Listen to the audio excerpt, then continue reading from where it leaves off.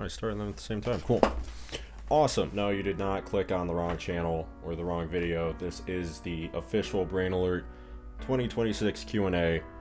I'm starting this with a face reveal, which I know, very bold. Now, the reason why I'm opening with a face reveal is, well, first and foremost, who is revealing their face right now? It's Weenop. Just to get that out the way first and foremost. There are 3 people running this channel. I was looking at the wrong fucking camera. There are 3 people. Okay, we're just gonna run that back. There are 3 people running this channel, and I am Weenop. This is what Weenop looks like, and I'm doing this primarily because a lot of people tend to either forget 3 people run this channel or outright don't know it. And I just kind of assumed that putting a face to a name would kind of clear the abstraction a little bit more and help put an end to the Brain Alert skin theory, as Happy G likes to so elegantly put it. So that's kind of reason number 1. Now, the second reason is kind of the more poignant reason for why something like this was necessary. For the longest time, people have wondered if Weenop is black, and I know it's not convincing, but, like, listen, here's what's happening. To kind of treat this like an extended FAQ before we get into the actual Q&A, I am black. I am a black man of mixed ethnicity. I know it's hard to believe because I am of such ghastly pallor in my complexion, but please rest assured, I am black. I don't really know how else to prove it. You can look really closely at my nose and my lips and my eyebrows maybe, or my very elegant curly hair. And the third reason, I suppose, is just for longtime fans of the channel. Take it as something of like a New Year's treat, I suppose. It is always nice to know what the people behind the channel do look like, at least for channels that I like to watch, and this is, I suppose, my way of paying that forward to all you brainers and all your love and support throughout the years. So thank you very much on all that. And this is a random aside. I know there will be comments on the decor in my room.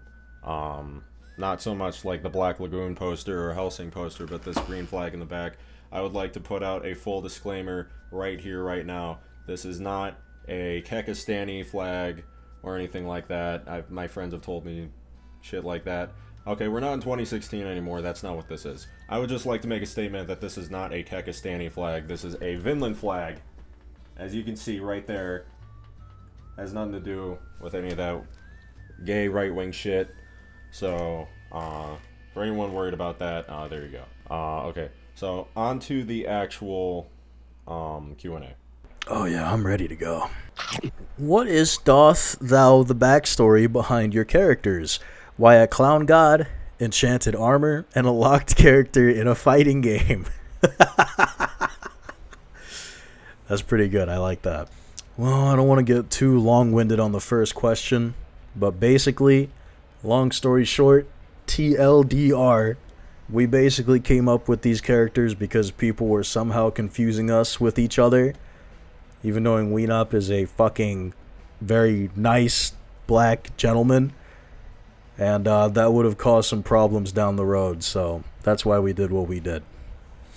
Also, Weenop is locked. He'll be unlocked one day. Well, Weenop doesn't have a character. He wanted nothing to do with the OC business, but who knows, maybe that might change. As for a clown god and enchanted armor, Hapygourious, his avatar, was made in Demon Souls, and the best lore I can give to you without confusing you is that he's trapped in a nexus with nothing but himself and a computer. Why an enchanted armor? He wanted a friend, so he studied magic and brought me to life. Gumbly, at least. In universe. We have an established canon going on. It's kind of corny, but fucking it's fun. Sue us. Why a clown god, enchanted armor, and a locked character in a fighting game? I'm glad that's the interpretation we're going with here. So I never really had an avatar for this channel. I never had some kind of like animated character. Hapygourious wanted to go with the clown god. Gumbly wanted to go with the enchanted armor. I just didn't want anything like that, so there had to be something there though for the image of like the banner and like the thumbnails. And Hapygourious, he uses a lot of different PNGs and stuff, and he likes to have people in the video represented on certain thumbnails if we're doing the videos together, so you can just kind of tell off the bat. I don't have that, so he used Hook, who I think is a wrestler. I don't even know who the fuck this guy is. I just know Hook was this nigga's hype man for like a week, and I never objected to it. I was like, okay, Hook seems pretty cool. I don't know anything about the guy. Yeah, go for it. Will we use my face moving forward? Probably not. I'm just not comfortable with that. It took a lot of courage to even do this face reveal thing to begin with. Just because I'm very averse to putting my face on the internet. But yeah, there's that. What gear do you use for your setup? Mic, headphones, etc. Well, as far as headphones go, I use a pair of HyperX Cloud wireless headphones. These things are fucking ass, by the way. You will get Germa nuked if you use these. Do not do it. As far as microphones go, for the RE4 remake video, I used what I like to call the poop mic. If you go back and look at the parts where I was just playing it. Of course, the main microphone that I've been using ever since the boss ranking is the Samson G-Track Pro, which is an awesome microphone with a dark secret. It also doubles as an amp. I've never used it because I don't play guitar, but if I did, it would be fucking awesome, wouldn't it? I just use a shitty HyperX microphone. It's like the $40 one that you can get off of Amazon or like Best Buy or Micro Center. It's not great. I have to do a lot of extra work to make it actually sound good. I already know the editing process on this is going to be a massive pain in the ass because I'm like a foot away from my microphone. I usually have to be like making out with it to get it to even fucking sound remotely good at all. I wouldn't really recommend this. HyperX can send drone strikes to my ass for all I care. Headphones? Oh, dude, I got you. Bro. Sony headphones, dog. Look at these awesome Sony headphones that are great and never break down or snap at the edges like this. My gear sucks. It's not great. Does the Communist Party affect your belief in butter? So it's interesting when talking about the Dusk Bloods. A lot of people are dogging on this game and kind of talking about how, you know, because it's not a single player Dark Souls games, it's going to be complete ass. The PvPvE stuff isn't going to be interesting. But if there's one thing that playing Night Rain has actually showed me, it's that FromSoft has proved that they're not all too much of a floppy company when it comes to making games that's outside of their comfort zone. So while I think it'll still be pretty rough around the edges, I actually think the Dusk Bloods could prove to be a lot better than I initially thought it would, especially after seeing Night Rain's DLC. I think they might have a better chance than I thought they did.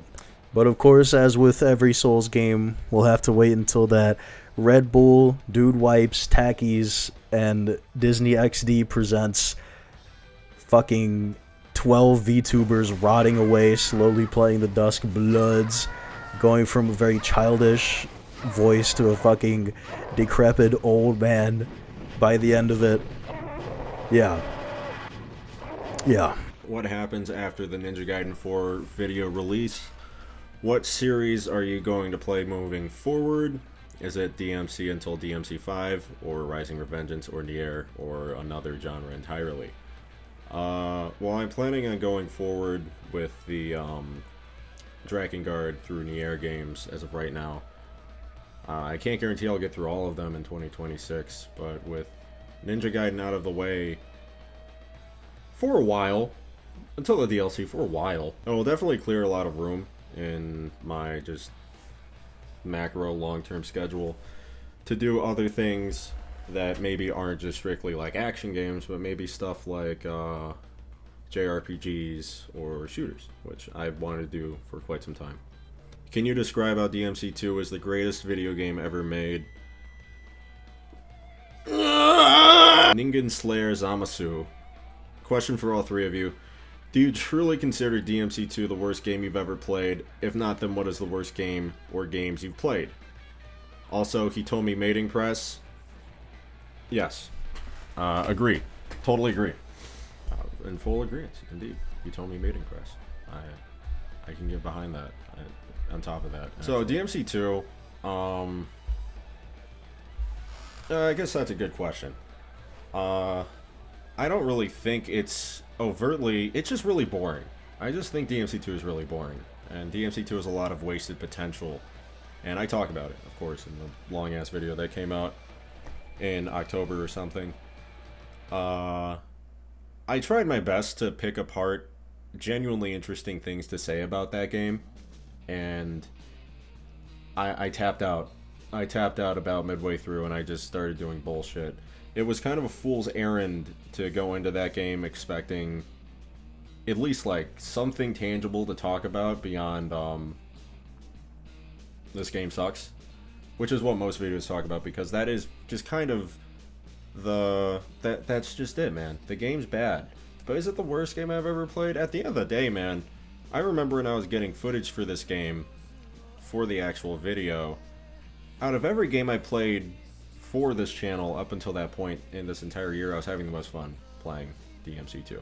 I had more fun playing DMC2 than getting footage for Drakengard 3. I had more fun getting footage for DMC2 than getting footage for Yaiba. So at the end of the day, dog, I mean, it's still a DMC game. You can't really discredit that, and you can't discount that. But it is the worst DMC game, absolutely. But to actually answer the question, I guess, the worst game I've ever played...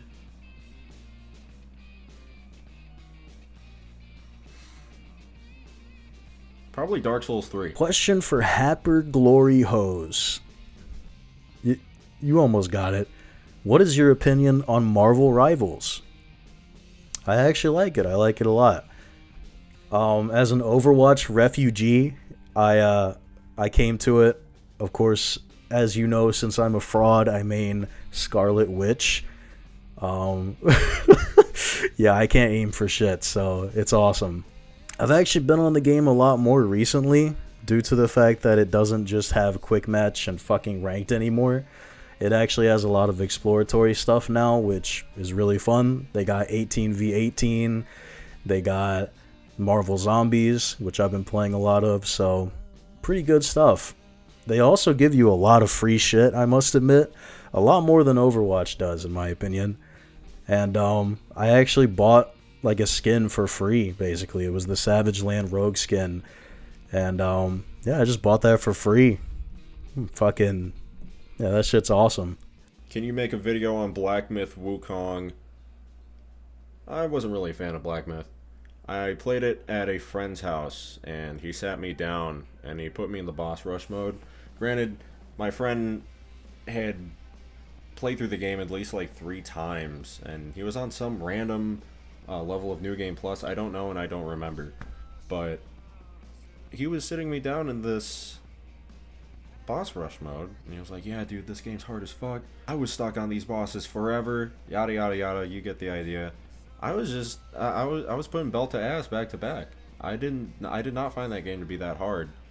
But that's not really what matters. What matters is how good is the game as a whole. Now, I couldn't tell you because I didn't play down and play the whole game.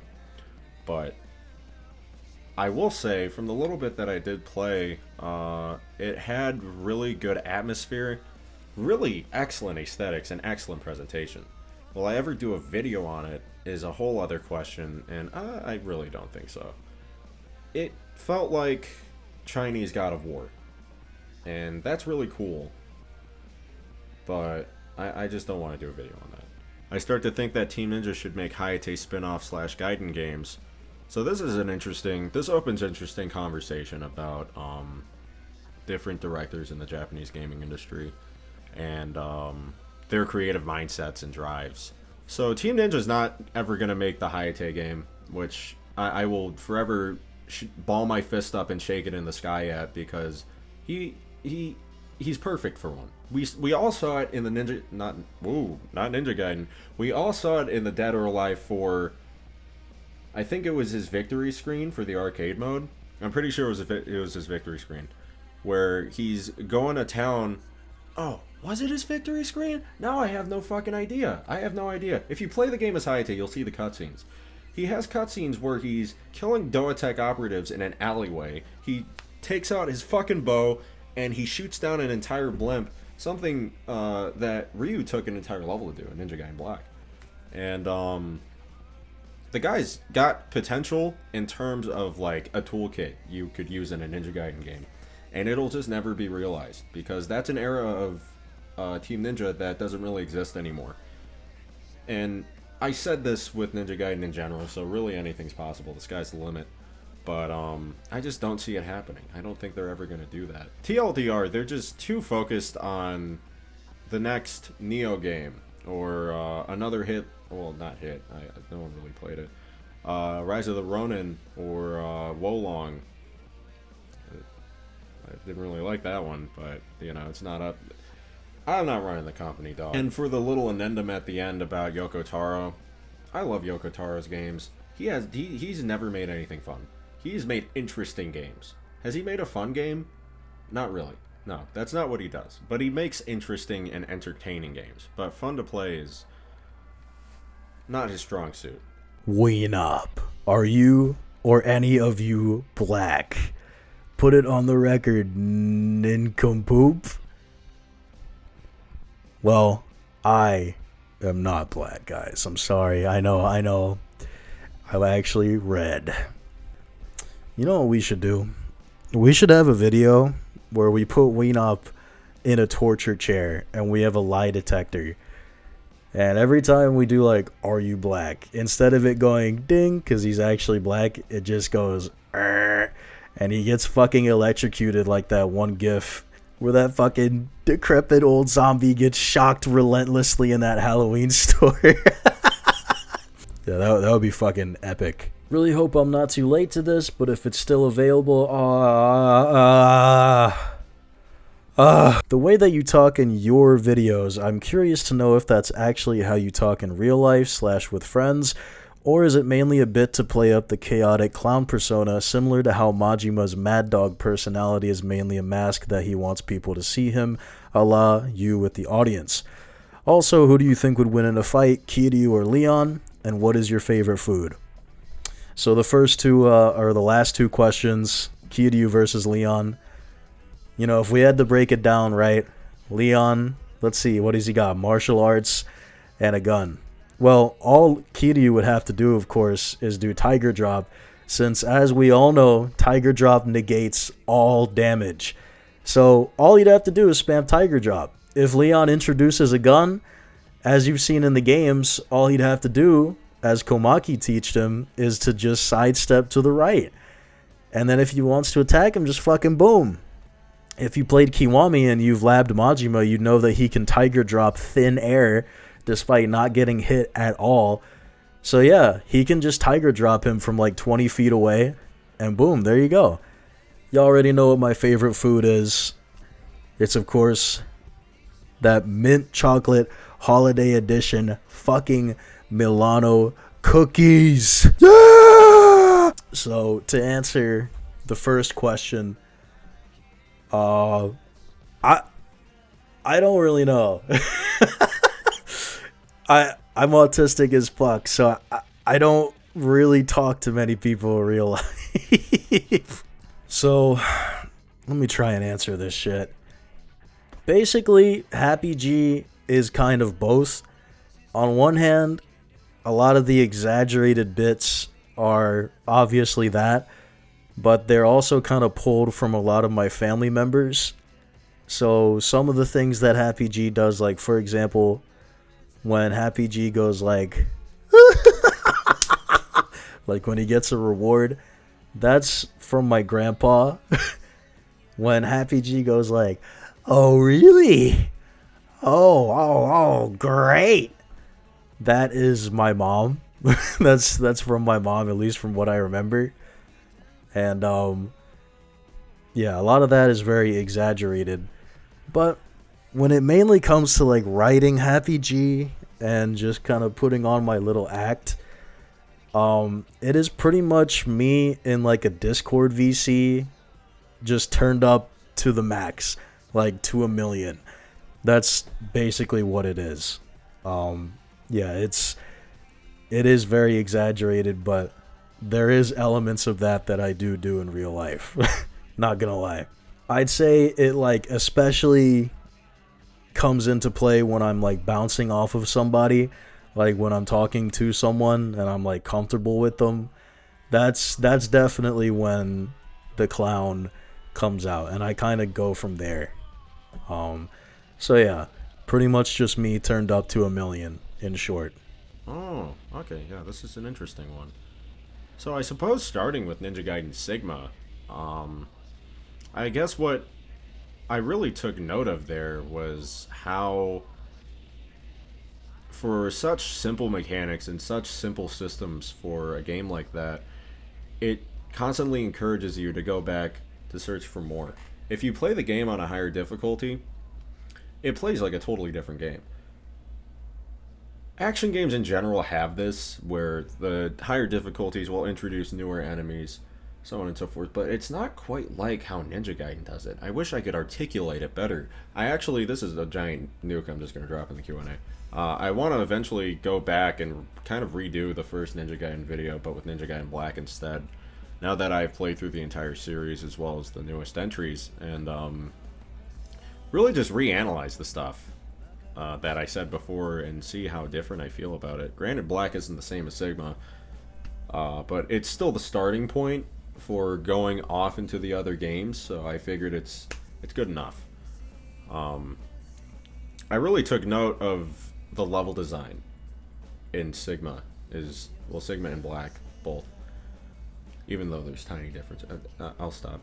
But level design is really what I think about when I think of Ninja Gaiden Sigma, and going into 2, that was something I noticed was gone, was the interconnected open-ended levels were just vanished pretty much into these linear roller coasters. Granted, something like Sky City Tokyo is a little more open, but it's still a straight line. You're not going to convince me these levels are not straight lines, just with slight diverging paths. That's all they are, and that's all they ever will be. Of course, with Ninja Gaiden 2, what I took note of was the insane enemy count and the up to gore. That's all I wanted from that game. When I first knew this game had a sequel, the first Ninja Gaiden game, when I knew that had a sequel and I looked at it, I was like, I need to do this. And then when I looked at the staircase, that's when I was like, I need to do a video on this. Really, the staircase encapsulates that whole game. I talk about it in the video. Ninja Gaiden 3, ooh, I just couldn't get over how just like generic and kind of flat Ninja Gaiden 3 felt overall. The combat in 3 is nothing short of immaculate. I still think, if we're talking strictly Ryu, I still think 3 has the best combat in the whole series, lumping 4 in as well. A lot of people won't like that. Take. Because they're like, oh, what about the Glee mechanic? The Glee mechanic that has like 4 moves come on. You have more options as Ninja Gaiden 3 Ryu. I feel like Steel on Bone, they really should have brought that back in 4. In some way, shape, or form. Because Ninja Gaiden 3, it's fucking holding up the entire game on its back like fucking Atlas holding the world, but the combat in Ninja Gaiden 3 is really what I took away from that game. It's phenomenal. It is phenomenal. It just sucks that you have this just giant like rotting corpse attached to it. It's terrible. Have I thought of covering older Ninja Gaiden games? Not really. They're a little too dated for me. And my favorite food is Italian beef, because I am from Chicago. To all of you, what was, at the time of this video, your favorite collab you've done with each other? And is there any big collab projects you guys plan on doing at some point? You guys are very cool. Love your vids and happy holidays. Fucking happy holidays to you too. God damn it. So, my favorite collabs I think will always be the DMC videos. Whenever me and Weenop get together to do a video, it is just magic. I cannot lie. I mean, every single time we've collabed, Look at the numbers, bruh. Look at the numbers. They speak for themselves, quite frankly. I think working with Weenop is just very easy. We have the same mindset. And we also do a very dangerous thing where we try and see how hard we can work on a video in a given session. So like recently we were trading like fucking we were trading hours. So I was like, oh yeah, I worked 17 hours on this video right here. And then Weenop was like, oh, I worked 20 hours on this video. And I was like, all right, dude. All right, buddy. But yeah, we play off each other very well. And we just have a lot of cool ideas. And yeah, that's the best part about all of it. I think, of course, the big collab that we plan on doing, DMC3, of course, the dreaded DMC4. I'm looking forward to doing all that. DMC3 specifically, I will go on record in saying I will try to make that the best video on Brain Alert. I will try my hardest from my perspective, and yeah, it's going to be a very fun project to work on. I'm looking forward to it without a shadow of doubt. Why? Well, why not, Rickard? Who is everyone's waifu? Love y'all, homies. Homies? Do I really have to answer this? Rebby. Rebby from Black Lagoon. There you go. I know it smelled bad down there, bro. So my waifu's always been a toss-up between Kurumi Tokisaki from Date Alive and Ceres Victoria from Hellsing. I could make a whole video. It's like, oh, even like, now I know what you're thinking. Now I know what you're thinking. Okay, what about Ayane? That's a video game waifu, and I put these into different categories. If we're talking an anime waifu, a traditional anime waifu from the animated medium of Japanese entertainment, those are my two picks. But if we're talking in terms of video games, it is unequivocally Ayane. That's just where we're at. Ninja Gaiden Dragon Sword. I would love if it ran on my computer with the DS emulator. I just can't get the fucking thing to work. It's done more for the It's done more for the world building of Ninja Gaiden than any other game in the entire series, any other form of media in the entire series. Not like there's much to choose from. Unless you think of like Ninja Gaiden Ryukenden, which was the anime OVA. That has nothing to do with the modern game, so I don't even... People like to lump that in. It has nothing to do with modern games. Don't talk about that. It was Momiji's introduction into the series. It introduced the rest of the residents of the Dragon Village. It introduced Obaba. It was surprisingly rich with building... It was surprisingly rich, and it was actually invested with building this world of characters, and just Team Ninja never did anything with it. They never did anything with it, and I'll never understand why. It's very confusing. Is Dante hotter than Virgil? What the fuck, man? What? Why? I mean, if you really put thought into it, I mean, it's the same looking guy. It's literally just same guy with the hair up and the hair down. And that's, at that point, you'd really have to ask that. Like, who would you prefer at that point? I don't know. Oh, I mean, Dante would be around. What a dumbass question, man. God damn it. Virgil. Do any of you read any comics? Yes. When I was a kid, I used to read a lot of the Jack Kirby, Stan Lee stuff. Unfortunately, as per usual with reading comics before the internet and, of course, quote-unquote, going to the store, unquote, was the thing to do with comics if you wanted to catch up on it. Unfortunately, I didn't know where to start.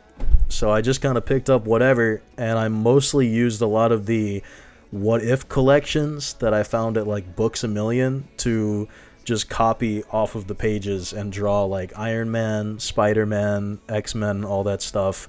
That's kind of what I used to do. So I'm kind of cheating when I say I did. I didn't really, but I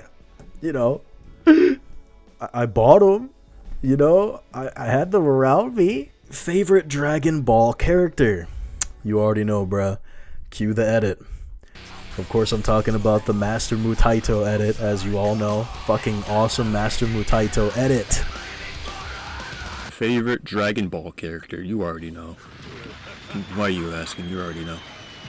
It's a very basic bitch answer, but Frieza. I didn't realize Frieza was my favorite Dragon Ball character until Tournament of Power, where he was the only reason I was still watching. He was unbelievably entertaining in that arc. And Dragon Ball Super was just so ass up until then, up until Tournament of Power. I know there were people that didn't really like the fact that they brought back Frieza for Tournament of Power, but he stole the show for me. He was funny as fuck. I loved his conniving. I loved how he was fighting alongside Goku. That was fucking awesome, bro. These mortal rivals that their first encounter destroyed an entire fucking planet over the course of 5 minutes, over the course of 20 episodes. But it was fucking cool. It was great. I love Frieza. That's my favorite Dragon Ball character. Ass or tits? I mean, do these things really matter? I mean, I think what it comes down to is the idea of personality. And I know that's a lame ass answer, but as you get older, you start to realize these things matter a lot more than you actually think.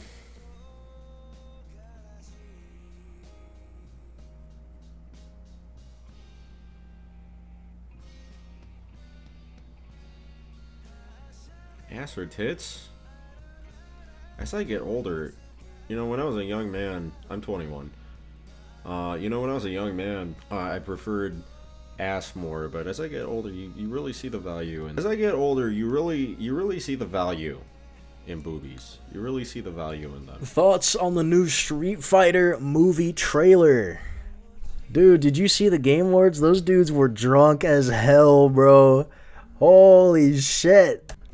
I'm not that like contrarian. I mean, it looks pretty cool. It looks aight. It's a little too like campy. I think some casting is really weird, but some works. I like how they literally just found Zangief in real life. They're like, dude, here he is. Like, we found him. That's fucking awesome. It looks very campy, but I think obviously they're not showing any sort of dialogue or any scripting, so as long as they stick to what everyone came to see or will come to see, which is the fighting, maybe it'll do good, I mean, if it's just a fucking knockout, fucking drag down ass, fucking just beating people film, it might do pretty good, but I don't know. I don't have much hope for it, if I'm being honest. Also, I saw that the GOAT, Roman Reigns, throw up the ones for him. They also got the GOAT, Cody Rhodes. He's also in the film. Fucking balls, ass, penis. Cover the older. So, like I said earlier, no, I won't. They're a little too archaic for me. I just don't really. And I consider myself to be a pretty open-minded person when it comes to older games. That's too fucking old for me. I'm sorry. I was born in 2004. My first console was a PS3. Which is, again, a nuke for some of you. But it's true. That was my first console. I remember the release day for PS3. I was playing Ratchet and Clank and Resistance Fall of Man in 2007, 2008. It was actually 2006 when the console came out, but that's besides the point. The Dragon Sword retrospective, I still want to do that. That is still on the menu. I just can't get the emulator to run on my computer. I'm still trying to figure that out, but it's down the stack. We'll get to it eventually. For Hapygourious, why did you decide to change your online alias from The Real CF to Hapygourious? Yeah, so if you guys don't know, I used to be known as The Real CF. It was a name I came up with when I was fucking 12 years old. Long story short, me and Weenop were getting confused, like I said earlier, and I needed to kind of find a way to differentiate us, because Weenop is once again a very ashy gentleman, and I did not want to get confused with him for very obvious reasons, specifically one word in particular. So while I was kind of figuring this out, I sort of realized that, hey, I had made this OC in Demon Souls for PS5, and I had a photo mode at my disposal, and I was like, you know what? Fuck it, let's pull the trigger. I already came up with a little like story for Happy G at the time, and I love taking pictures of him, so I was like, fuck it, let's do something with this. So that's kind of how I came up with that. Honestly, the name Hapygourious, it's not like Weenop in any way, shape, or form, but it certainly makes you think, doesn't it?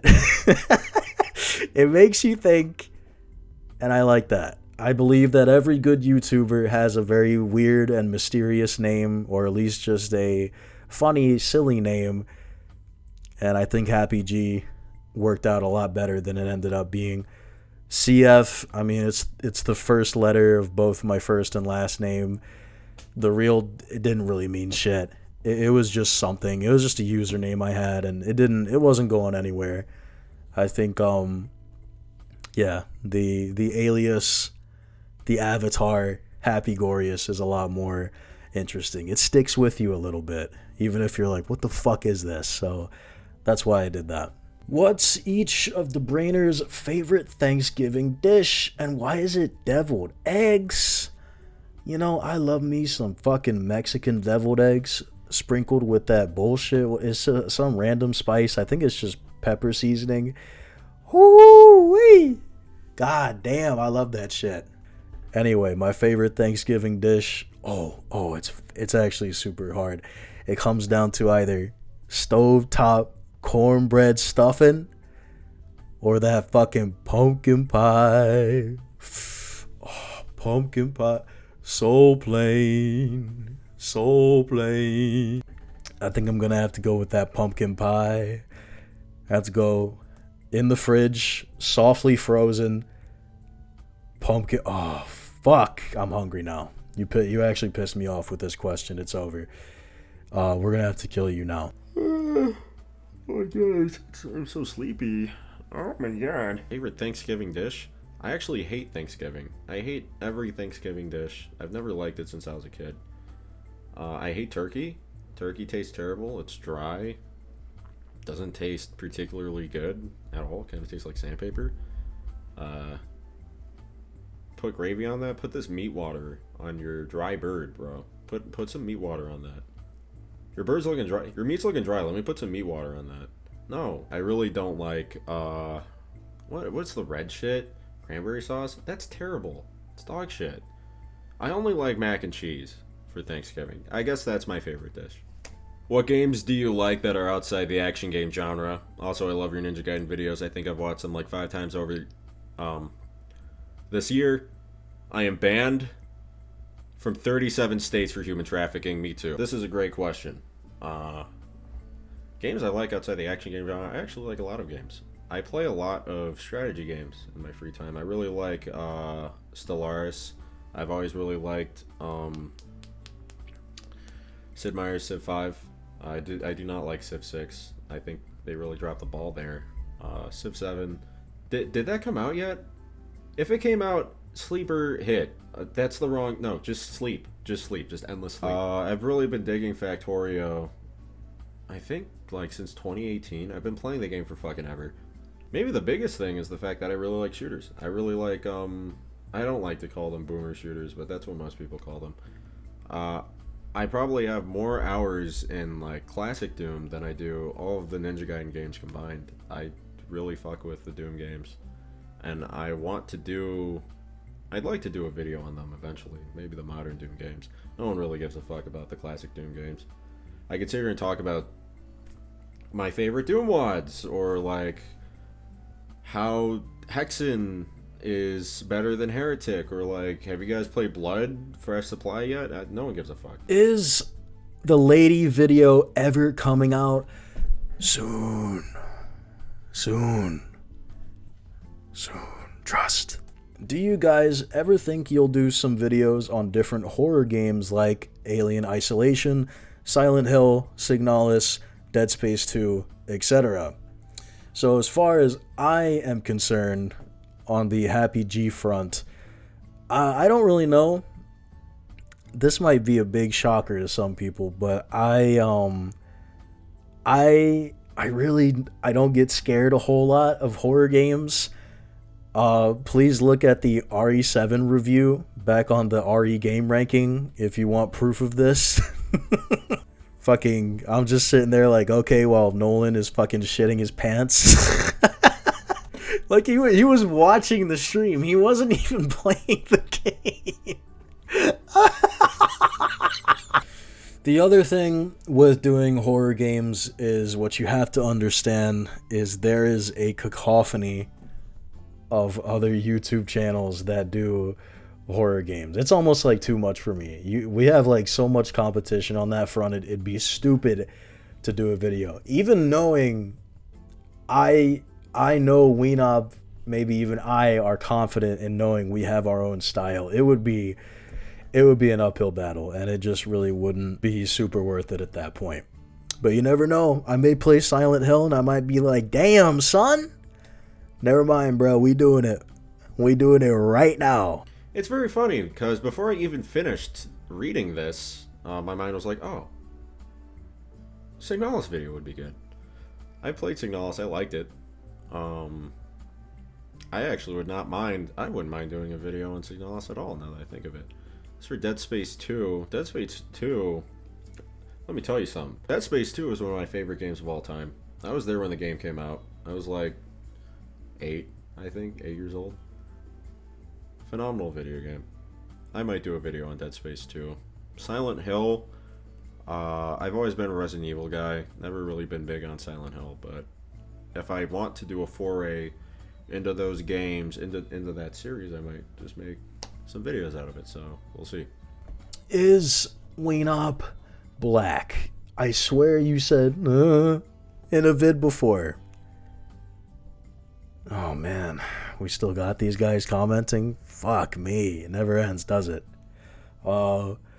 Yes, he's black.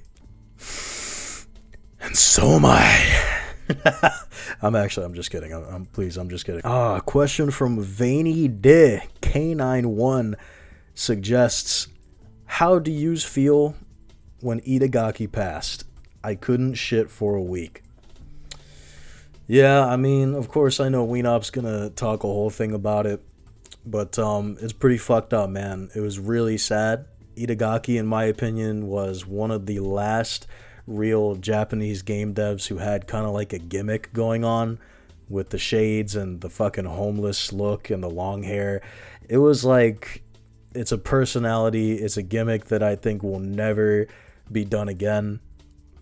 I know you still kind of have like your Hideki Kamiyas and your Yoko Taros, but you know, there's really not too much of those guys left anymore, especially in a time where I kind of feel like every Japanese developer needed to have sort of a gimmick just to stand out, I guess. But yeah, it's really sad. And you know, say what you want about Itagaki and the fact that he pretty much made like 3 or 4 good games. You know, say what you will about some of his practices behind the scenes, but if it wasn't for Itagaki, Ninja Gaiden would have never been relevant past the original trilogy. You know, if it wasn't for him taking a character that was not really used that well and putting him in DOA and then creating this whole lore around Ayane, Ain the Corgi, yeah, it would have never been as popular. So you can't deny that he created something that was really innovative for its time and really evolved the hack and slash genre into really what it would become even just years down that line after Ninja Gaiden Black. So rest in peace, rest in fucking power, my boy Itagaki, man. How did you feel when Itagaki passed? I couldn't shit for a week. It's funny you say that, because I actually couldn't shit for a month when I heard the news. I was plugged up, dog. Nothing was coming out. I couldn't shit. I couldn't cry. I couldn't do anything. It's terrible. Rest in peace, Itagaki. Are we ever going to get a vid on one of the Berserk games? Preferably one of the later ones. Oh, I got a lot to fucking say about Berserk, let me tell you what. So I guess this is going to be one of the first big revelations from this Q&A, if anyone's going to take anything away from me. But I have actually wanted to do a collab video for somewhat of a long time now with Weenop and possibly Gumbly if he even cares about Berserk, on the Falcon Millennium game that released on the PlayStation 2 that was developed by Ukes and Sammy. I've actually really wanted to do it, mostly just because of the aesthetic. I didn't grow up with it, but I love the 5th gen just PlayStation 2 aesthetic. I always enjoy games, especially made by Sammy or Sega or any Japanese company from that period of time. I just think the game looks great. It's short. It's Berserk, so it looks practically incredible. And yeah, I've secretly always wanted to do the game. There's 2 things that are ultimately stopping me or Weenop from doing any Berserk media. I think you could probably guess the first reason, which is that, 1, these games have been covered already in pretty much extensive detail by guys who have gooned the Berserk manga to its absolute completion over and over again.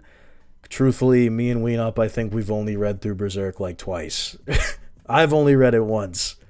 The second thing with the Falcon Millennium game is, this is more of a Weenop thing than it is me, but the last thing that Weenop wants to do is surround himself with the literally me Berserk crowd. I'm actually a part of this too. I actually don't like these people either.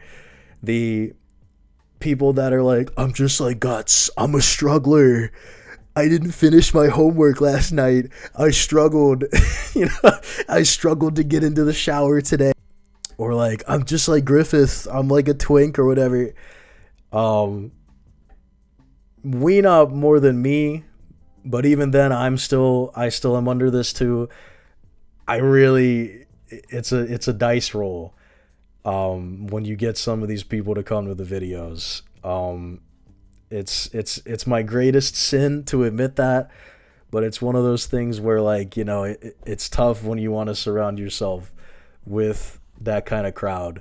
At least that's what Weenop told me. But yeah, so one day I would actually love to do a collab video though, especially when the Berserk fandom dies down even more and the fans kind of flame out a little bit of that. I would love to do a video. And of course the other reason is sign. Oh shit, it's the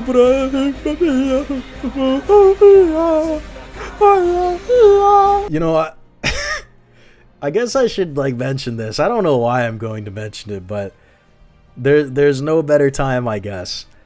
Did you guys, I will tell you a dark secret. These will never come out, but around like a couple years ago, the only reason I got into Berserk is because Weenop like practically begged me to read Berserk. He really wanted me to read Berserk, but I wouldn't do it. I was like, nah, I'm not really that interested. There's a bunch of SA, and it's SA slop. It's like, what's that fucking game? Black Souls? I don't know, dude. Anyway, so Weenop finally begged hard enough, and he gave me like an ultimatum. He was like, look, I'll let, we can read it together. And I was like, what do you mean? And I was like, you know what? Let's see where this goes. And as it turns out, what he meant was, we're going to read it out loud together. And boy, did we, let me tell you. We read literally, I'm not joking, from Black Swordsman all the way to Falcon Millennium. I think right before or like in the middle of Falcon Millennium. And I'm not joking. We had voices for each of the little characters. If you go back and watch some of my videos, you'll actually notice that I use, I think, at least one, which is of course this one. Oh, Guts!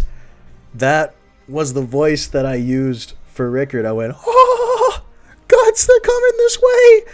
I did that for Rickard.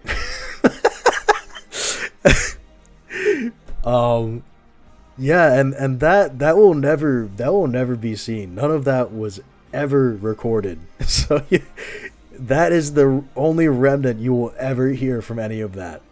Now, of course, all you Berserk fans out there, I'm sure you are dying to know, since we read all of it, like we voiced the characters and everything, I'm sure y'all are wondering, y'all are gonna ask the big question: did y'all voice that scene, that chapter?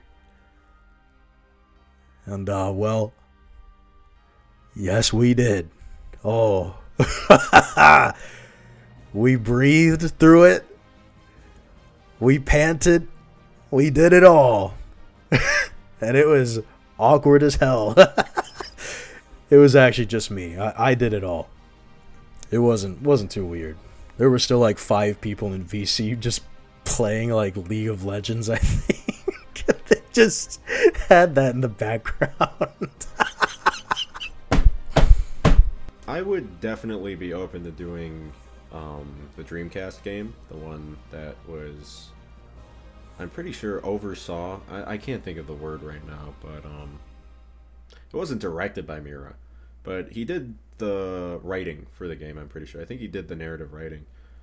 And Susumu Hirasawa, who did the soundtrack for the 97 anime, did the soundtrack for the Dreamcast game. Oh, it is a Berserk game. That's the closest thing you're getting to a well and true fucking Berserk game.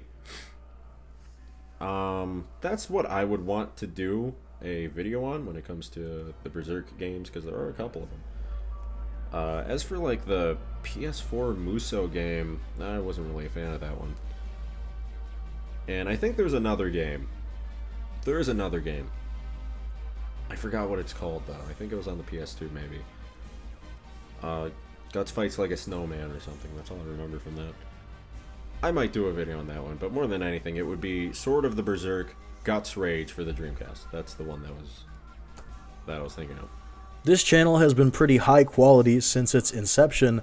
Glad to see y'all keep growing. Anyways, I got 2 questions. What did the 3 of you do before Brain Alert / how did y'all meet, if that ties in? And will we see a Metal Gear Rising video? So, for the first question, basically nothing. Basically nothing before Brain Alert. So, at the time Brain Alert was created, which would have been December of 2020,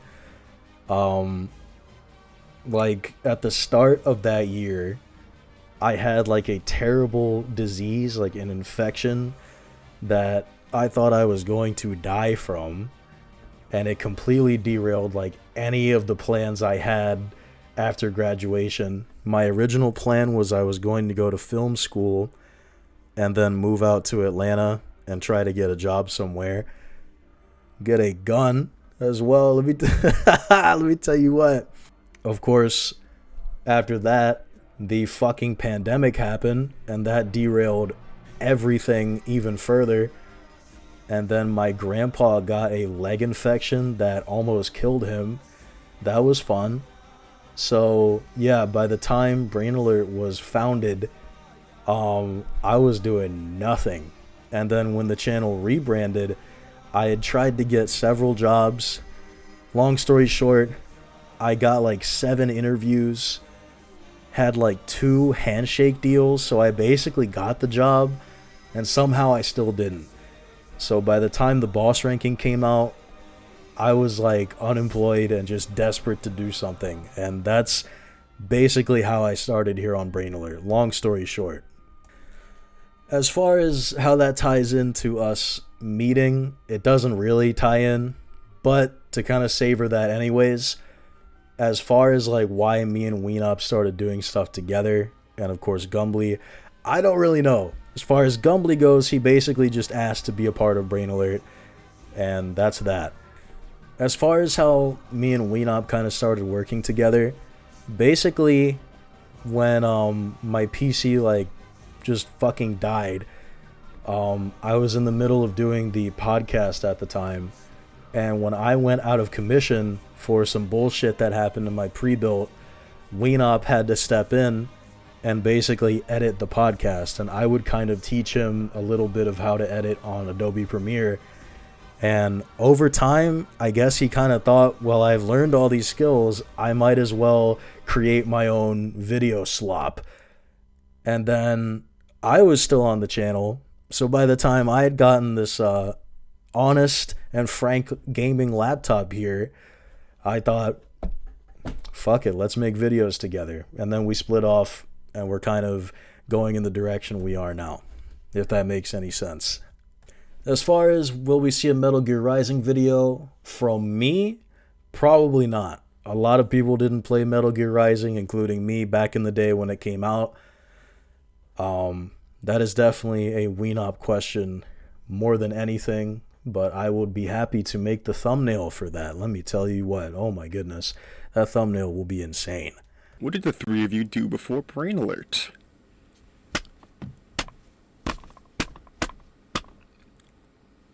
A shitty podcast that garnered tens of views. More on that much later down the line. We met through some mutual friends that all played Dark Souls. It grew from there to this grand homogeny we have today. That is the shortest of it. Will we see a Metal Gear Rising video? Probably not, if I'm being honest, but who knows. It's a fine game on its own, but I don't really know what the three of us would have to say that others haven't said already. So if you do before Brain Alert? It's hard to say, because I've been doing Brain Alert since I was in high school. I've been uploading shit since I was a junior, I'm pretty sure. Yeah, because I was a junior. Because we actually had some stuff on the channel. Oh my god. I was either a sophomore or a junior in high school when I started doing anything on this channel.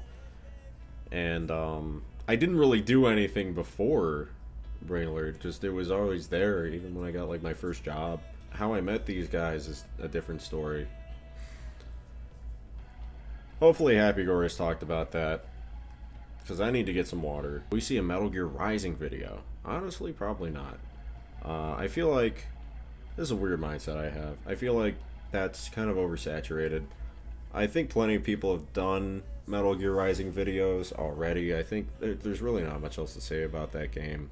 Oh, if you're gonna get any Metal Gear video from me, you'll get a Peace Walker video, and you can bet on that. What were your guys' thoughts and reactions on the DMC ranking video blowing up? And do y'all plan on making more ranking videos like that?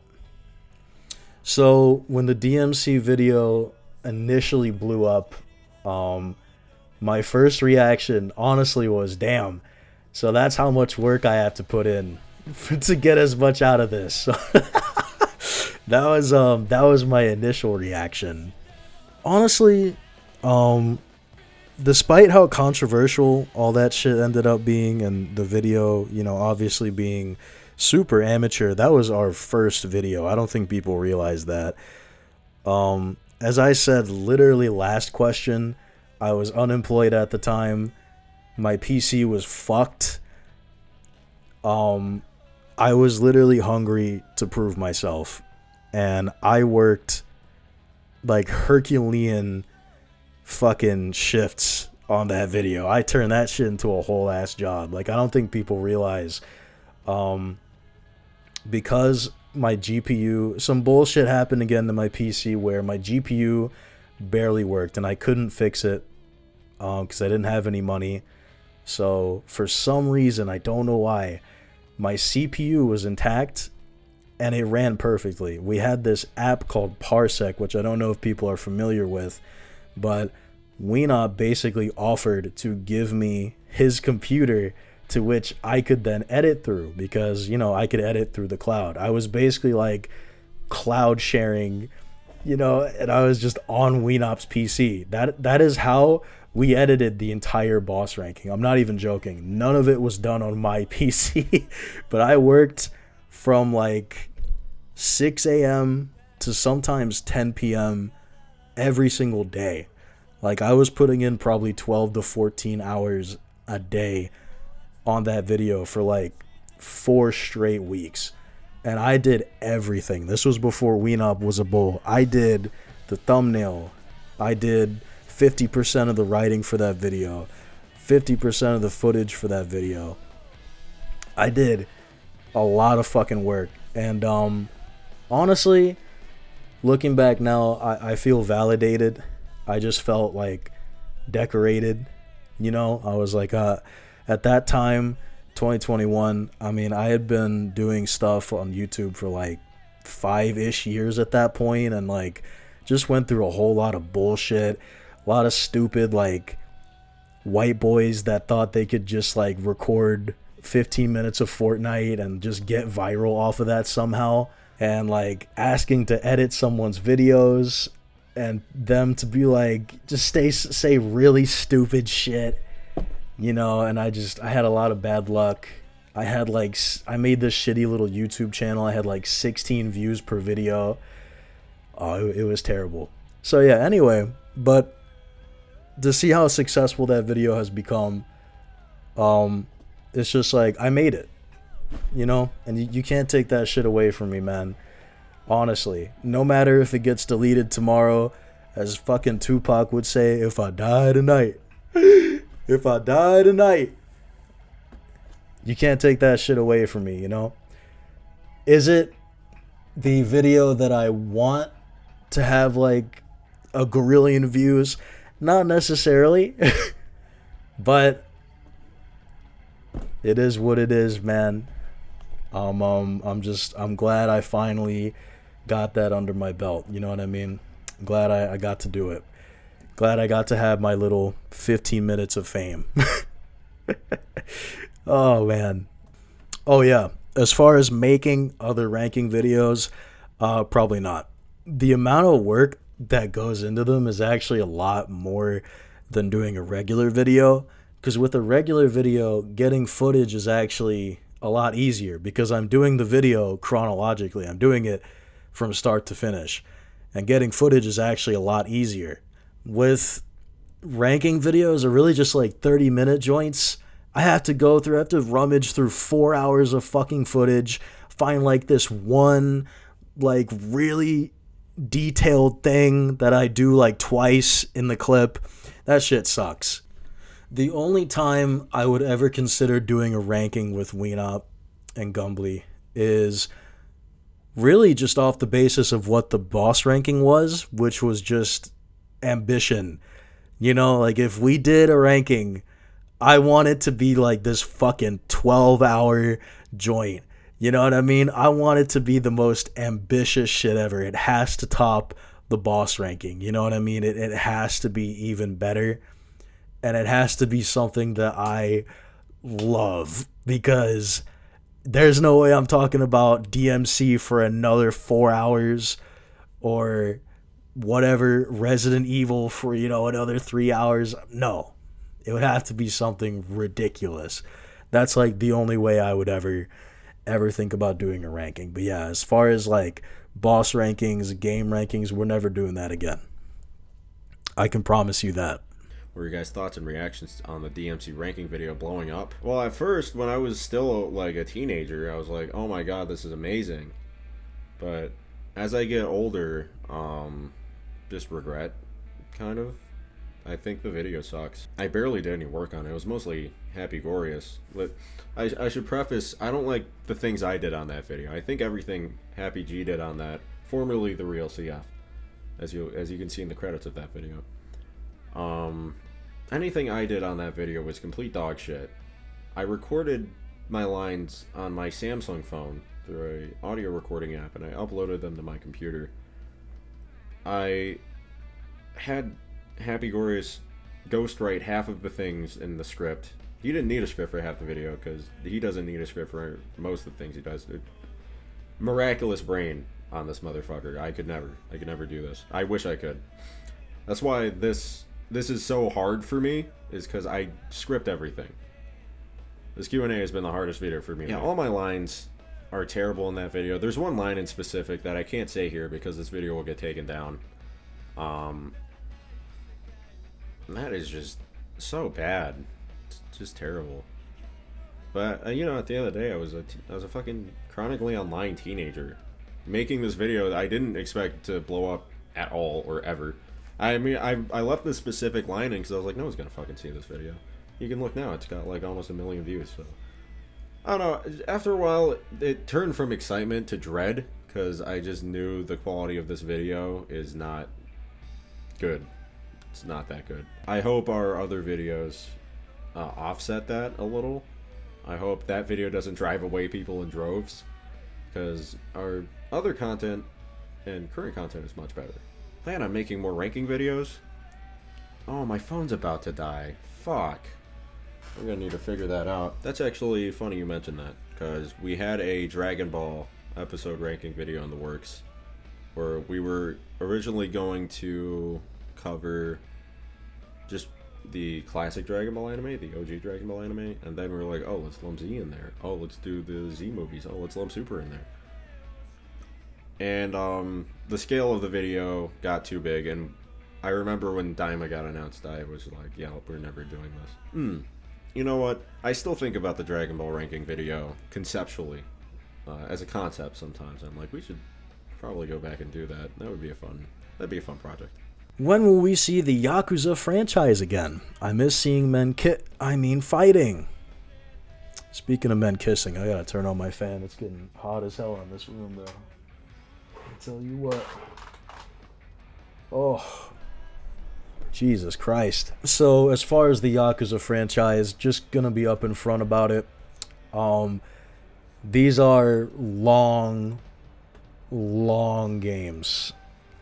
They're almost too long and way too detailed in a lot of different ways, and it's very tough when I actually want to sit down and talk about it, because there's just so much to discuss with the Yakuza games. I think the reason I was even able to do a game like Dead Souls was because it was literally like an 8-hour game, and I can cover everything in it.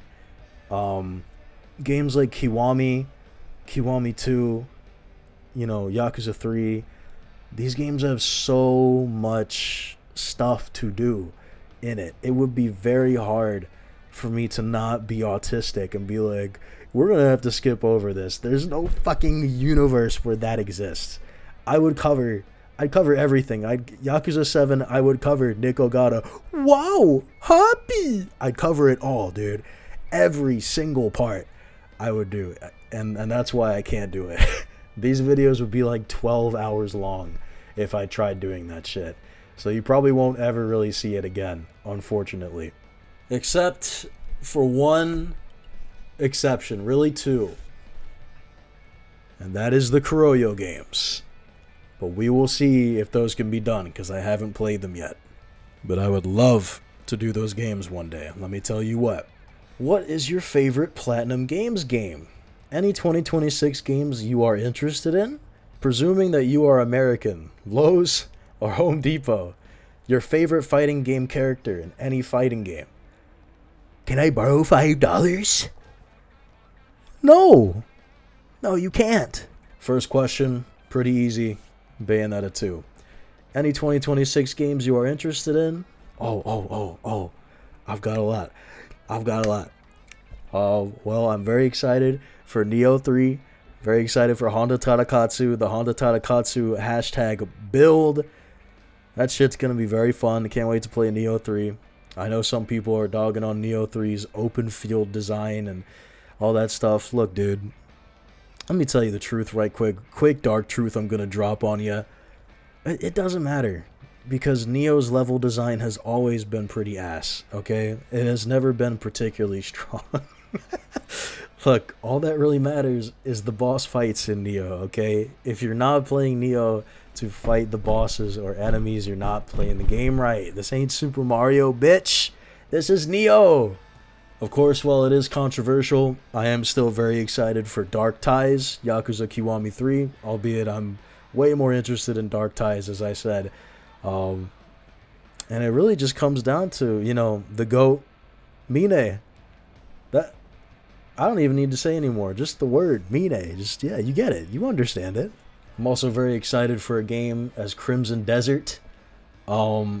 I know it's a new IP and it is a little scary to invest in such a new thing, but all of my arguments are no, because that game has the RKO, and it looks like a very fun open world game. I might wait to get it, but it looks really, really cool. And again, it has the RKO. You can't argue with that, man. It's elementary. I get the game, and I do the RKO on every fucking thing, man, child, woman in the game. You know it. You know I'm there. What else? I'm very excited for the next Zelda project that gets announced next year. I believe it is the 40th anniversary of Zelda. Streets are saying that the Ocarina of Time remake is getting announced. Man, look, I don't care whatever gets announced. All I care about is that a brand new Zelda game comes out. I don't even care if it's a linear game or an open world game. I am just tired of the Breath of the Wild, Tears of the Kingdom shit. It's done. You know what I mean? Especially after that Hyrule Warriors game that came out this year. It's done. I just want something new. Plain and simple. Simple as that. I'm excited for Alex in Street Fighter 6. I'm a fucking grapple pig. I main Nioh, King in Tekken 8, Armor King in Tekken 8 as well. So of course I'm very excited for Alex. He has what I like to call the Weenop fit. I'll leave that up to you to determine what that looks like. But yeah, he's got that shit on. He's got a beanie for some reason. He's got it on. What can I say? Very excited for Gang of Dragon. Hopefully Sakura gets added in Street Fighter 6. Craig Marduk in Tekken 8. Now that I played Ninja Gaiden 4 recently after getting it for free, the Ninja Gaiden 4 DLC, very much looking forward to that. I'm looking forward to the inevitable announcement of the next Super Smash Bros. Game, which is going to happen especially once the Nintendo Switch goes up in price and people stop buying the damn thing. They are definitely going to announce it. Very excited for Phantom Blade Zero. Very excited to sit my ass down and watch Dragon Quest VII Reimagined, Resident Evil Requiem. And of course, I'm very excited to play the Dusk Bloods. Oh my god, this guy still has 4 questions. I forgot. Of course, Lowe's or Home Depot. Y'all already know. Fucking Home Depot, because they got that damn theme. They got the Home Depot OST. My favorite fighting game character comes down to Armor King or Sakura. They're two very similar characters, of course. And yeah, can I borrow $5? No, I'm not giving you $5 because you don't deserve $5. You don't I'm not giving you. What are you gonna do with that? Can you even buy anything with that anymore? Can you buy a pack of Newports with that shit? I don't even think you can, man. Hell nah. No, you ain't getting shit. Resuming your American Home Depot or Lowe's, I gotta go with Home Depot, bro. I love me some Home Depot. I love going on to Home Depot and smelling the lumber section, just sitting there with a funnel stuck up my nose. Favorite fighting game character in any fighting game? Biken from Guilty Gear. Can I borrow $5 now? What's your guys' favorite video game? That's pretty hard. That's a pretty hard question. If we're talking from childhood experience, I would say SmackDown Here Comes the Pain or SmackDown vs. Raw 2007. If we're going off of just like my entire collective consciousness of playing games, you know, I think a game has to have everything. I'm under the belief that my favorite game is something that I could play, I could knock out in days, and I can just appreciate forever and ever. And that's why my favorite game is, of course, RimWorld with the Milkable Colonists mod. Who is the top and bottom? Please answer. Who's the top and bottom?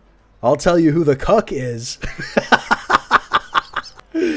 It's Gumbly. How on God's earth did this channel even form? As in, how did you guys meet?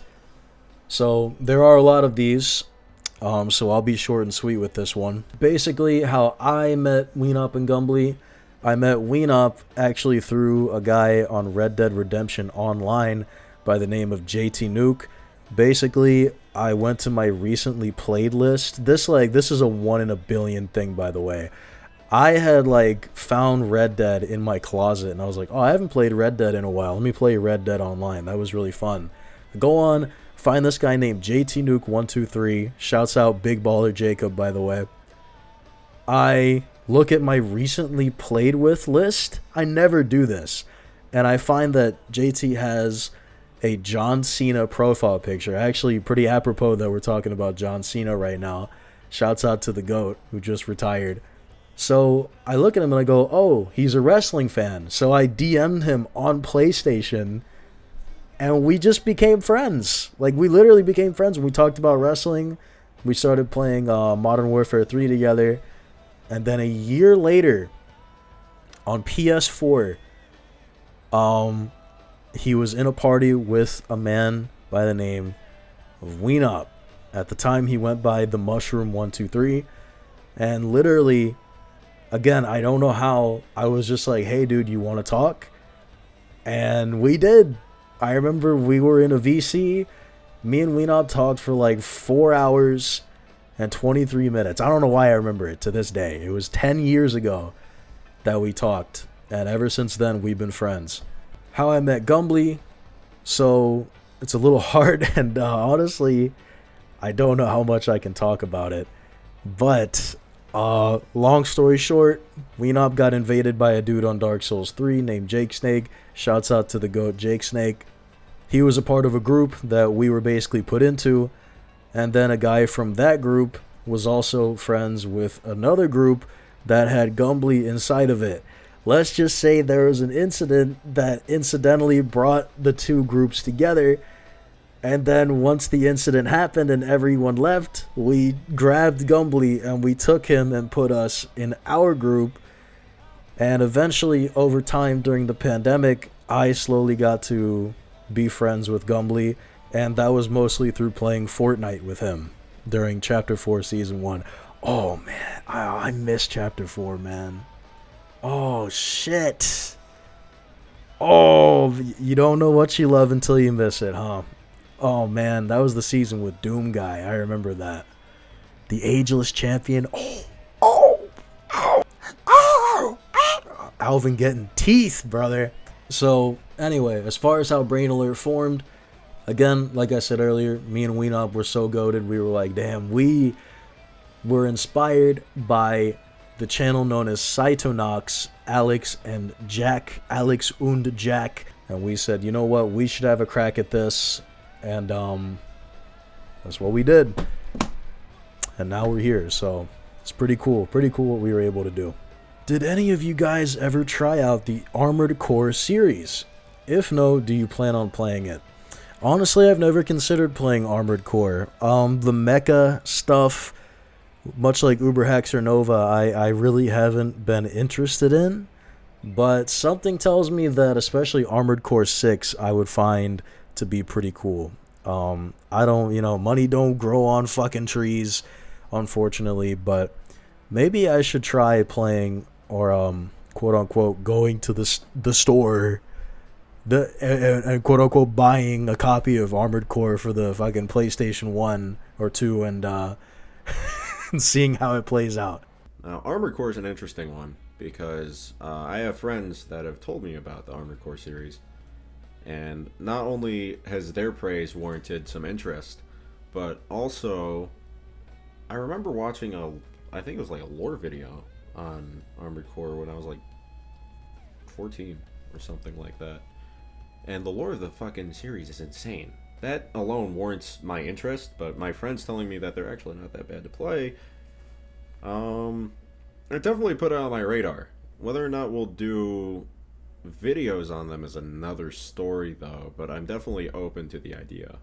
Have videos, other small games, character action games like Fury ever been considered?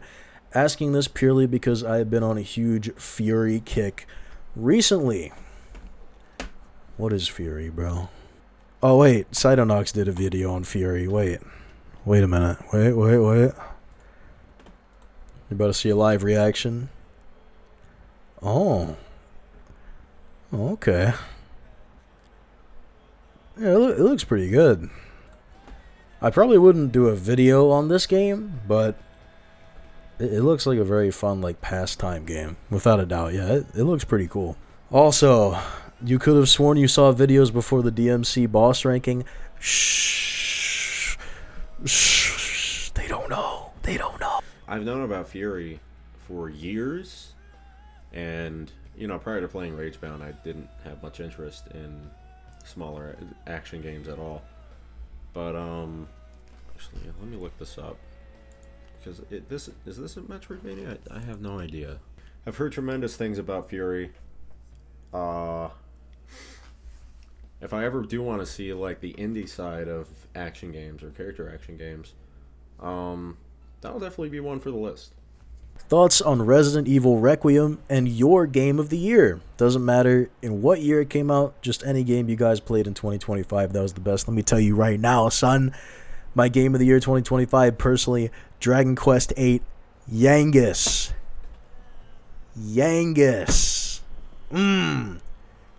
Get that axe. Dragon Quest VIII, Gore Mod. That's my game of the year right there. So, I actually have a bit to talk about with RE Requiem. Oh god, I can't say Requiem.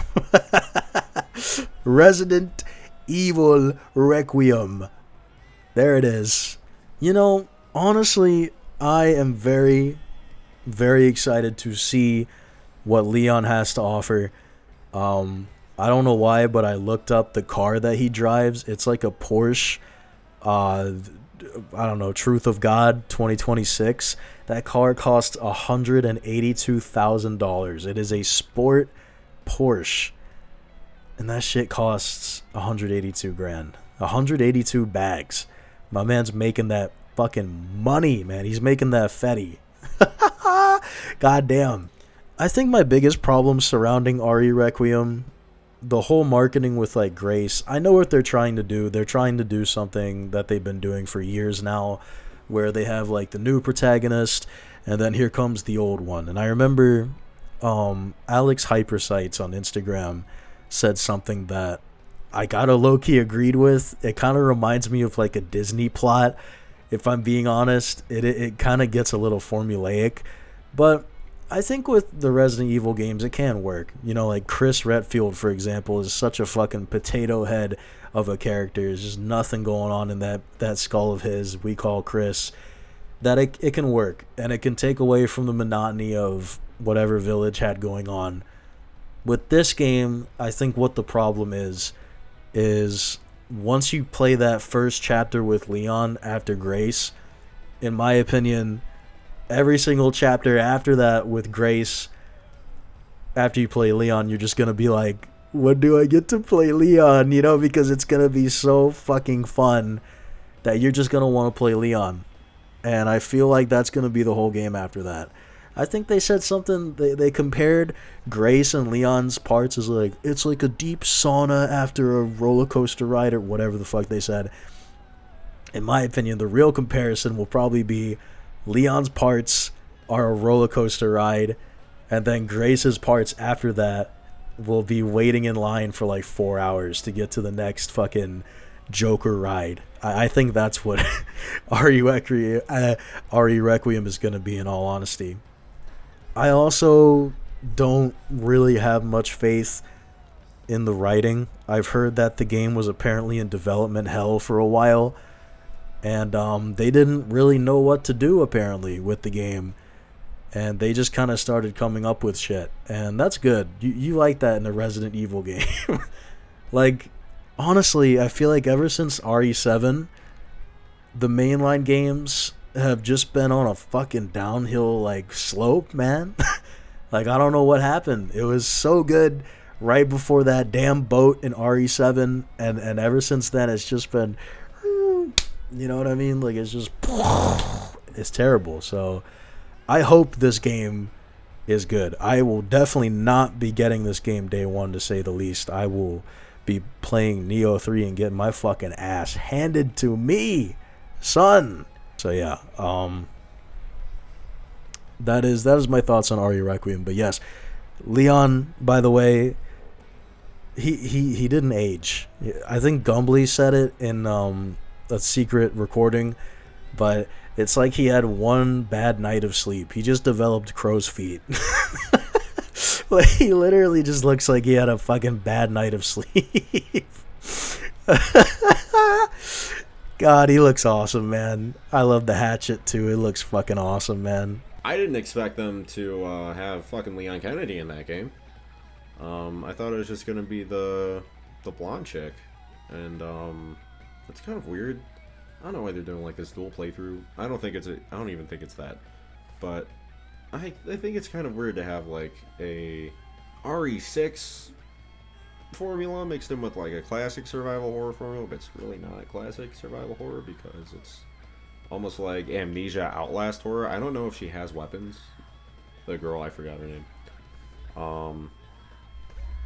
It's weird. It's a very weird game. It has Leon doing crazy shit with chainsaws, so I have to play it, of course.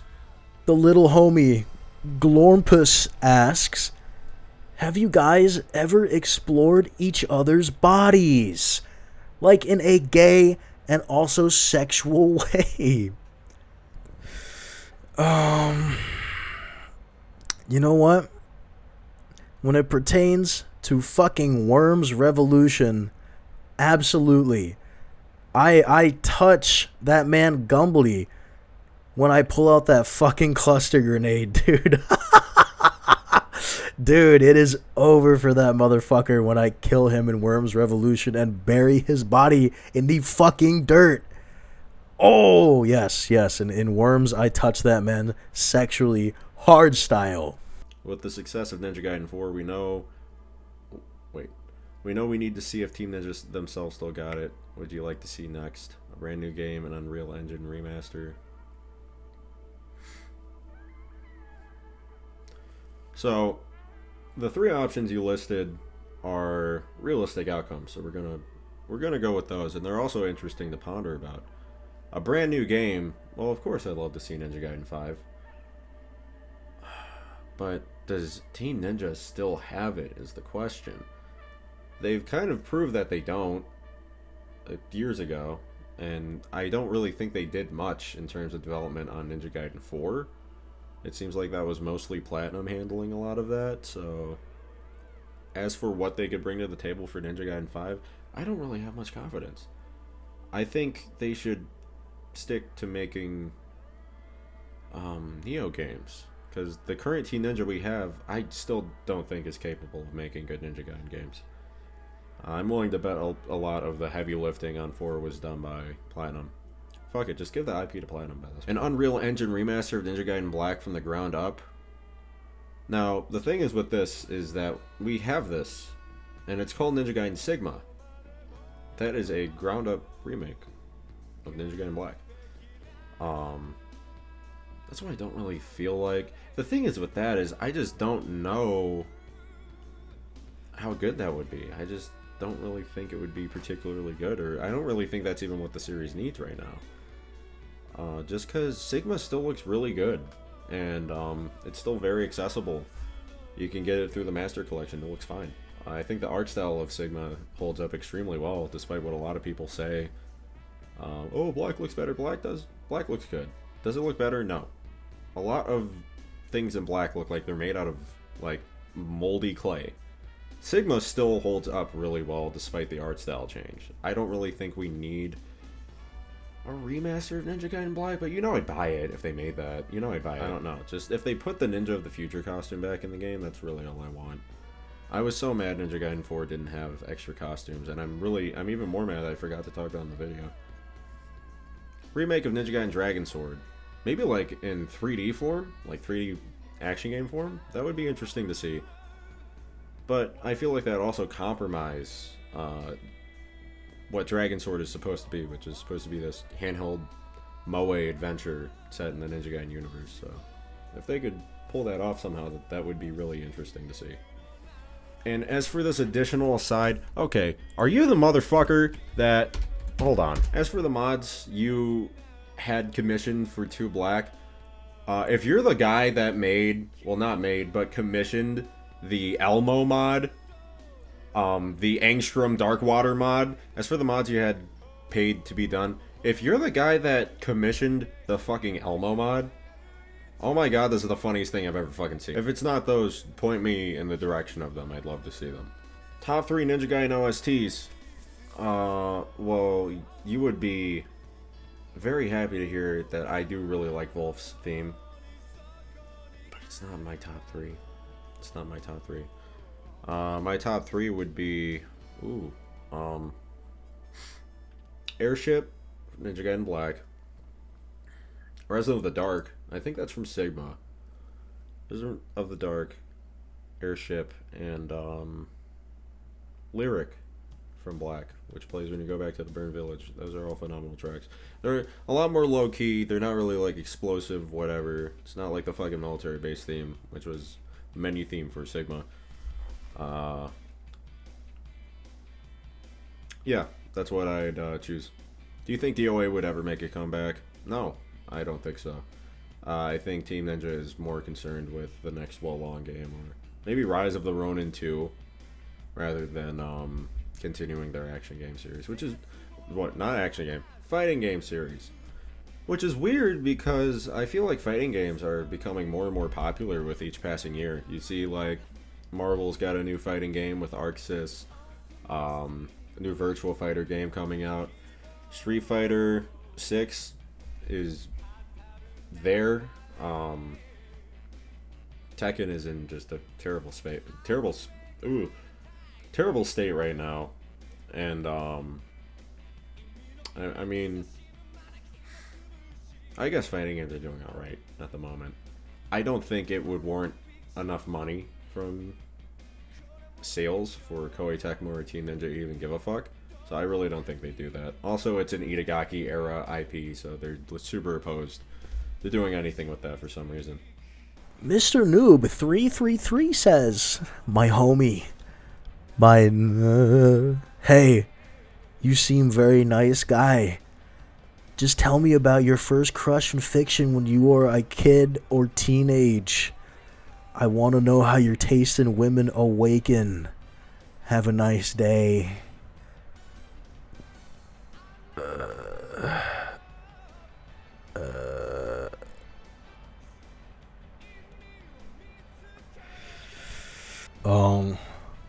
Toy Chica. So this will clock me as a furry for a lot of people. I'm not, but my first crush in fiction was Kitty Catswell from Tough Puppy. I'm not a furry though.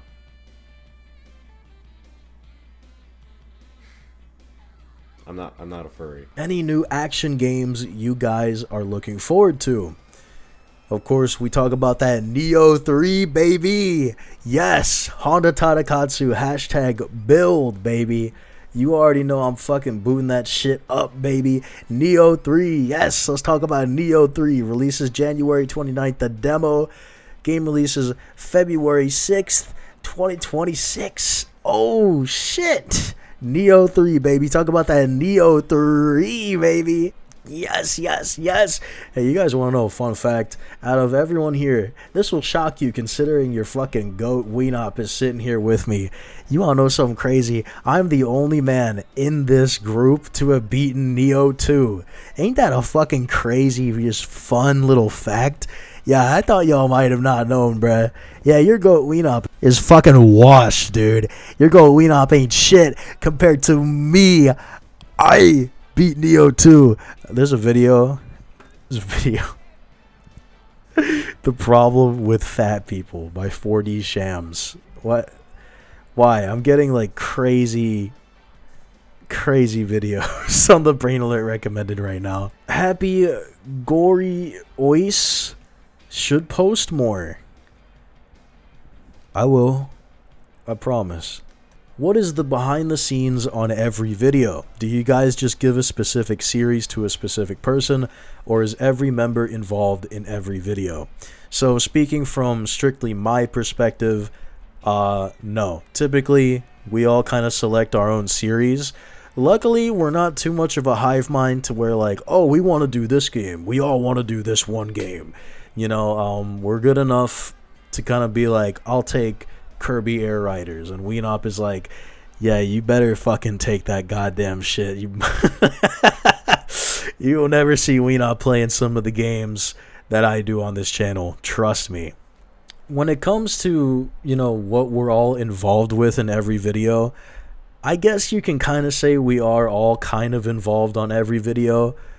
Technically, when it comes down to it, I am involved with making the thumbnail, obviously, and that does kind of require me to know a little bit about the game and just kind of how it's structured so I can get an idea of what the story for the thumbnail will be. And, so there's that. But we're not really involved to the point where, like, we're giving suggestions or we're doing this and that. The only time that's the case is when we're doing a collab video. So when we do want to do the same game, most of the time we're just kind of like, well, let's both do it, and we split up the work, which is very nice. And again, like I said earlier in an earlier question, it ends up working out beautifully. I mean, the videos always come out great. Every single collab we do is some of the best videos on this channel. So that's kind of how we're involved. There will be some times where, like, we'll give each other a pep talk and be like, hey, you're fucking goated, you son of a bitch, get back to work right now. But most of the time, it's a solo deal. Again, besides me doing the thumbnails, I do need to see a little bit of the gameplay or, hear conversations and kind of get my own thoughts on it. But yeah, it is a solo endeavor for most videos on the channel that are solo. All right.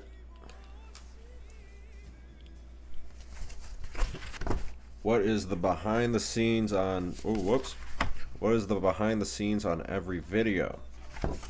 So to answer that question, so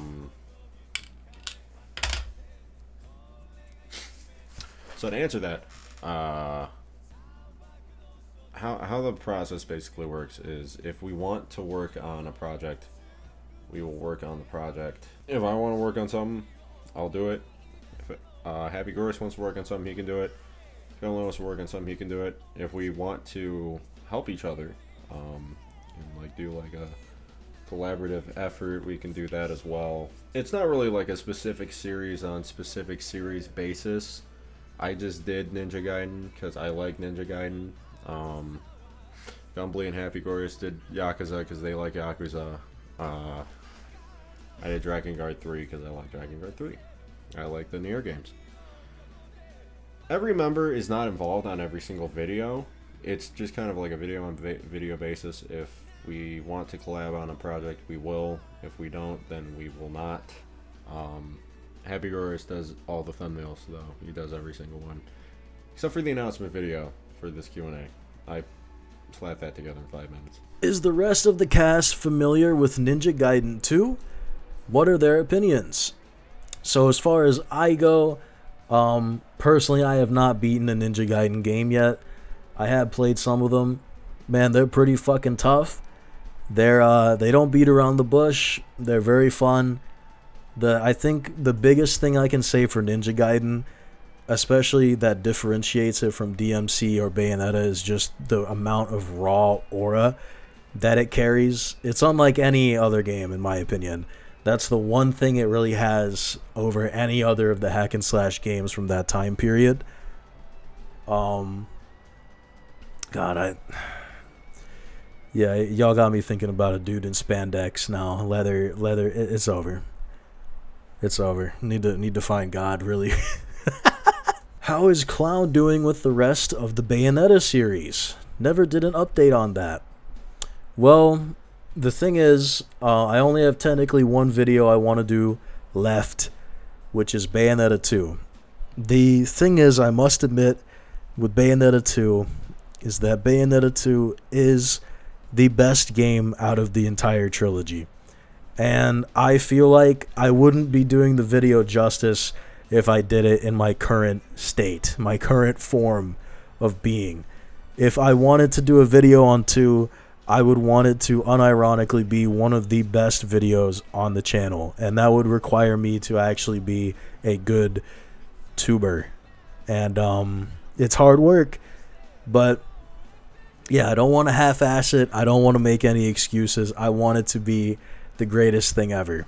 I don't know how long that's going to take, but one day it will happen. That's all I can really tell you. It will happen unless Bayonetta 4 drops, and I gotta sit down and just look at it with a neutral face and see Viola on that damn cover. Weenop, hope you're doing good, man. Appreciate it. Hope you're doing well. Ecstasy. Afro Samurai for the PS3. I played that when I was a kid. I played that a long time ago. Would I do a video for it? I don't know. I think I would. If I wanted to cover like more indie titles, I think I would, or like older like PS3 era indie stuff, or like Xbox Arcade era stuff. I definitely go back and give that one another try. Will you guys do No More Heroes or a different game to cover next? Honestly, I'm not the biggest fan of Suda51 stuff. Probably you'll never see a No More Heroes video from me. But in terms of a different game to cover next, I would love to cover the Dusk Bloods. Will you be doing any more obscure games in your future videos, like weird and wacky / crazy but with substance kind of games? So, the thing is, with that kind of genre on YouTube, it is kind of a very sloppy culture right now. There are a lot of YouTube channels that are trying to cover like obscure PS2 games and trying to find substances. Most of those videos, by the way, end up every single time with like, yeah, this game kind of sucks. I kind of see why no one talks about this. And I'm like, well, what did you expect, buddy? However, something that I will say is I do want to start covering not necessarily obscure games, but games that you wouldn't expect like a dude like Svit to do. That being said, please look forward to the open season game for the GameCube on Brain Alert very soon. Will you be doing any obscure games in your future videos, like weird and wacky but crazy with substance?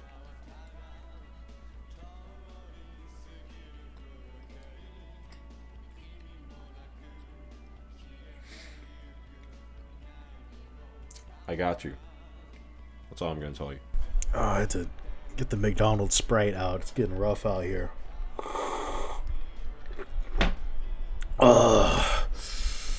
For each of you, what is one canceled game you wish was never canceled? It's actually a tough one. I don't know. I guess it's technically not canceled, but I would have really wanted to see what Judgment 3 would have looked like. I feel like it would have wrapped up the series in a nice little bow. And I just wanted to see more of Kaito, man. Ugh. Tech. One canceled video game I wish was never canceled, Dead Space 4. Or even like Dead Space 2 Remake. Can you believe they canceled that shit? That's a fucking travesty. EA killed Dead Space twice. They killed the series twice, dude. We will never see a continuation. I thought the Dead Space remake was fantastic. Like Axeman talked about it, and that video got like 1 million views or something. I guess that wasn't enough to save the franchise, so we're never going to see that. There will not be a Dead Space 4. There will not be a Dead Space 2 remake. And that makes me sad. I wish we got that. Or like a new Resistance game, like Insomniac Resistance. Will we ever be able to have a Discord chill or game session? Also, for the future, have you thought of covering games / series such as Warframe, Fear, No More Heroes, Metroid, Funny Extra, Pizza or Cheese's Steak? You're gonna get that pizza for me. Let me tell you what. Look, the thing is with Discord, at least from my perspective, is I just don't really like putting myself out there. It's not because I'm like a freak or anything. But when it comes to making like a Discord channel or a server, excuse me, like it's just not something I want to do. And it ultimately just comes down to like I'm not comfortable with being a Discord mod. There's like a couple things I don't want to be in life, and one of them is a Discord mod. So I can't really say like I'm hankering to make like a Twitter, a Discord, a Reddit. I know, fake it till you make it type shit, but it's just like I'm autistic. I don't like socializing with anyone, and it's tough to kind of do that and talk to a bunch of strangers. It's not that I like hate people. I just can't do it. You know what I mean? I'm not really comfortable with that. So as far as like a Discord goes, it wouldn't be something that I would do myself. Like I would lead. If one was made, I would still be a part of it. Like I'd be there, but I wouldn't like interact too much, If I'm being honest with myself and everyone here, I just don't think a Discord, like a Brain Alert Discord, would really last either. I think it would be one of those things where like it'd be good for a couple months, and over time it would just probably die out.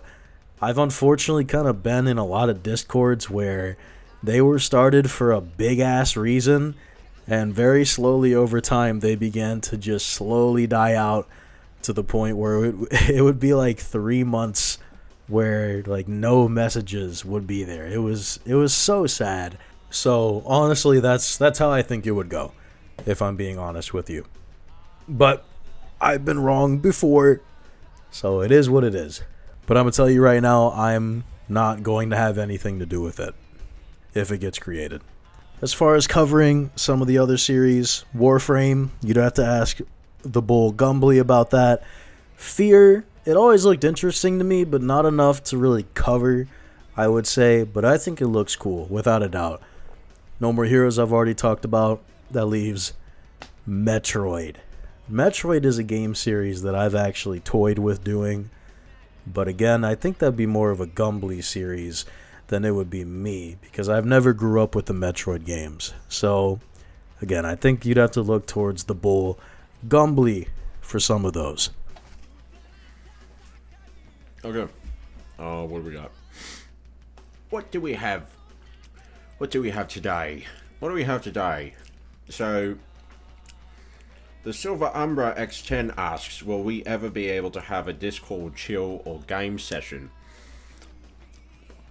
And, games such as Warframe, Fear, No More Heroes, Match. Discord chill or game session? If you're talking, like, with the audience? Probably not. I've thrown around the idea of a Discord server with my contemporaries before, and you just agree it's really not our thing. I always get slightly annoyed when I hear YouTubers are like, join my Discord. I don't want to do that. I don't want to do that. Now, being the one making the Discord is different, of course. Running the Discord, getting the brainers, the hegemony, congregating, I suppose, would be interesting. It's still on the table at the end of the day, but like playing games together, I don't know about that. I don't even really like playing games with my friends, to be honest. I like playing games solo. Fear, Warframe, No More Heroes, Metroid. I never liked Warframe. I kind of hate Warframe, actually. Fear is a really cool, I wouldn't say underrated. It's definitely fallen off into obscurity nowadays, but very cool older style FPS games. I need to talk about more FPS games on this channel. No More Heroes, I do want to do a video on it eventually. I don't know. I want that to kind of be like another like kind of saga of videos that I do, but like Suda51's work, kind of like what I did with Itagaki and kind of what I'm doing with Yoko Taro now. And Metroid, I've never liked Metroid. I'll go back and play them though, because now I like Metroidvanias. So now that the Ragebound video opened my eyes. I'm a changed man. From Dragon Hayabusa, who asked, how did all three of you hacks meet? I've already said it. I'm gonna answer your other question instead, man. I know I've asked this before, but will Poo Poo Man ever make a return from your DMC2 video? You know, that was a Weenop bit.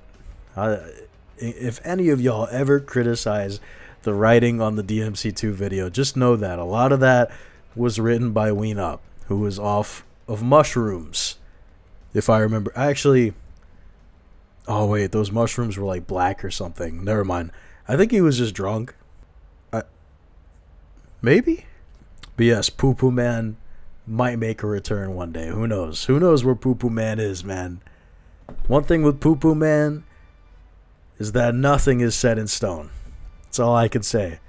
He lives among us every day. You never know where you can find him. He's watching. Him and Santa Claus are always watching. Okay, I figure I'll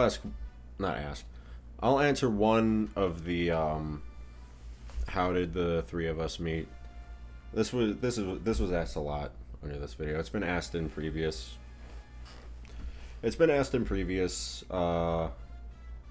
Q&As as well. I met Hapygourious through a mutual friend. I was like 12, I think. I was a young man. And that was through a friend on PS3. I think this was around the time the PS4 was coming around, though. And that's what we played on PS3 and PS4. And we would communicate through Skype when that was still a thing. And we just play bullshit. We would like play Black Ops 1 and then we go to the custom maps. Because you had those in that game. No one talks about that. And someone uploaded like these maps where you could exploit the care packages. Like one kill would be like 10 care packages. So like we would spend 5 hours just spamming care packages on Nuketown and just breaking the fucking game.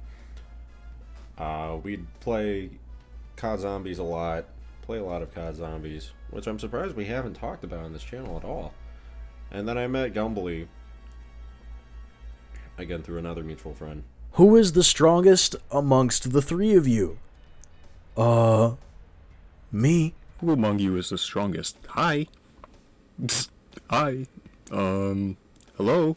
Who's the strongest among the three of you? Okay, last one. Are you tryout Forspoken, Wanted Dead, and Evil Dead because these have so much potential, and plus Hi-Fi Rush got re-released? I saw that, man. I'm glad. I'm glad people got a nice victory out of that with the DRM removal.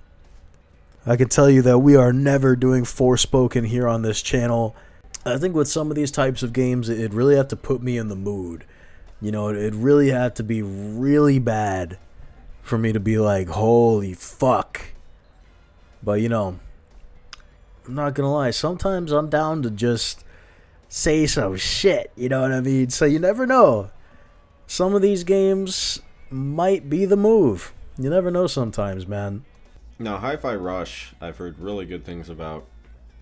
Forspoken, I mean, if I wanted another game to, like, tear into negatively, that would certainly be a good starting point. But I've always found games are easier to talk about when I actually like them. The DMC2 video was actually really hard to make because I hate that game. There was nothing to talk about. If it's a game I really like, it'll be a good video. And I think that's just, that's where I'm going to leave that. Oh shit, it's Fat Autistic Man-Child. He's here. Hope our favorite hosts and all the other chudling brainers have a beautiful white Christmas this year. You deserve it for the agony that you had to go through while covering DMC2 again. You guys are a huge inspiration, and I'm really looking forward to what you have in store for next year. Heart. Speaking of, can you name drop any games that you're currently planning to cover? Either soon or somewhere down the line other than DMC3, obviously. The Dusk Bloods. Are there any games that you would like to cover or that you're really fond of and that were important to you but you can't think of how to adapt it into a video? I can actually do this really easily. SmackDown vs. Raw 2007. I have a hard time like discussing the gameplay because it's rather simple and it kind of gets old. But I would love to do a GM mode video on the hardest difficulty. I think that would be really funny. Was there anyone or anything in particular that influenced your style of humor / editing or encouraged you to get into making videos? And on the topic of making videos, how did you handle adapting your current style from how things were at the start with the different guest stars and what not? Well, if you actually want to know what inspired a lot of the humor and style of editing, you can actually go on the homepage of Brain Alert and you can actually see tubers that have tickled us. And a lot of those YouTubers are basically what inspired me and Weenop to go through. And of course, we have other funny ones in there. But yeah, like Sphere Hunter kind of inspired like the way I like editing videos and how I approach being a very mysterious human being. My humor is kind of built around myself. I would say I'm kind of an island to my own. I make up my own stuff usually, but my humor kind of comes from old like OG YouTube, like PewDiePie from back in the day, Uber Hexer Nova, and like the Creatures and everyone around that group was a huge inspiration to me growing up. So yeah, that's what I do. Of course, the biggest inspiration, Kyriakos Kapakolag. How did I handle adapting to my current style? Well, I think when it comes down to it, I really learned how to be comfortable in my own skin. I think at first I was just kind of emulating what I saw and what I heard. I know that sounds like a really common ass answer, but you know, it's just kind of how I do it. I'm very comfortable in my own skin and my own style. I really feel like I've adapted to it over the years. I'm a lot more comfortable in my position. But yeah. It's been really cool seeing you cover titles that don't get enough love like Asura's Wrath, which got me thinking, what's the most important thing to you in an action game? Could it be the facet of the combat, or maybe just characters that make you feel cool? Like Nioh. Pussy brings out the devil in a motherfucker. Obviously, the most important thing is the combat. If the combat is not good, then the game is not good. Actually, I don't know. Sometimes the combat can be good, but the story can be so fucking ass, like Bayonetta 3. I don't know. Bayonetta 3 is still fine. Yeah, no. The combat is good enough for Bayonetta 3. You do need good combat. If you don't have that, the story's good, everything else is good, the game can't be good. I'm sorry. That's just how it is with action games. How come we don't see too many solo projects for Mr. Gumbly? I hope he's okay. I'm fucking railing his wife every single night. When can we expect to see the rest of Hapygourious' extended family? He speaks highly of them. I can't find them. We don't have phones, so it's over. When can we expect to see Mr. Weenop's femboy feet? What did you guys ask Santa for? I asked Santa to be loved and forgiven. That's all I ask. Fat autistic man-child. I recognize this commenter. Coming out swinging with a litany of questions, and I will sit here and answer all of them to the best of my ability. Can you name drop any games you're planning to cover, either soon or somewhere down the line? So some games that I have in mind, of course, Drakengard 1. I actually want to do Drakengard 2 as well, even though that's not canon to the Nioh games, which I want to cover sometime this will upload in 2026, sometime this year. I want to get those out the way. There's some other games that I want to do. I don't know. I kind of just like get ideas on the fly. Really, there's nothing right now that's like really set in stone. Like, yeah, I want to do this. We have like a whole document we use. I want to do a Bloodborne video for sure. Let me open this actually. I just got fucking blinded. Bloodborne is one I definitely want to do. I want to do the modern Doom games. I think I mentioned this earlier in this Q&A because someone had a similar question. I do have an idea for a game I want to cover. No one will like it. I don't know. I don't know why I feel compelled to do this, but it's a video I need to do on a game that I will not mention here. It will be an utter surprise. I don't even want to talk. I don't even want to mention this in concept because I just want this to be totally out of left field. You'll see it when it comes out, but I definitely want to do it. No one will like it though. But I mean, that remains to be seen. I don't anticipate with the audience that we have now. I don't think anyone's really gonna like it. But it'll be a brain alert video. For the second question, Asura's Wrath was this for the longest time. I didn't know or really think of how to adapt into a video until I went out and did that video. I didn't really know like what to talk about. I was like, oh, there's a lot of story in this game, so that's just kind of what I focused on. Because the gameplay is like this, it's like this deep. It's like a puddle. Actually, it's maybe even more shallow than that. And I just had no idea what the fuck to say, but there was something I wanted to talk about, so I had to sit down. My voice cracked. I had to sit down and think about how I want to divvy that up. In terms of right now, there's a couple of games that I'd like to do a video on, but I can't think of how to adapt it into a video because other people have done it already, and that's just like a weird thing I have where if other people have done a video on it already, I kind of lose motivation to do it because it's just like, okay, well, everything this person wants to do, everything I want to do, this person's done already, so it just feels redundant. So I oftentimes think about my influences, and I have a few key influences that I at least can personally point to. So when I'm sitting down and I'm trying to think of how to write something humorous or funny, I don't know if I succeed ever, but when I make an attempt, at least, I always try to think of, I remember a big influence, in terms of general influences, I remember a big influence just in general, in terms of like how, at least how I first started to approach writing stuff was Yahtzee Croshaw, who originally did Zero Punctuation for The Escapist until I forgot. I think they stopped doing things together and they went off, and he still does Zero Punctuation type videos, but it's called Fully Ramblomatic, which was the original name of Zero Punctuation. Few know this.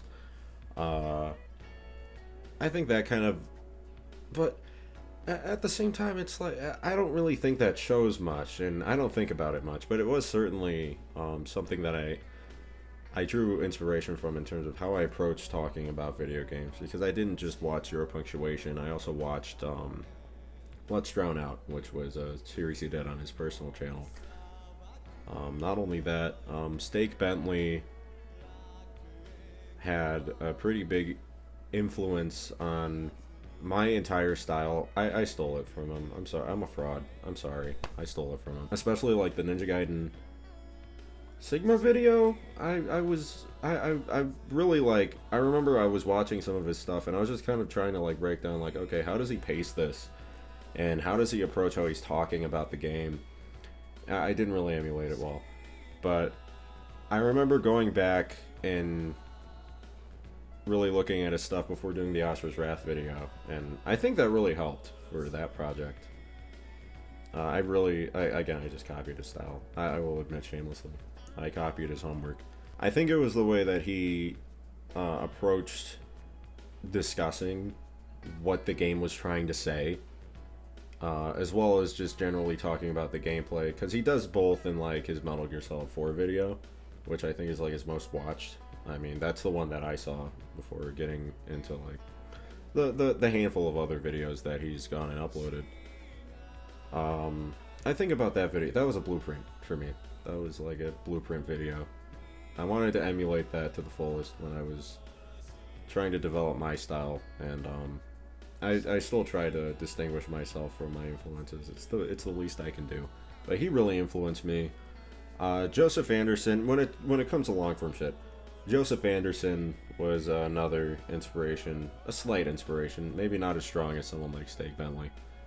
And Noah Caldwell-Gervais is still the best long-form creator on this entire platform, just bar none. No one else comes close.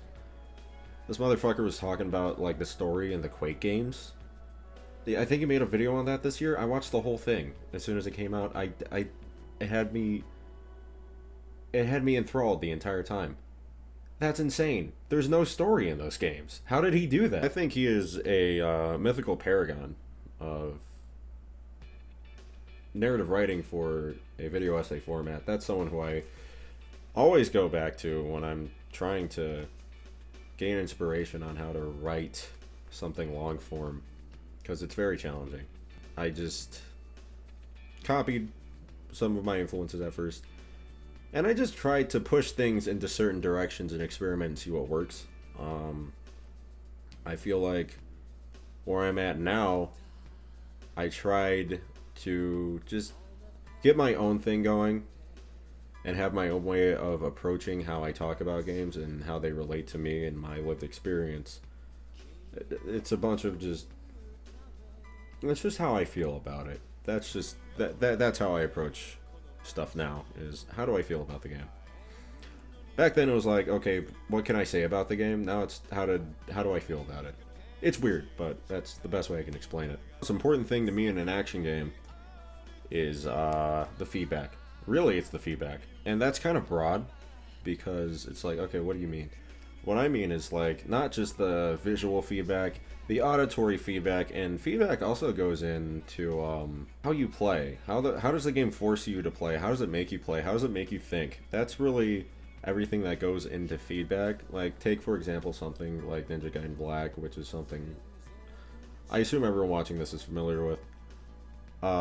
Just from the positioning to the follow-through with how Ryu attacks, to the little things, like the little shanks of the shurikens, the little shink of the sword, the little shink of the sword, the little shink of the sword as it goes back into a sheath, the little bloom of the essence, the feedback of Ryu Hayabusa and what he does is what makes that game so great. It's the feedback.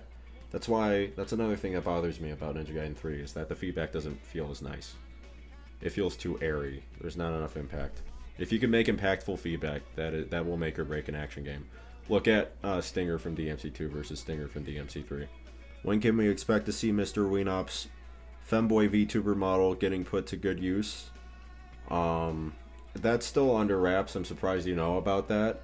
I was actually going to use that in this Q&A video, but the individual I commissioned it to didn't get it finished in time, so now you get my actual ugly mug instead. I'll have a femboy VTuber model next time, I promise.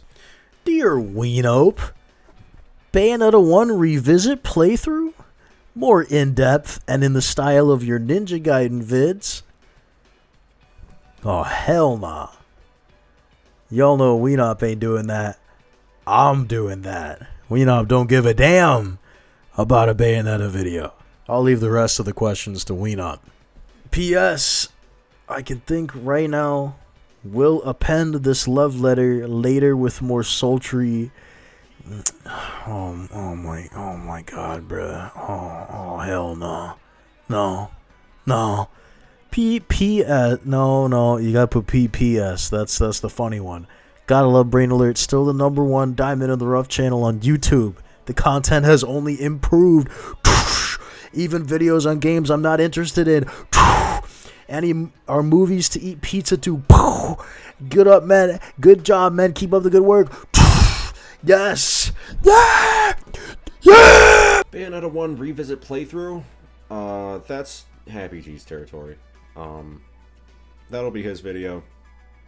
That's his wife. Ultra Kill video. I was debating doing an Ultra Kill video when the game was actually finished. I've had that written down for a long time. Is like, I'll do a video on this when it's done, and I'm still waiting. Any day now, Hikita. Any fucking day now, I'll make this video. Just finish the game. Will there be more DMC videos? Of course, there will be, without a doubt. Hopefully we can get a DMC3 video out this year. I'm praying we can do that. Are there any games you guys play together, and out of all three, who'd be considered the best at them? Well, Weenop is a bit of a cuck nowadays and kind of hides from both me and Gumbly. But we have played Fortnite. I'd say Gumbly is definitely the best out of all of that. We used to play a bit of Lethal Company when that was a big game. I would say, I think Gumbly or Weenop. It's a bit of a tie as to who brung in that fucking merch, that fucking sweet dollar. We also used to play a lot of Civ 5 back in the day. I would say that Weenop was definitely the GOAT of Civ. I know a bit of time ago we used to play Darkest Dungeon, like all three of us through Parsec, and we'd run a co-op run. Let me tell you, Gumbly is the GOAT of Darkest Dungeon, without a doubt. And I don't just mean that in the way you think, I mean that literally. He is the GOAT. So yeah, Gumbly is mostly the GOAT in most of the games that we play throughout. Oh yeah, we also play Helldivers too. And he's also a GOAT. Wow. Am I good at any of the games we play? William Stout. The post-Devil's Third era of Itagaki does need to be studied, because Wanted Dead and... Well, first of all, the Samurai Jack game was actually quite good, but I don't know the extent to which Itagaki was involved in that. I've heard conflicting reports that he had a lot to do with it. Conflicting reports where he just had like a weird mention for no reason. So I'll definitely have to look into that. I heard mixed things about Wanted Dead as well. Overall, the entire post Team Ninja era of Itagaki was not pretty. You know, given his long-standing legacy within the gaming industry, I feel like it's still worth covering. May I recommend a Hotline Miami 1 and 2 playthrough? I think you all would love to try and puzzle that lower together. I thought you said that love together. If not Hotline Miami, then what about a Sleeping Dogs video or a Dark Souls video? Well, I'm not sure about Hotline Miami. That's more of a Weenop deal. Sleeping Dogs is something that we had talked about. But of course, a Dark Souls video, that is one that is coming. I don't know if it's going to be Dark Souls 1, Elden Ring Night Rain, The Dusk, Bloods, but I have complete confidence, and I know damn well they don't share the same sentiment I do. But there are two men who are quite literally Dark Souls patricians. I know for a fact that if they ever made a Dark Souls video on this channel, it would be one of the best Dark Souls videos ever. I know for a fact it would. No matter what game it is, I know they would do a good job. I know we've done Demon Souls. We don't talk about we don't talk about Demon Souls PS5, okay? We don't No more. But yeah, a Dark Souls video will come, and it will be one of the best. I will tell you that right now. I recommend a Hotline Miami 1 and 2 playthrough. I've actually played both Hotline Miami games. I think they are phenomenal. That actually would not be a bad idea for a video, is covering those. I think there's definitely a lot to dig into there. Those games have phenomenal soundtracks, phenomenal gameplay.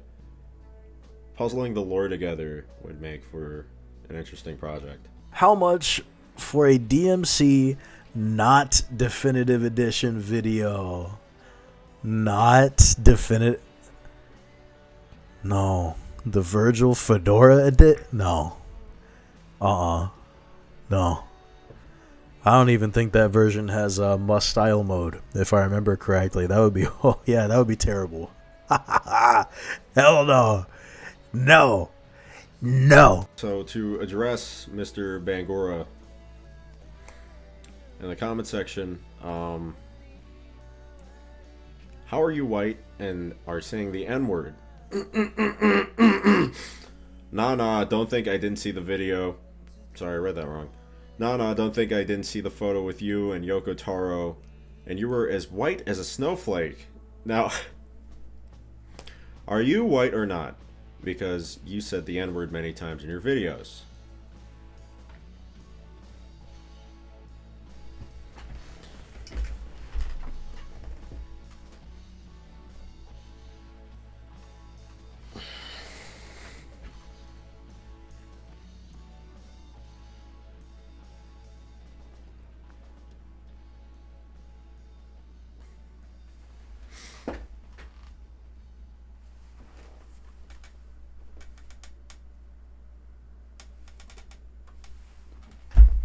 What do you think are the biggest existential threats to the overall quality and artistic integrity of video going forward? Oh, I'll tell you what I think. Let me tell you what. I think, honestly, my biggest fear amongst anything, considering AI or corporatization or slopification, is really the people who play video games. If I'm just being upfront, my biggest fear is ultimately just the people who just don't care, who just play games like NBA every year, just buy the same game. Even like people who play Pokemon and pretty much get just absolute $20 games that are presented as almost $80 games, so on and so forth. That scares me more than anything, if I'm being real. It hurts me so much when I see people who like complain so much about a problem and then they're playing that shit the next year. You know what I mean? It's kind of like Call of Duty, like Modern Warfare, how people wanted to boycott that game and they were like, fuck this game and everything it stands for. And look what they're playing on launch. Modern Warfare 2.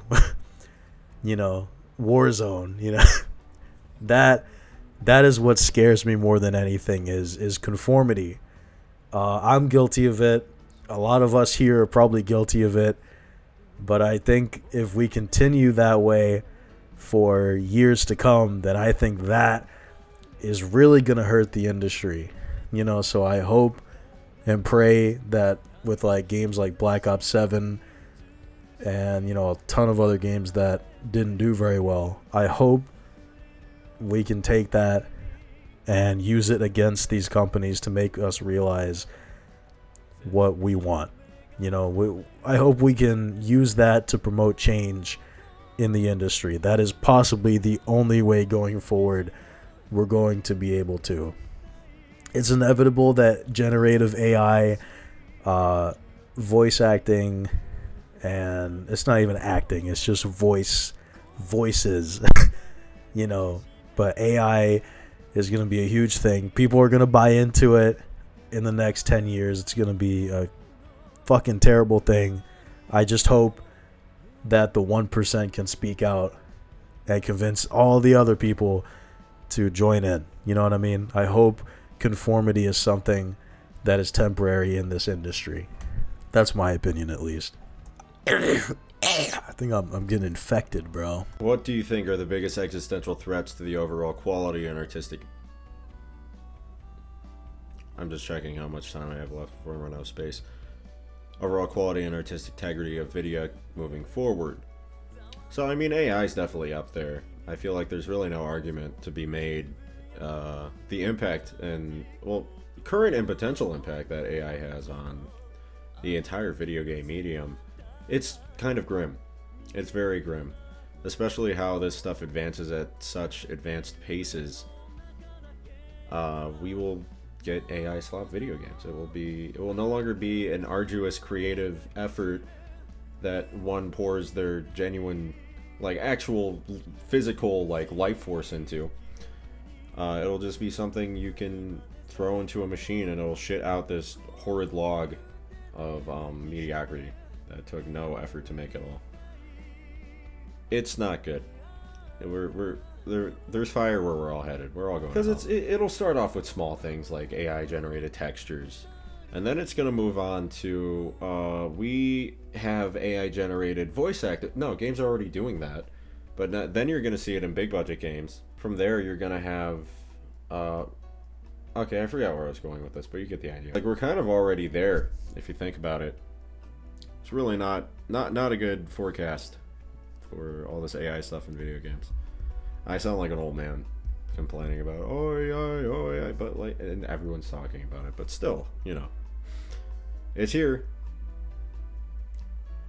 Hope you guys are ready. It's here. Are we ever going to get a Call of Duty video like Call of Duty Modern Warfare 1 through 3, Black Ops 1, 2, or 3, and maybe, just maybe, Call of Duty World at War?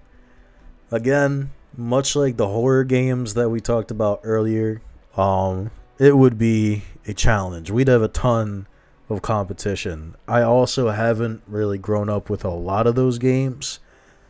I was around for Black Ops 1, 2, and 3. So yeah, I don't know. It would be a mountain. Definitely a mountain to climb. Although I will say there is a challenge that I definitely would try with doing a zombie Easter egg strand type video. Maybe that would have some legs to it, especially videos like Origins or Moon, or just connecting all of them. That would be interesting to do. Maybe, especially like Mob of the Dead. That would be a fun video to do. But there's also the other problem that if I wanted to play these games on PC, I'd have to fucking spend full money. That full Fetty, that full Benny. And that shit's not worth it, low key. I don't know. I actually don't know. I watched this white boy on YouTube do this really nice Black Ops retrospective. He did a World at War and a Black Ops retrospective, which kind of inspired me to consider the Call of Duty games as some kind of video project. I don't know. That white boy did a good job. Wendigoon did a great series of video. I think it was one video on the Modern Warfare series. Phenomenal video. He did that like no other guy could. I think I'll leave it to the experts for now, at least for me. I don't think I'm going to cover them anytime soon. Happy G, why are you so deranged? And please, for the love of God, when you're doing a walkthrough / retrospective for a game like DMC that gives no hints on where to go, can you give a hint, please? Much love to you and keep up all the good work. I will fucking do that for you, man. I'm here for you, brother. Don't you forget that, god damn it. Also, why am I so deranged? I mean, why are apples produced off of an apple tree? You know what I mean? Like, you ever take a look around, baby? Like, damn, this is a fucked up world, man. And it bred a fucked up dude. So what can I say? Question. You guys have made videos on the Yakuza games before, Zero and Dead Souls, so I'm wondering, what is your favorite games in the series? This is quite a tough one, because there are some games I just like for the story, some games I like for the combat, so on and so forth. But when it comes to my favorite, it kind of, in my opinion, has to encapsulate everything within it. It has to have good gameplay, good combat, good story. But in my opinion, the most fun that I've had and like the best storytelling, I'd say Yakuza 7, Yakuza Like a Dragon. There was never a dull point in that game, and there was never a point where I just didn't like it. It doesn't have a dull moment for me. Every single facet of the game is just very good. I think Like a Dragon is definitely my favorite, without a doubt. It also just has Nick Ogata. Wow! Happy! Would any of you guys ever consider covering the Dino Crisis games? The first one is a pretty normal survival horror game, but a little harder. 2 is batshit, and it's awesome. I've heard about that, yeah. So, the Dino Crisis games, I would love to do it, but I have to be honest with myself. It's just not for me. I can't do the survival horror shit, but man, I would still love to. It's just I'm not built for it. I'm not built for it, man. Maybe Dino Crisis 2 though. Maybe we can just skip, but I'm sorry. I don't want to beat around the bush, I'm a young man. Very worm-brained young man that can't play survival horror games. I'm sorry. Dino Crisis. I would consider doing Dino Crisis just off the base concept that these are insane games. Just in concept, Resident Evil with dinosaurs. That alone is enough to get me to be like, okay, these might be worth looking into. 2 is batshit and it's awesome. Okay, now you got me interested. if we ever do Dino Crisis, just know this is probably what piqued my interest. Nioh videos when? So we've gotten a couple requests for the Nioh series, and Weenop has talked about it offline ad nauseum, but the problem is, one, the Nioh games are very grindy. It's almost, I feel, sinful to do this, but like Nioh is almost very Borderlands-esque with the amount of grinding you have to do for different weapons and armor sets alone. It's a very tough game. I wouldn't say it's a hard game, actually. It's a tough game to grind and then sit down and actually just play. It's very exhausting sometimes. And one thing that you'd also have to consider is, one, there has been a amazing retrospective done by the YouTuber Surya, I give up, on Nioh 2. It was absolutely amazing. But something that he talked about in his video that I kind of realized that he brought to light in a way was the fact that you don't really enjoy Nioh 2's story, or I guess really events, as much without the context of what happened in real life. So like the era that Nioh 2 took place in, or Nioh 1 took place in, you wouldn't appreciate it unless you knew about the real life events and the real life people that were built around it. Without knowing about that, you couldn't appreciate it.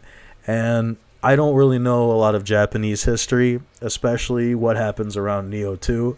So I feel like if I did do a video and I dove directly headfirst into it, I wouldn't know.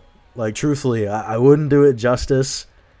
And when it comes down to it, I don't want to grind a new character and showcase all the different kinds of movesets. Nioh is, again, just a tough-ass game, man. That's one of the games made for men. Of course, it's the second game, the first being Dragon Quest VIII Journey of the Cursed King on PlayStation 2, Yangus. So, yeah. But, of course, Nioh 3 video coming soon. That being said, yeah, we're going to do it. Nioh 3, baby. Nioh 3. Hashtag Nioh 3, baby. Yeah! What inspired you to even make content, and how did you... I already answered that last part there. What inspired me to make content? I don't know. I guess I just kind of took a liking to editing and doing videos.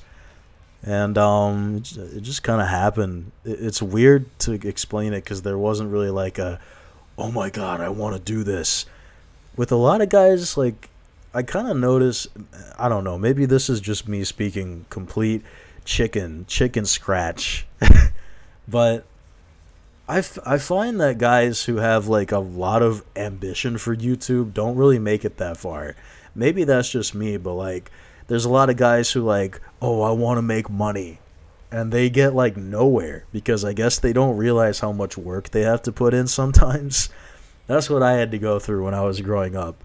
And dudes were like, oh, I want to make a YouTube channel, I'm gonna make fucking millions of dollars, man. And then they don't put in any work. So yeah, I don't know. It's weird because I don't have that. It just kind of happened one day, and I just kind of do it. You know what I mean? I don't know. There isn't really a goal sometimes, but I think in terms of what inspired me, regardless, I guess I have a knack for telling a story really well. Maybe that is what pushed me to kind of consider making content on YouTube. Is I guess I just have a natural way of describing things differently enough. And I found that even when I was doing presentations in school, people like that, I guess. So I guess you can say that's why I was inspired to start making content here on YouTube. What inspired me to make content? It just kind of happened, man. I don't know. Brainlord started out sort of differently than it is now, and the long form stuff, I just liked long form content, and decided to do it out of boredom one day. Honestly, it was pretty sure it was. It's after I graduated high school. I started making more longer form type things. That's when I made the Ninja Gaiden Sigma video. Was when I was 18. Did Weenop have a Jimmy Neutron-style brain blast in his pants when he saw the new Ayane honkers and was there barking, perhaps even kneeling? Dude, you know that model has like an areola?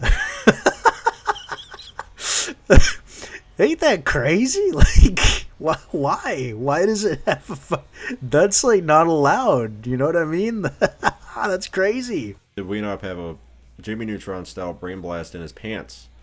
He saw the new Ayane honkers and was there barking, perhaps even kneeling. I can assure you that all the blood in my body rushed to rushed between my legs, and I tore my shirt off and I was running through the yard. My neighbors called the cops, actually, because of how rowdy I got.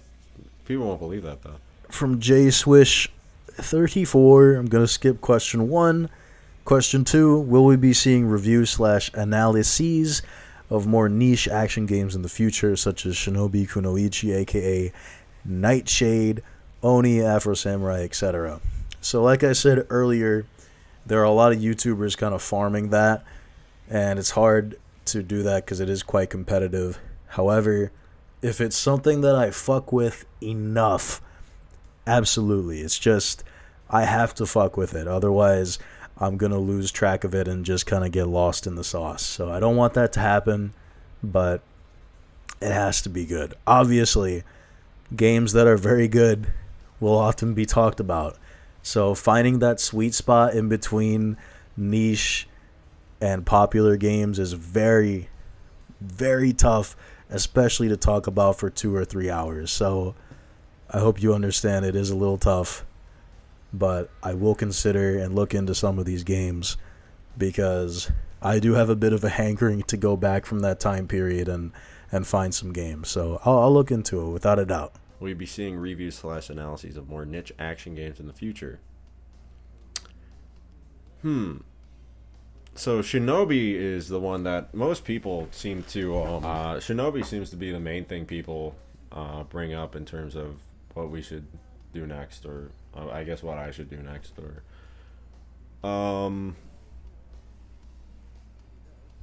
ow. I mean, I played Shinobi and I wasn't really too impressed with it. I might need to go back and try it again, but I was expecting something more Ninja Gaiden, and it really did not feel like Ninja Gaiden. Duh. No shit, dummy. It played like something I was not expecting it to play at all, and I was a little thrown off by it. I gotta go back and play it, and if I like it enough, I might do a video on it. Afro Samurai is one I've definitely considered as well, like I said earlier. Do you guys wipe front to back or back to front? Well, you know me, of course, I use dude wipes while I'm drinking my hard cider, while eating Takis, and drinking my 5-hour energy while watching Netflix. So yeah, I'm having a good time. You guys wipe from front to back or back to front? I actually have a bidet.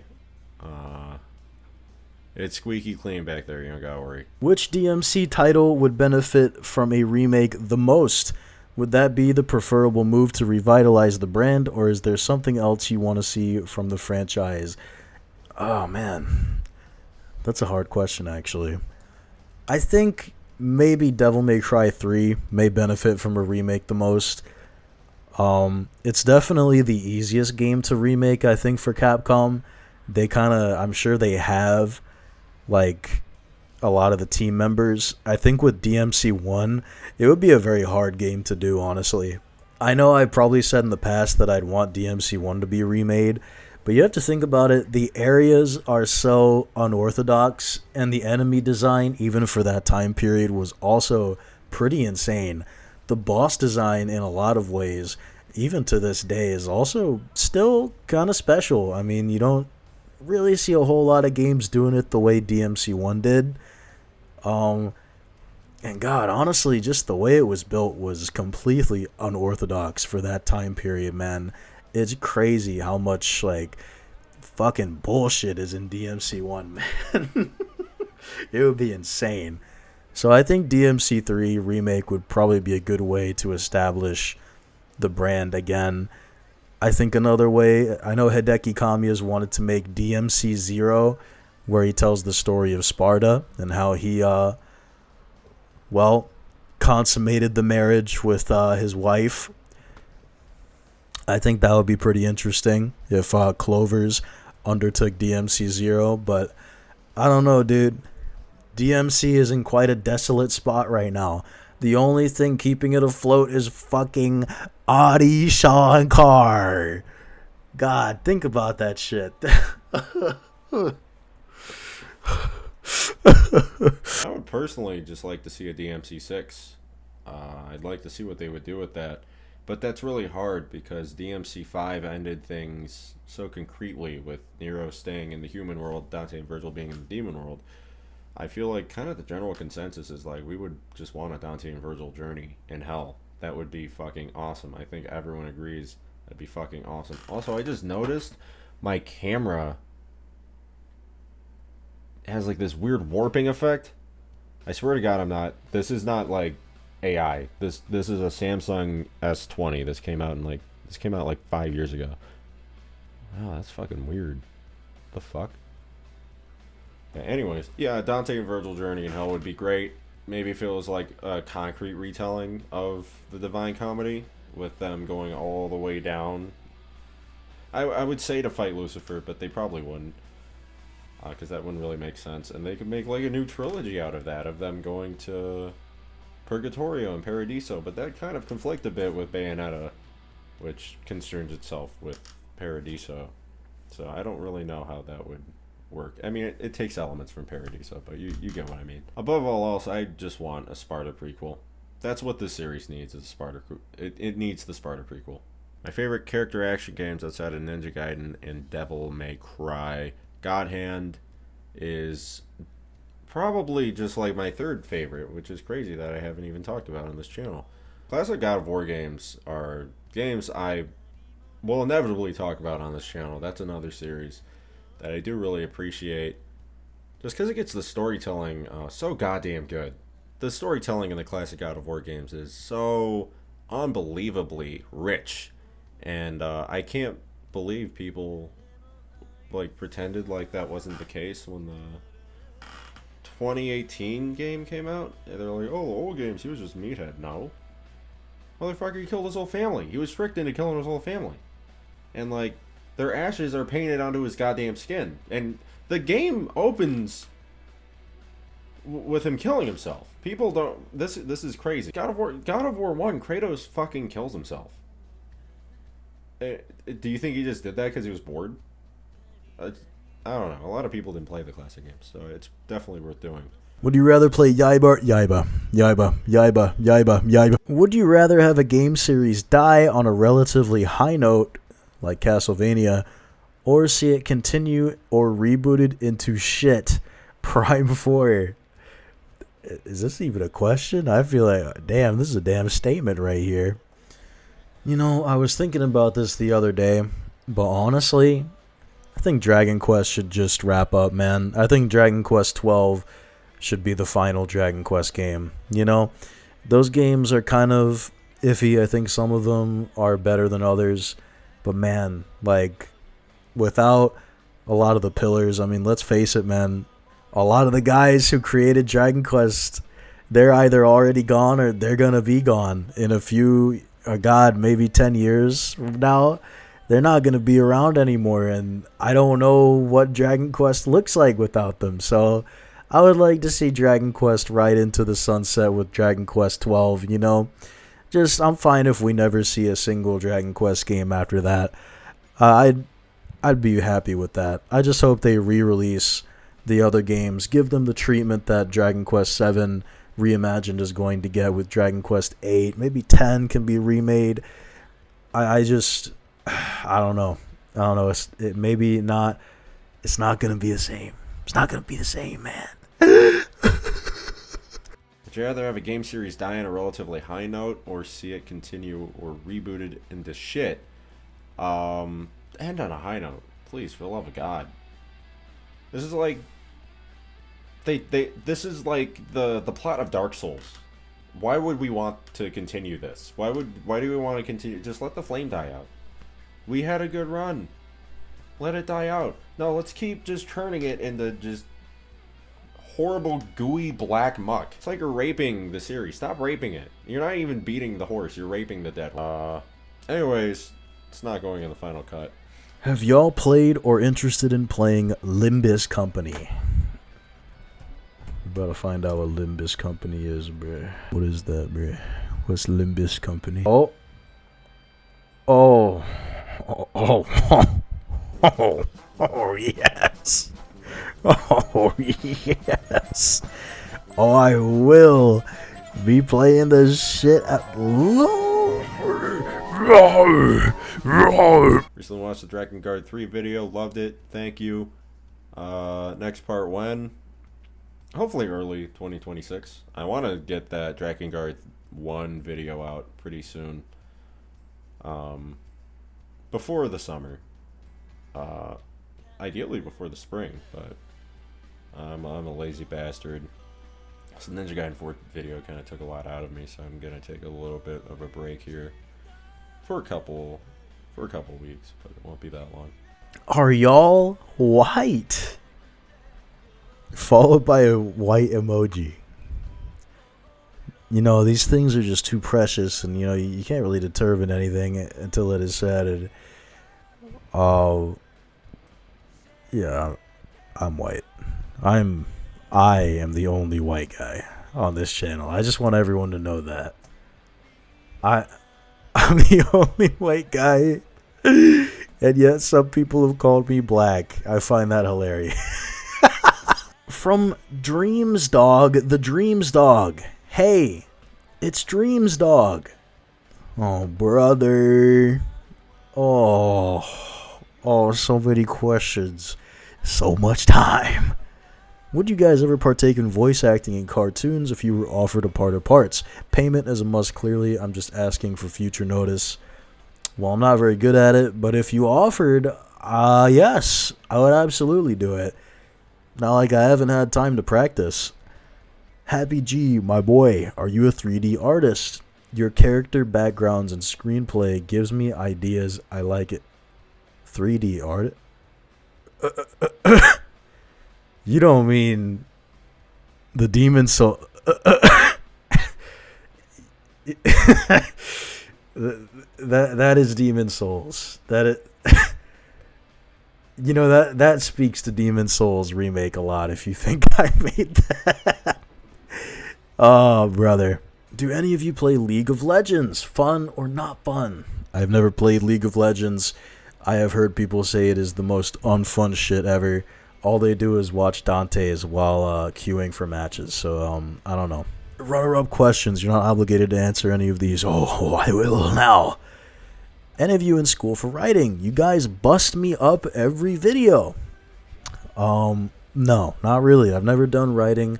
I've written essays, of course, but not like performative stuff where I read off a script. Happy G, are you really happy or is it something deeper? I only ask because it comes off as hilarious.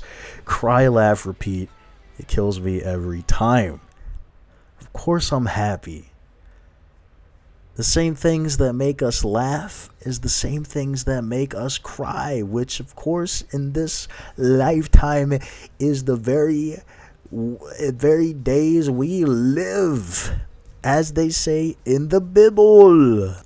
What's all of you guys' opinion on the Sonic the Hedgehog franchise? Not the fandom.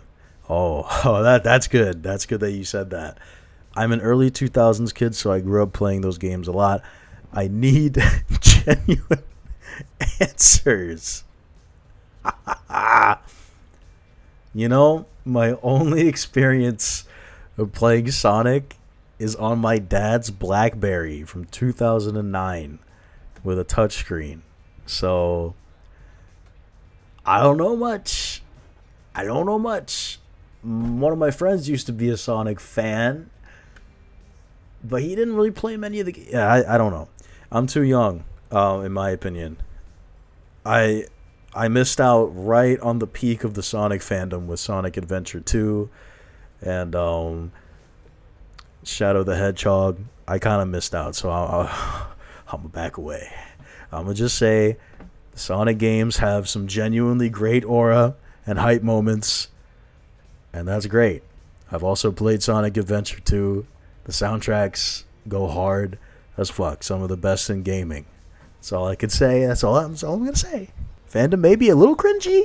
Lastly, the most important question. Tits or ass? I mean, does it really matter? I mean, these types of things are material. They don't last, and they're certainly not on every woman. You know, there are some women that are not blessed with any of this quality, and yet they can be the most just rich and powerful women you've ever met in your life, and they're just so fun to be. Would you guys partake in voice acting in cartoons if you were offered a part? That'd be a fun venture, I think. I like to think I have a good vocal range, but I'm just tooting my own horn. Really, I like to keep myself monotone for video making like this, but I can get a good pitch range going when we're doing dumb shit together. Do any of you play League of Legends? I played League semi-recently, but I'm not really into MOBAs anymore. Dota consumed my middle and high school years, and the shit really made me a racist. I don't find it satisfying. I'm glad I stopped. Are you in school for writing? No. No. This is just all natural. All of us are mostly scripted, but it's what comes to our mind. We jot it down and then we put it in the video. There's not really much going on behind the scenes other than the script. Let's see, what games do I like?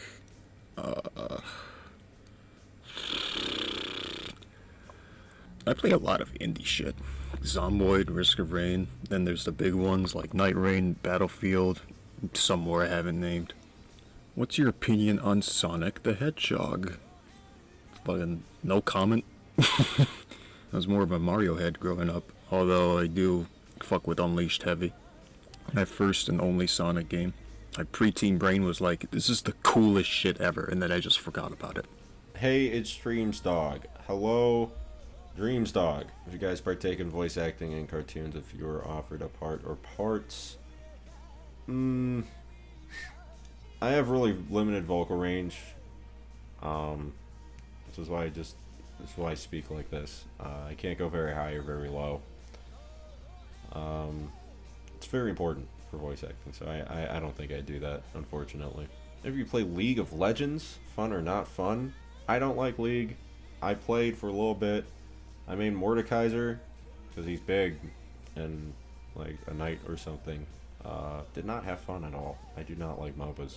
Any of you in school for writing? I'm actually in school for electrical automated systems. I have no formal education in writing whatsoever. Weenop, do you remember me, good man? If so, cool. Yeah, I certainly do. Hello. Do you think Hayate could beat Ryu in an arm wrestling contest? Do you think Coughing Baby could survive a hydrogen bomb? I've seen this one quite a lot. Any chance you guys will make videos about God of War? God of Ear. So, ever since Brain Alert really started the whole video essay strand type stuff, that has been a big question if we're gonna do God of Ear. You know, the truth is, I just have to be in the right frame of mind. Maybe one day it will happen. Trust me, I will do it. I swear to fucking God, I will make the hardest Amon Amarth edit to Kratos beating the living fucking Jesus Christ shit out of Hercules ever. I will tune the beat to Kratos destroying Hercules. I promise you, it will happen. It will happen. Every QTE cutscene will involve metal, fucking hardcore bullshit behind it. Bobby, I promise. I promise. If you could have a dev team, what character action game would you guys want to make, or what would that be about? Shit, man. Fuck, man. I would have RGG make a Batman game. And it would be like the Arkham games, but it'd have heat actions and like a vital system or some shit where like you punch a vital continuously and it like affects people. As like Batman, you'd have like sonar, all the classic Batman shit. Kuroda, of course, would voice Batman and Bruce Wayne. Hidenari Ugaki-sama would, of course, voice the Joker, so on and so forth. I would fuck with it, man. I would fuck with it hard. If I could have a dev team, what character action game would I want to make? Wait, if you could have a dev team, what character action game would you guys want to make, or what would that be about? It's really funny you say this because I remember when I was like a preteen, and I was, I'm still a Ninja Gaiden fan, but when I was like kind of a newer Ninja Gaiden fan back then and I played through all the games, I was like, man, I really wish they continued this series. And I had like this mental kind of like ideal Ninja Gaiden in my head. I was like, oh, this is how I do Ninja Gaiden, because the Team Ninja isn't going to bother to continue the series or anything. And I was like, yeah, I want, in my ideal version in my head, if I had unlimited money and resources and time to make a character action game that was Ninja Gaiden inspired, I was like, yeah, I would like have it in a cyberpunk city. And I'd have like an edgy ninja protagonist with white hair, and it would have weapon switching, and there'd be like emphasis on like blood attacks, and at the end you'd fight a dragon on top of a skyscraper, but then like there'd be a real final boss on top of the skyscraper as well. That'd be like a normal sized dude. Be really cool. And then like Ninja Gaiden 4 came out and it was that, just beat for beat. It was the game I imagined when I was like 14 or 15 years old. It's very weird. It's very weird for that to happen. I was like, oh, okay. Wow, that's weird. Guess I'm never gonna make that game because Platinum already did. I do have a character action game in mind I would like to make if I ever had the opportunity to. But it would be quite different from something like Ninja Gaiden. It'd be more akin to Devil May Cry. It would have more focus on the visual aesthetics of like DMC1 more than anything. I'd love another action game like that. I'd eat that up. So that's what I have in mind. S tier mortal. Lady or Ayane? I renounce my allegiance to Lady. That video is not coming out. Lady video, that's not gonna happen. Ayane is just the bee's knees, bro. Ayane is just the ideal woman. I mean, that's just it. At the end of the day, that's just something no one can really dispute. At this point, no one can change my mind. What's your opinion on the Ryo Hayabusa losses in Death Battle? By the way, me and Ayane are married. What's your opinion on the Ryo Hayabusa losses in Death Battle? In my opinion, he should have absolutely won their fights. Well, the thing with Death Battle is, I remember when I was like preteen again, another preteen story. Not really a story, just an anecdote. I was watching their Death Battle on Master Chief versus Doom Guy, which is gonna sound weird because they're like, if anyone here even fucking watches Death Battle. Apparently they did Master Chief versus Doom Guy again relatively recently, and Doom Guy won because duh. But this older one, Doom Guy lost. Doom Guy lost to Master Chief.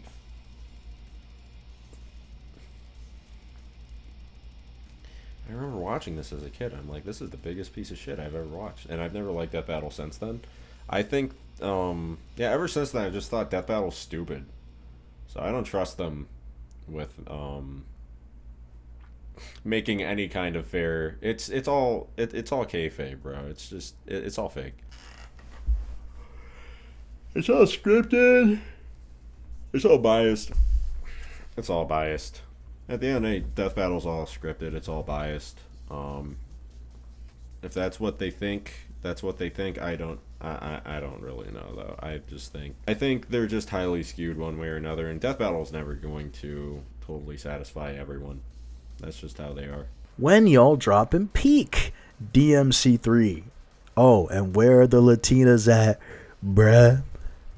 You need to tell me where the Latinas are at, bruh. Please. Please. DMC3, it will probably happen next year. Maybe a little bit year after that. Can't really tell sometimes. It's tough to sit down with Weenop and Gumbly nowadays and make and craft a excellent video. But trust me when I tell you, I've said it before this evening, DMC3 will be peak. Trust in your clown. It will be peak, goddammit. What is the worst boss in every Ninja Gaiden game? Alma. Ooh, Alma's close. I just think Alma's design is too cool to genuinely hate her like that. I think the Vigorian Emperor is just terrible. This is such a horrible fucking boss fight. I can't believe how bad it is.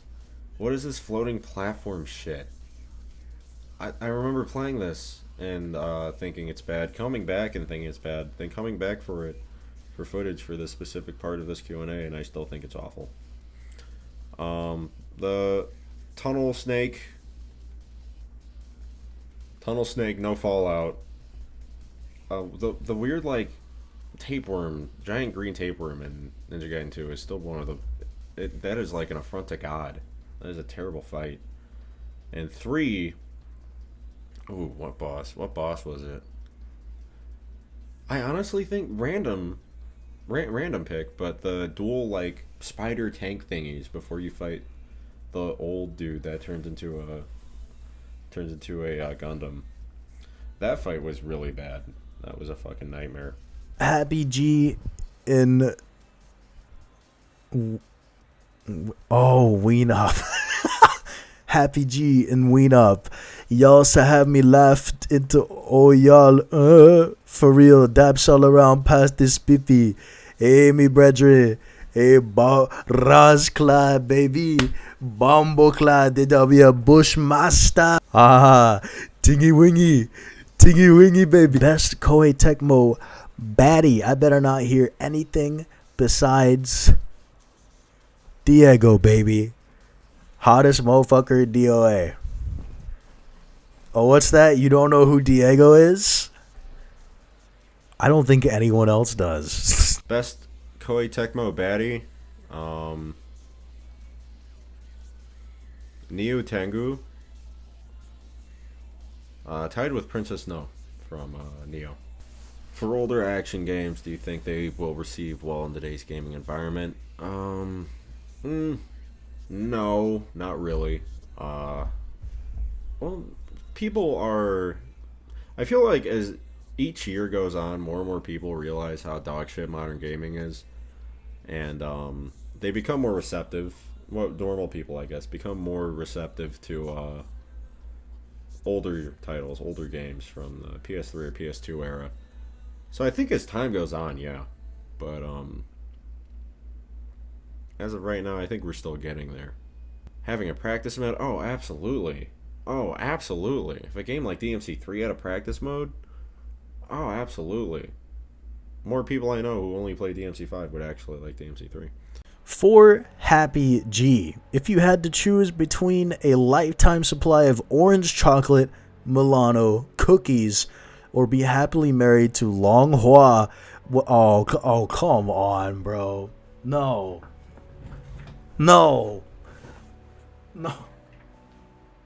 You can't do this to me. You can't do this. What is your fucking problem, dude? I'd fuck Long Hua and then have her make Milano cookies, bruh. Easy. Boom, bitch. I bet you did not see that shit coming, did you? Boom, bitch. Weenop, get your ass in the fire department, bro. We need someone like you. know, it's funny. When I was a kid, I wanted to be a firefighter. But as I got older, I was like, I want to tinker with electrical boxes instead. So that's why I do what I do now. Goals for the channel potential collabs. Okay, so this started as a joke, but if 2026 is a good year for this channel, this year, before this year ends, this channel will have a VTuber collab, and you can bet money on that. If not, this was a shitty year for the channel. Okay, I was reading these backwards because I'm going from newest to oldest. So second set of questions is Weenop fat? I'm actually not. I'm actually not fat. I'm actually quite muscular, as a matter of fact. Unfortunately, no, I'm not. I'm not a large individual. Does Weenop have his own channel? No. I just upload here. If I did, I don't even know what else I'd upload. I kind of like shoehorn myself into long form analysis, and that's kind of the only thing I know how to do now. Will I review the Mass Effect trilogy or Fallout series? It's a maybe on Fallout, honestly. I didn't even think about that. Also, are you a fellow Hispanic?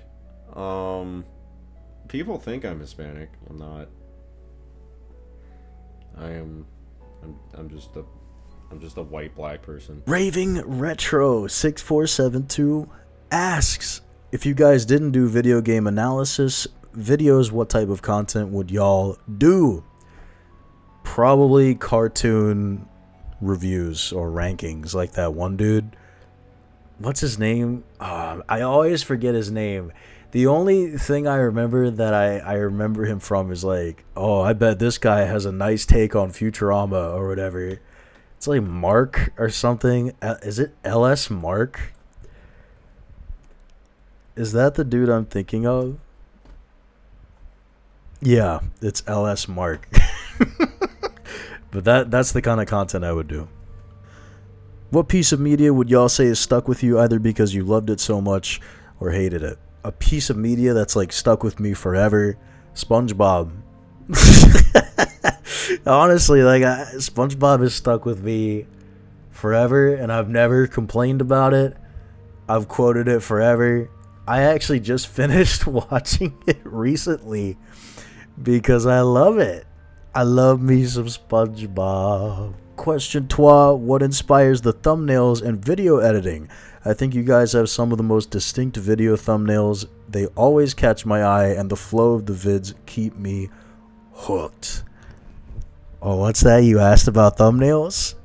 Oh, another 10 minutes added onto the video. You know, what's ironic about this is that I actually have a Patreon post that recently released at the time of recording this, where I went in depth into thumbnails. So if you want to hear a very, very long version of this, I suggest joining the Patreon to read on all that.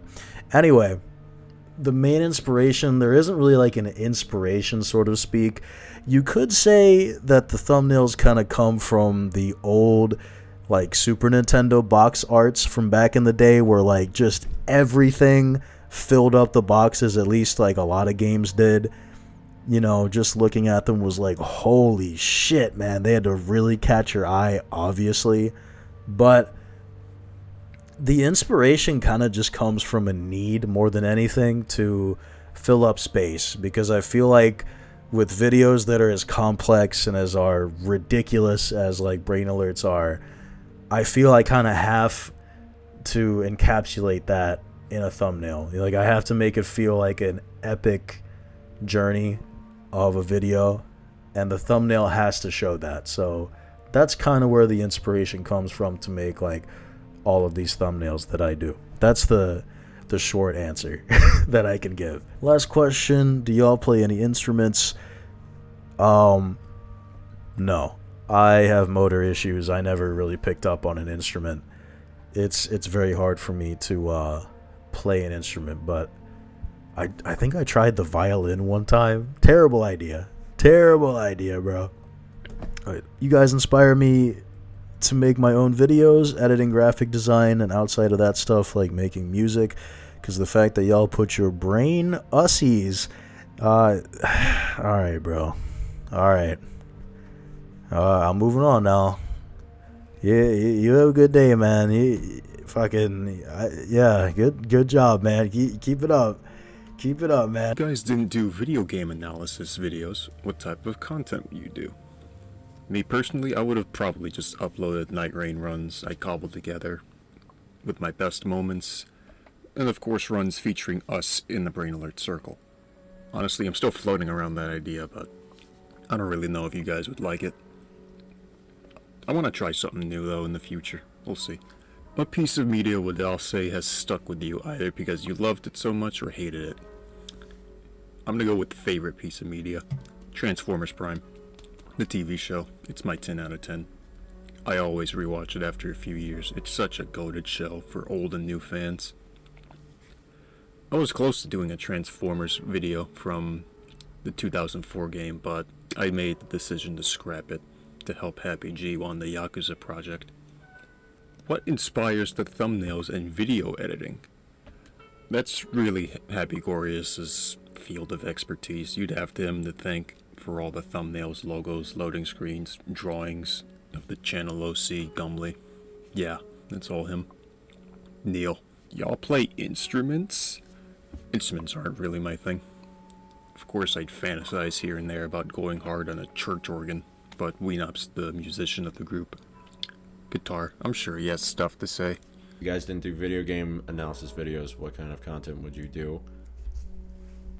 I would do... I'd like to do... this is something I was thinking of. Perhaps bringing to this channel is something anime related. Talking about certain series. Getting back into influences. Maybe something like what Scamboli does. Man, I wish I could edit like Scamboli. That dude's funny as fuck. Maybe something to do with anime. I've wanted to do something musical related too, but that would not fit this channel whatsoever. What piece of media would y'all say is stuck with you either because you loved it so much or hated it? I don't know. Not so much because I loved it or hated it. I think a piece of media that sticks with me is The Truman Show, of all things. I remember watching that as a kid, and it was the first time I had an existential crisis. I was like, oh, what if my life's like this and I just don't know it? And then that was the first time I had a panic attack. You all play any instruments, and if so, what music inspired y'all to pick it up? I've been playing guitar for, I think 11 years now. I play electric guitar, bass guitar, and acoustic. A little bit of drums and a little bit of keyboard. Drums only for like 2 or 3 years, and then I dropped it. And keyboard on and off for around the same time as guitar.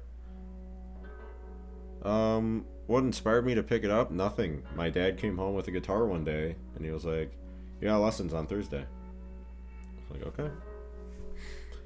And I just did that for like 5 years. Maybe longer, I don't know. I stopped doing lessons when I stopped doing lessons when the pandemic hit, because I couldn't see my guitar teacher anymore. And I just became self-taught ever since. For a while, I didn't like guitar. I kind of hated it.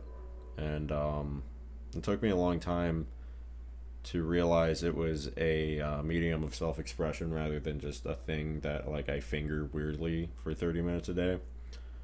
And I started playing with the intention of like making something that like means something to me, at least, or doing something that matters, rather than just doing it for the sake of doing it, because that's what it was like for a while. Brainers, Andy from Guatemala, address me now. I don't gotta do shit for you, boy. For Clown Christian Chandler. What?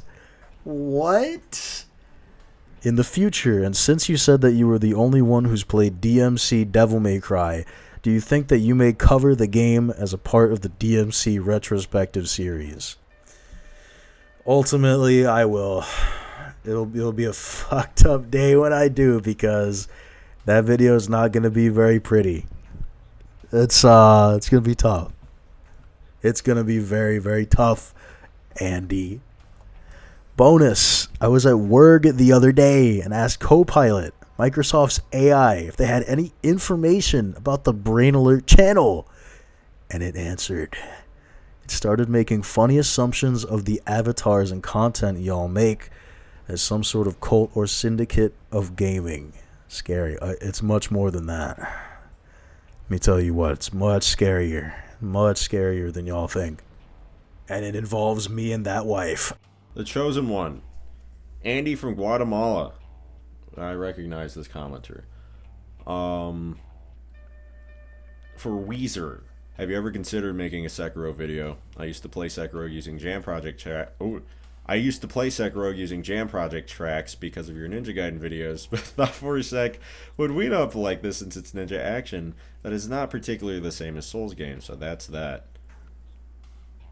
I think that's awesome that you used that you would play along using Jam Project. Now when I have to finish Sekiro, because this is a game I've been picking up and putting down chronically for like 2 years, I think blasting Jam Project will actually get me to sit down and beat the fucking game, so I think I do need to try that.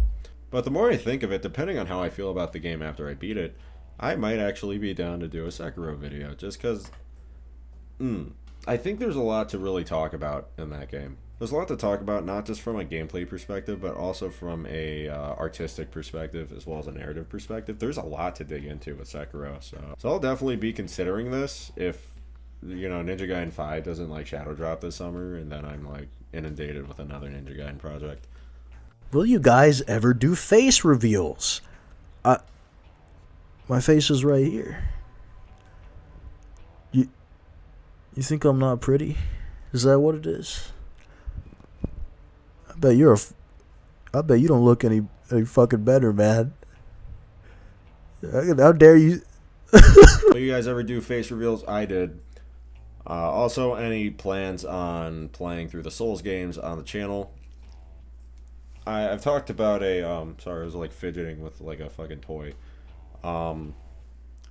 Talked about a Bloodborne video for sure, but I would absolutely be down for Dark Souls 1, 2, 3 if you put a gun to the back of my head. I actually don't really like Dark Souls 3. Maybe I'll make a video about why I don't like Dark Souls 3. What would be a dream high quality value production or event you all would like to make in the far future? Oh, I don't know actually.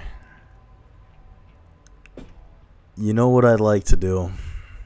I'd love to do like a meetup with a damn DJ, and it's Harada. I'd pay him $1 million to mix shit, and we would all go hard. It'd be as simple as that, actually. I wouldn't think too. I'd invite clown girls from Instagram to the venue, and we just have a good time. And there'd be blood. Oh, there'd be a bloodbath like Blade. That movie Blade. Yeah, I'd love that shit. That would be my dream, like high value production, I guess. Divorced from like some beast game shit, we're not gonna have a brain games. We're never gonna do that. Really, the closest thing I can think of is again, just like a collab with like a big YouTuber. Fuck it, a collab with like Mori Calliope. I don't know. That was my most watched channel in 2025, by the way.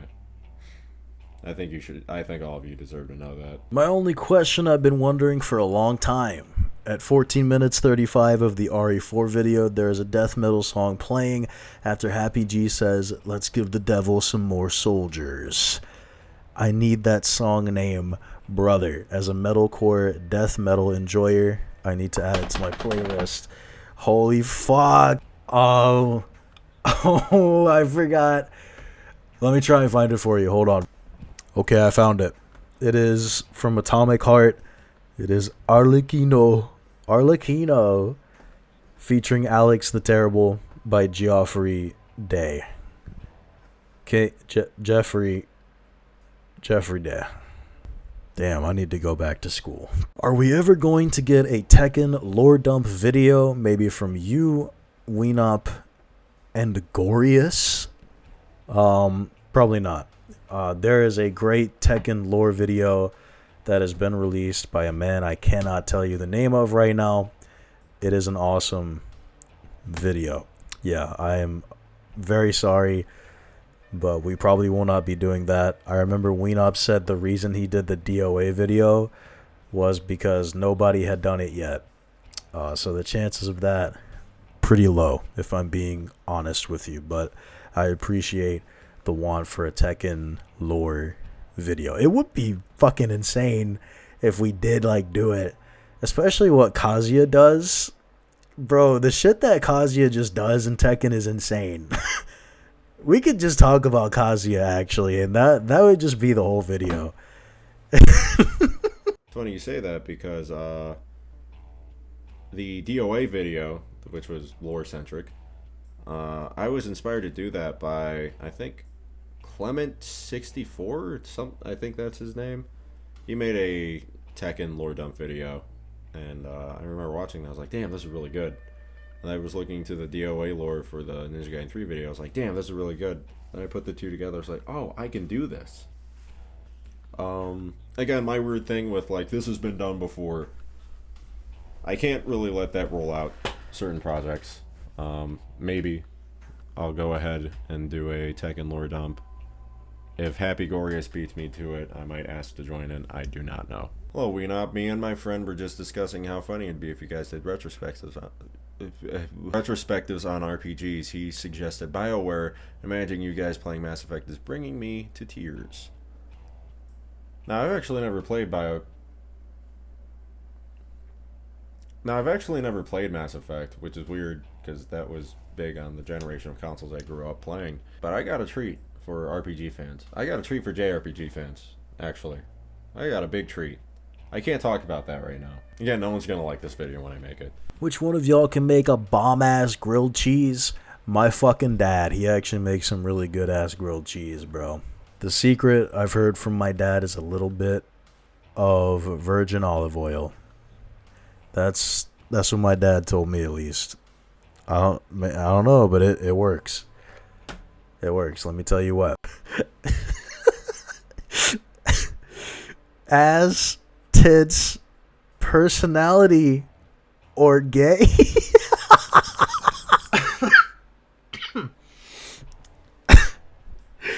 Or gay? Finally, a man who's asking the right question. Clearly, I'd have to pick the personality. I mean, come on.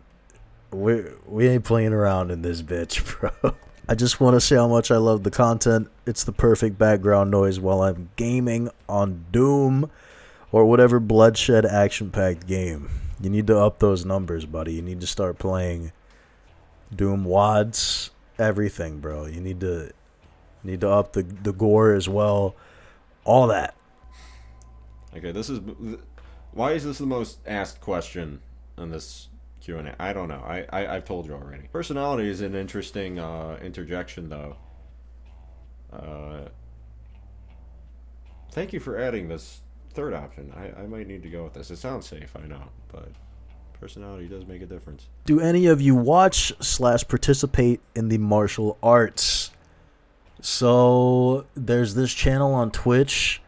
It's like this black cat with a fish that streams sumo wrestling. I think it's literally just called like sumo. It's called Midnight Sumo. That's right. It's called Midnight Sumo. I mean, you could argue that that's martial arts. No. Oh, okay. When I was younger, I also used to do karate. Of course, eventually I just kind of realized we did like drills. We basically just did calisthenics and then like one little move just so our parents could keep paying like the monthly fee for us to come back. It was really shitty. And they kept giving us these colored belts. Not necessarily as like tracking progress, just like, hey, please stay with us. So I mean, yeah, it was bullshit. But that's kind of the only martial art I ever did. So it wasn't worth it, let me tell you what. Hello, I enjoy watching y'all's videos, more particularly the Ninja Gaiden ones, as I'm a huge fan of those games. No problem. My question is for Weenop. If you put this one in the video, you're quite the character, lad. Gracias. Mucho gracias. What are your thoughts on DOA as a whole, gameplay, lore, and just everything about DOA? So, this is actually a great question. DOA in general. So, Itagaki did a lot of great things for this series, and it really was a more cohesive vision when he was directing them. But DOA 5 is the best one. I think, it's tied with 4, but they're good for different reasons, which is really weird.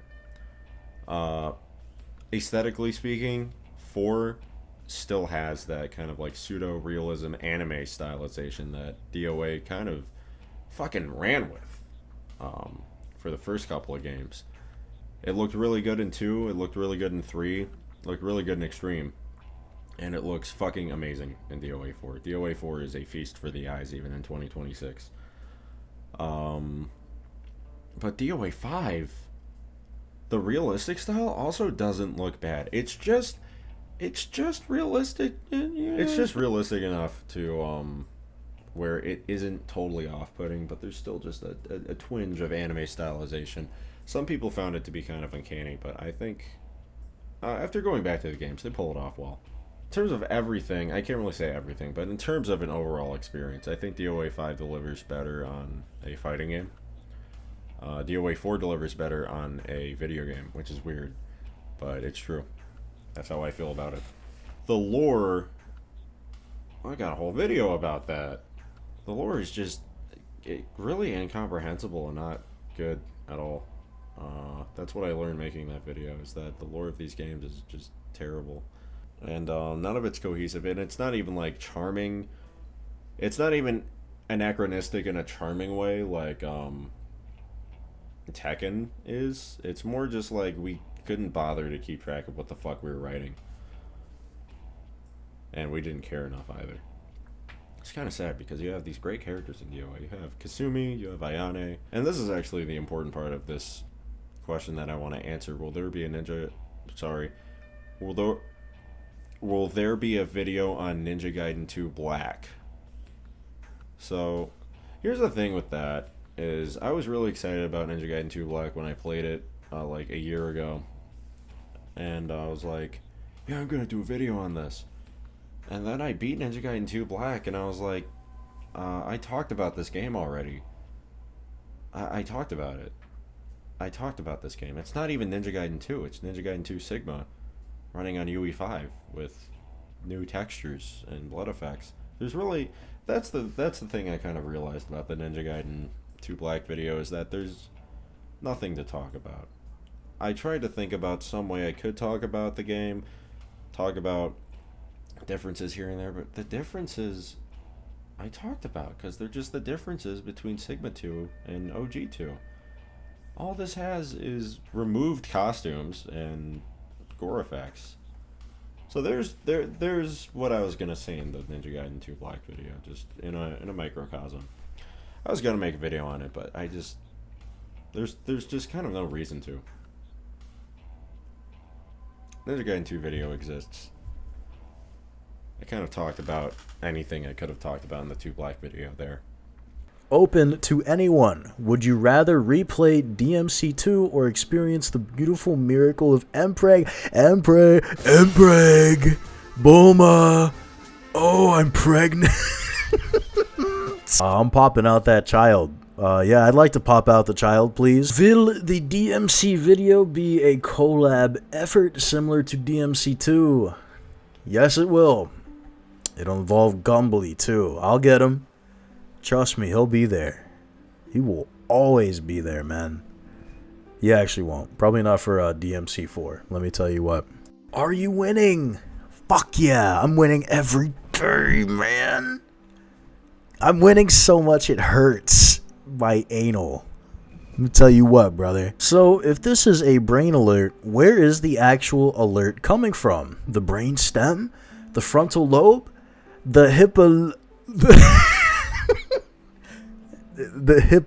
the thalamus, the hypothalamus, the hypothalamus. I feel like an alert isn't really useful if it doesn't tell you where the problem is specifically. So I understand your qualms, and we actually, if you go back to the Resident Evil ranking, we actually did quite have a reason. We had an alert.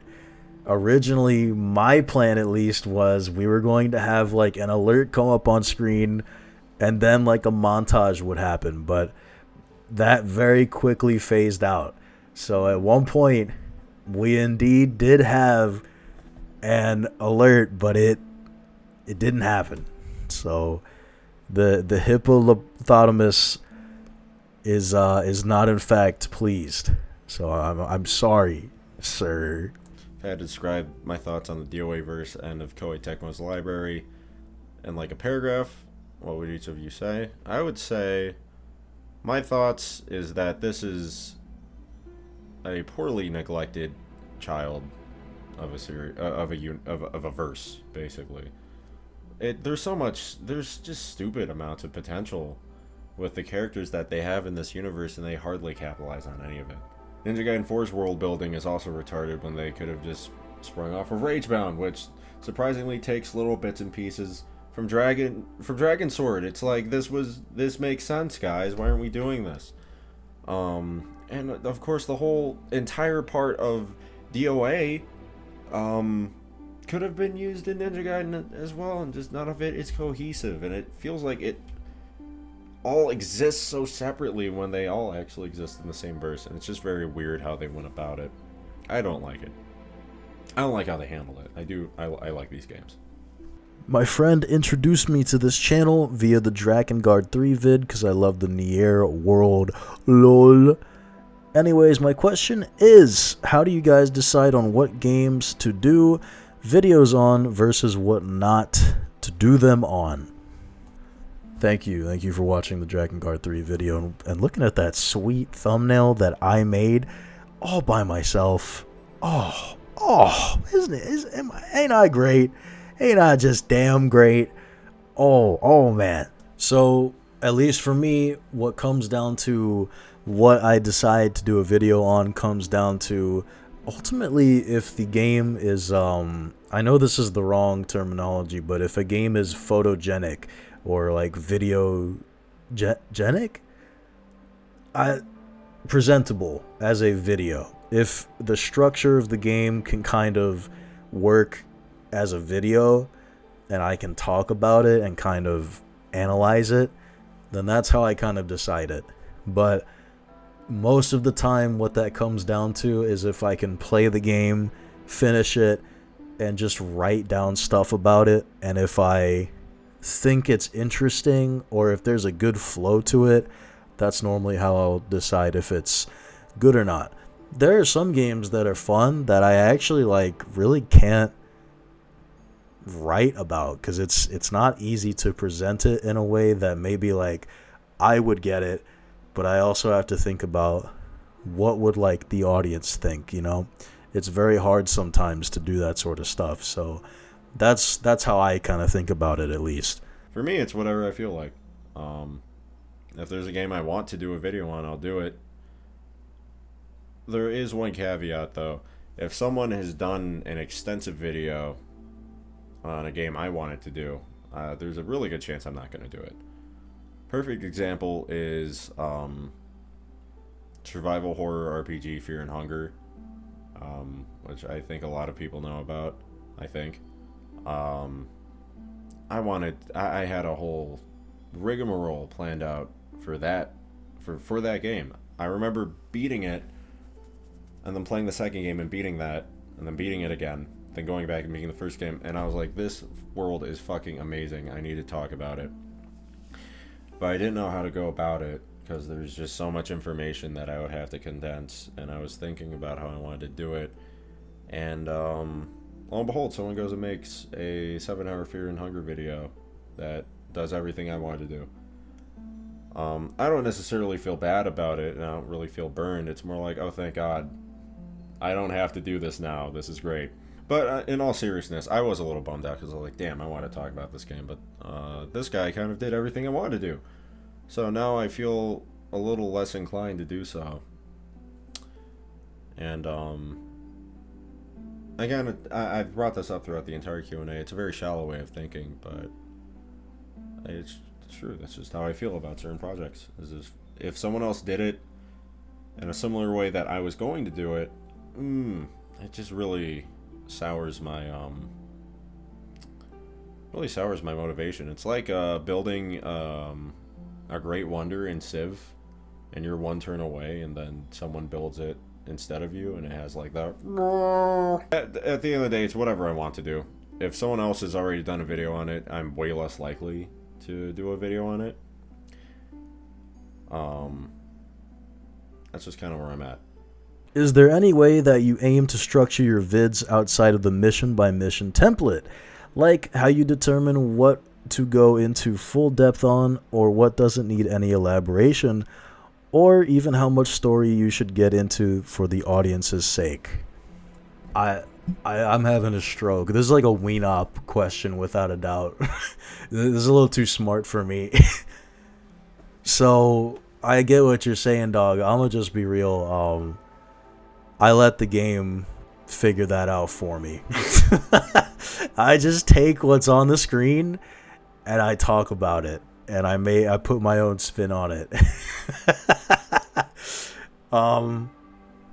There will be some times where I do feel the need to kind of go into elaboration, and ultimately with the Yakuza games, one thing that I kind of struggled with was, do I really need to elaborate on something that's being presented so simply already? It's something that I think I do kind of still struggle with to this day. So yeah, when it comes to like Yakuza 0 though, I tried to focus on the little things. I tried to focus on details people might not have necessarily picked up on. So for example, Lee-san's tattoos, a lot of people might not know what that means, and so I kind of tried to lean into that. Aono's tattoo as well in the finale in part 2, I also tried to do. It's very tough with some of those games to elaborate on stuff like that, so that's where I really try and figure things out. Yeah, I totally did not understand this question. I'm sorry. This is a very good question. I'm going to take a swig of water in preparation to answering. Okay. So really that just comes down to my creative process. What I do in terms of figuring out what needs to go into a video and what kind of gets left on the cutting room floor is as I'm working through the video, I always write the script first. My contemporaries don't always write scripts, so their way of going about this is probably different, but I almost always write scripts as a way of organizing my thoughts. I'll read through the script, I'll proofread it like 3 to 4 times, sometimes more, and I'll do this over the course of weeks, and as my feelings on a game solidify or as they change, I'll tweak things here and there. And as I'm going through the editing process, even when I've recorded out my lines in Premiere Pro, I'll listen to them back, and I'll cut things out as I'm sequencing all of the footage, and I'm listening to them, and I'm like, does this really fit? Does this really matter? Should I talk about something else here? I just consider it as I'm building the video, and I'll listen back to things tens of times over until I'm happy with it. I will reread certain parts of my scripts 8 to 9 times until I'm happy with it. I just do extensive vetting of what I'm working on in order to really figure out what is fluff and what needs to stay. I feel like I've refined it over time. I try to. I feel like as of recently I've really gotten better at filtering out stuff in the script that's kind of redundant or obsolete and doesn't really matter. I just kind of think about it critically, like, is this really even saying something, or am I just mentioning this to mention it? Sometimes I leave that in, because it's fun to just talk about nonsense.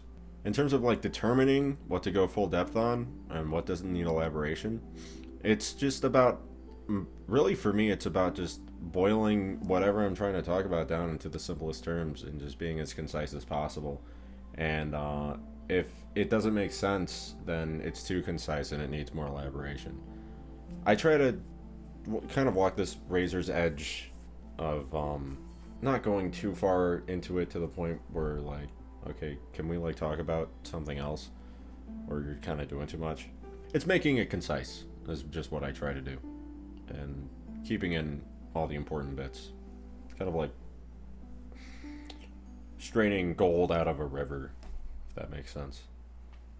Razor Blade asks, what's your favorite song? What's your favorite genre of video game?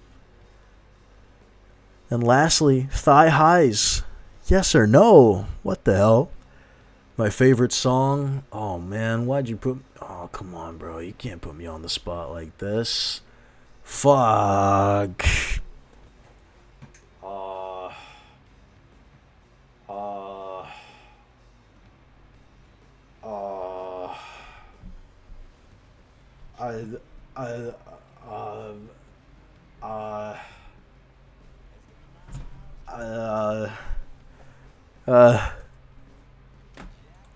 Decode by Paramore. I don't know. What's your favorite genre of video game? Hack and slash. Character action. Action? No, yeah. No. Hack and slash. Of course, thigh highs. Yes or no? I mean, at the end of the day, I mean, I'd rather not. I mean, it's certainly less to take off when it's time for the business, sort of speak, you know? I mean, I don't. It's kind of like lingerie. I'm like, in a perfect world, I should be looking at that for no longer than 5 minutes. So I mean, I don't know. That's just me though. That's just me though. Favorite song? I don't really have a favorite song. Ever. I have like a group of songs that I really appreciate. So instead, what I'm gonna give you is a song I've really been bumping recently. A song I have been listening to a lot recently is A Truckload of Mama's Muffins by Goat Snake. It's a really great song. I'm probably playing it in the video right now. Favorite genre of video game?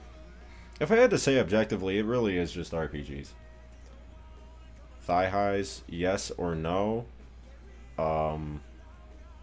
If the bunda is plentiful, then yes, absolutely. Spontaneous Courage asks the benevolent clown, when will you all get to the real content and start looking at the PSP exclusive character action games? You can't keep ducking out on Kingdom of Paradise. What is Kingdom of Paradise? What is Kingdom of Paradise, huh? Let's look at what... Oh, long play, huh? High definition. We're about to see this live. You're about to get a live reaction of what this game is right here. What is this? Oh. Wait. Alright, never mind. This game looks fucking awesome. Well, we will be covering this very soon. We, as in everyone. Gumbly and Weenop, we will be doing this soon. Don't worry. You're making me want to just say fuck it and make 2026 just the PSP era of Brain Alert. We're just going to cover PSP games in 2026. I hope you're all ready. We're just doing PSP games for the whole year. We might do it into 2027. Who knows? Do any of you fuck with anime? All of us. If so, what's each person's top 5? P.S. I really appreciate your vids. I appreciate you. God damn it. You fucking remember that for the rest of your days as you rot away. Well, I haven't watched much anime, and in a minute you will understand why. My top 5 goes a little something like this. Number 1 is One Piece, baby. Yeah! Cue the music. Number 2, pretty hard to have a number 2. I guess would be Hellsing Ultimate / Hellsing. It's really the same. It doesn't really matter. Hellsing is just too good. I love the aesthetic too much not to put it up there. Number 3 would be Full Metal Alchemist Brotherhood, and technically Full Metal Alchemist 2003. again, it's a little too much of the same to not really separate them. I'm just gonna put them both in there, because again, it's the same shit. Honestly, at least once he faces greed, Ed. Number 4 would be Dragon Ball, as in the Kid Goku series, specifically 22nd and 23rd Budokai Tenkaichi. I love that shit, and I honestly can say that it's better than anything Z has to offer, besides a couple fights in Z, obviously. And then number 5, it's actually pretty simple. It is Fighting Spirit, Hajime no Ippo. I fucking love that shit. It's peak. It's the peak sports anime, pretty much. I can't think of anything else besides that. So yeah, easy. All right, I am in different attire. This is I'm doing like a retake. I'm doing a retake on some of these because I didn't like my answers. I'm doing these like a month later. It's like a whole month later. It's February right now. 2 months later, I guess. That's sad. This took a long time to come out. My top 5 anime. I have really like unk-coded taste in anime. I can't really give my top 5 in any particular order, but let me think about. Okay, yeah, that's why this Q&A took so fucking long. I think my top 5, some anime that really stuck with me. I guess sort of a basic bitch answer, but I guess also a very uncoded answer is Full Metal Alchemist 2003. I like it. Okay, so I guess it's not really contrarian opinion. I guess it is kind of contrarian. 2003 has always appealed to me more in terms of like the first 20 episodes of the anime compared to Brotherhood. I think it's night and day. Brotherhood kind of rushes through the first chunk of the story because it expects that you already know what's going on naturally. You know, if you're jumping into Brotherhood, you're probably already familiar with the story.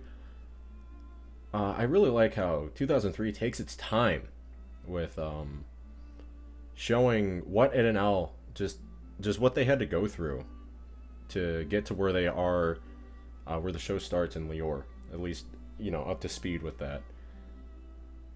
Everything from their mom's death to them losing their bodies to going to Central and that whole grind of them becoming state alchemists. They really didn't recapture that in Brotherhood, and that kind of bothered me. Nina's death felt a lot more impactful. Ed's study and just basically grind to become a state alchemist felt a lot more arduous and just a little bit more drawn out, which was good. And most importantly, the biggest distinction is Mace Hughes. Hughes' portrayal in Brotherhood versus 2003 really like defined why I like 2003 so much more. The relationship that Ed and Al had with Hughes and his family in 2003 felt a lot more personal, felt a lot more close. Ed shares a birthday with his fucking daughter. They helped deliver his goddamn baby. I felt like there were just a lot more character moments between Ed and Al and Hughes in 2003. And Brotherhood didn't really have that. Brotherhood just kind of like coasted along. It introduced Hughes. Yeah, here's Hughes, here's his family. We gotta keep this plot moving. But 2003 just kind of had these moments where they were just together. And it felt like it showed Hughes' support of Ed and Al a lot more. And his death really hit like a fucking truck when it eventually came. Now, I am biased because I watched 2003 before Brotherhood, and Hughes' death didn't really hit as hard, but I will acknowledge I have a little bit of bias. But I also like the art style in 2003. I think it's a lot better than the softer style that Bones went with in Brotherhood, but I can see how some people that wouldn't really matter. So that was just like 1 out of 5, so I guess 4 would be Hellsing. I mean, you know, that's not a fucking shocker at all. I'd say top 3 would, again, these are really in no particular order, but top 3 would probably be the original Trigun anime, with I think Johnny Young Bosch voiced Vash the Stampede. That was a really fucking good anime, man. It starts off a little slow.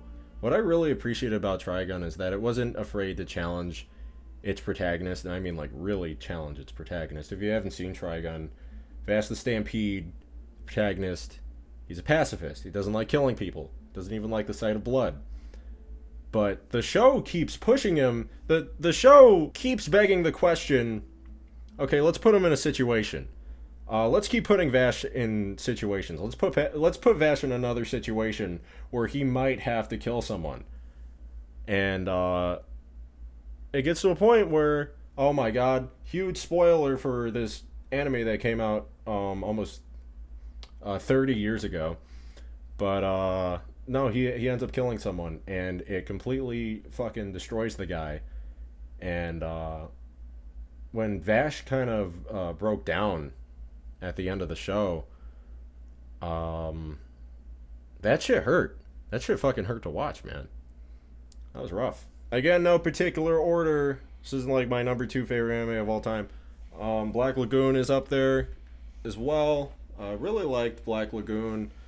Something I really admire about Black Lagoon is how it doesn't feel like an anime at all, in terms of tone. Black Lagoon is the most Western piece of Japanese media I've ever consumed. And I don't even mean that in like a meme shit way. It is so antithetical to a lot of anime tropes to the point where it genuinely feels like something a Western studio made. It does not feel like a Japanese... It really doesn't feel like a Japanese anime at times.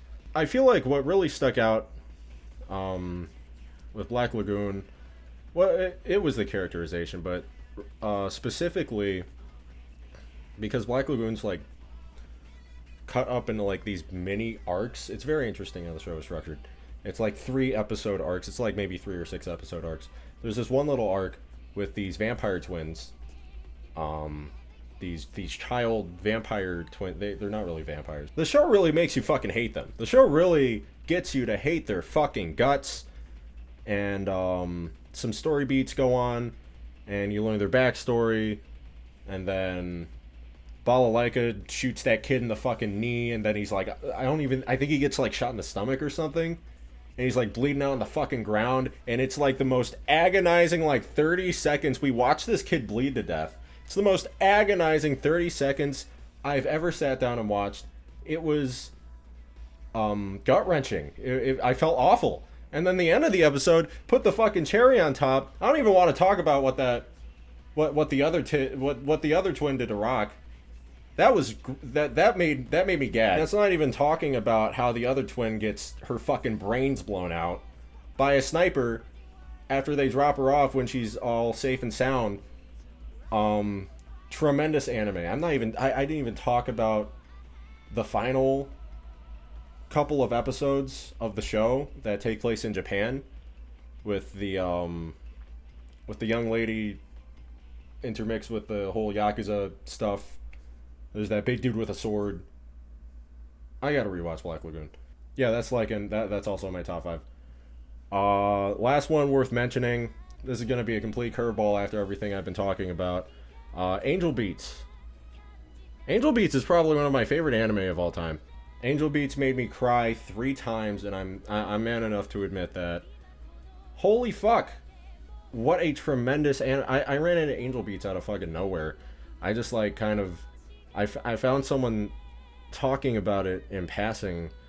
I was like, okay, what's this moe shit? I gotta check out this. I only watch manime. All right, I only watch shonen anime. I need to see 2 guys fighting till a limb falls off. I'm not gonna watch this girly shit. Angel Beats isn't really girly shit. Angel Beats is also my top 5 of all time. I'm not gonna elaborate.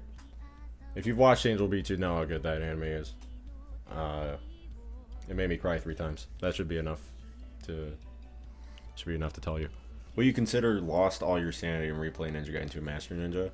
I might say fuck it, and if we get to this point in the channel, I might live stream that. I don't know. I've been thinking about streaming for a while.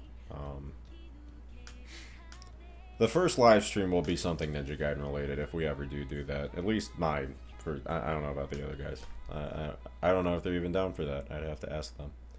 What are you thinking about modern remake culture? I think it's good. There are a lot of things that some remakes do better than the original. A lot of QOL stuff, quality of life. I do think some of them are a little unnecessary, but it's a double-edged sword. And honestly, it's it's a subjective complaint. But for games like RE4 Remake or the Final Fantasy VII remakes that take the games and kind of give them, stretch them out a little bit and give them more characters and more work on those, it can be too much. But at the same time, I mean, if I were a fan of like Final Fantasy, I wouldn't really complain. I'd get more of these characters, and I think that's great. It's a tough spot because remakes play it safe, and people love more of their favorite childhood game at the end of the day. So who am I to really say it's a bad or a good thing? It's definitely a thing. And gotta be honest though, I think some remakes definitely don't need to be a whole yearly thing like the RE remakes or some of the Yakuza Kiwami remakes. Those are those are not needed sometimes, let me tell you what. Who would win a drinking contest, Ryu Hayabusa or Dante? Something tells me I just feel like Ryu would win. I just feel like he would. You want to know why? It's because I can imagine Dante tipsy. I can imagine Dante drunk. I can't imagine Ryu ever drunk. If he would be drunk in this hypothetical, he would be really good at hiding it. But I can totally imagine Dante wasted. Will we not do more Drakengard / Nioh videos? I liked his analysis on Drakengard 3. Thank you so much. Yes, more are coming. Hopefully soon. If I can muster up the courage. Who would look hot in a Speedo, Ryu Hayabusa or Dante?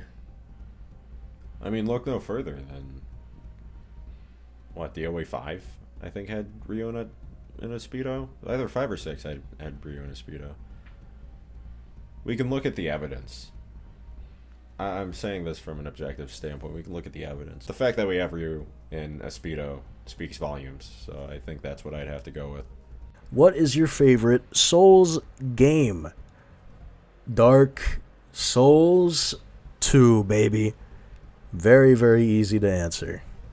Shout out to the GOAT, Yorm. I love me some Yorm, man. The GOAT. That's the GOAT right there. Yorm, brother. Favorite Souls game? Dark Souls 2. People don't like to hear that, though. Which one of you is most likely to do crack?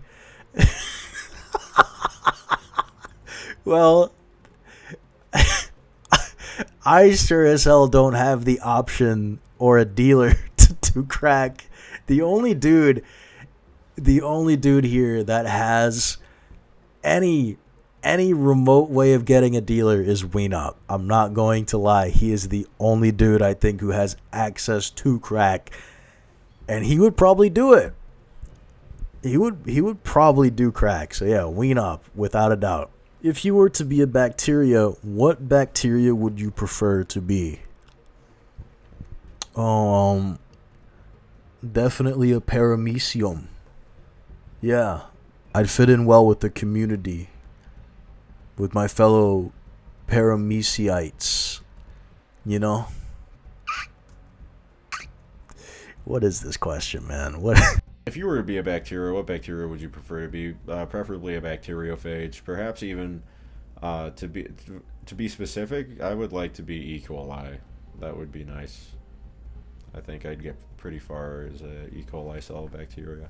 Will you guys accept a fourth brainer host, like a fan who wants to join in on the channel, or maybe an editor to assist with videos? I'm also curious if you guys want to add Portuguese or Spanish subtitles in your videos. I feel like the Latin American region would like your videos too. Probably not a fourth. Yeah, I don't know. I think the style is fine. A fourth would ultimately have to connect with all of us. I think what makes this channel so special and what makes all of us work together, Bob, is that we all have a chemistry with each other. We have like years of friendship between all of us, and that's what makes it work. That's what makes us bounce off of each other, Bob, together. So unfortunately, no, we're not accepting tryouts. As far as adding Spanish subtitles or Portuguese, I don't know if the Latin Americans would fuck with us. I don't even know if our videos are allowed in South America anymore. I don't even know anymore. Maybe they are, maybe they aren't. I don't know. I don't really know. As of right now, no. I feel like there's a good equilibrium with 3 people.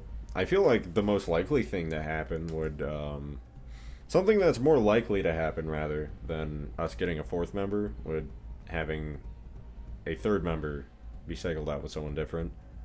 Like me being replaced with like a new guy named like Splurgo or something. I don't know.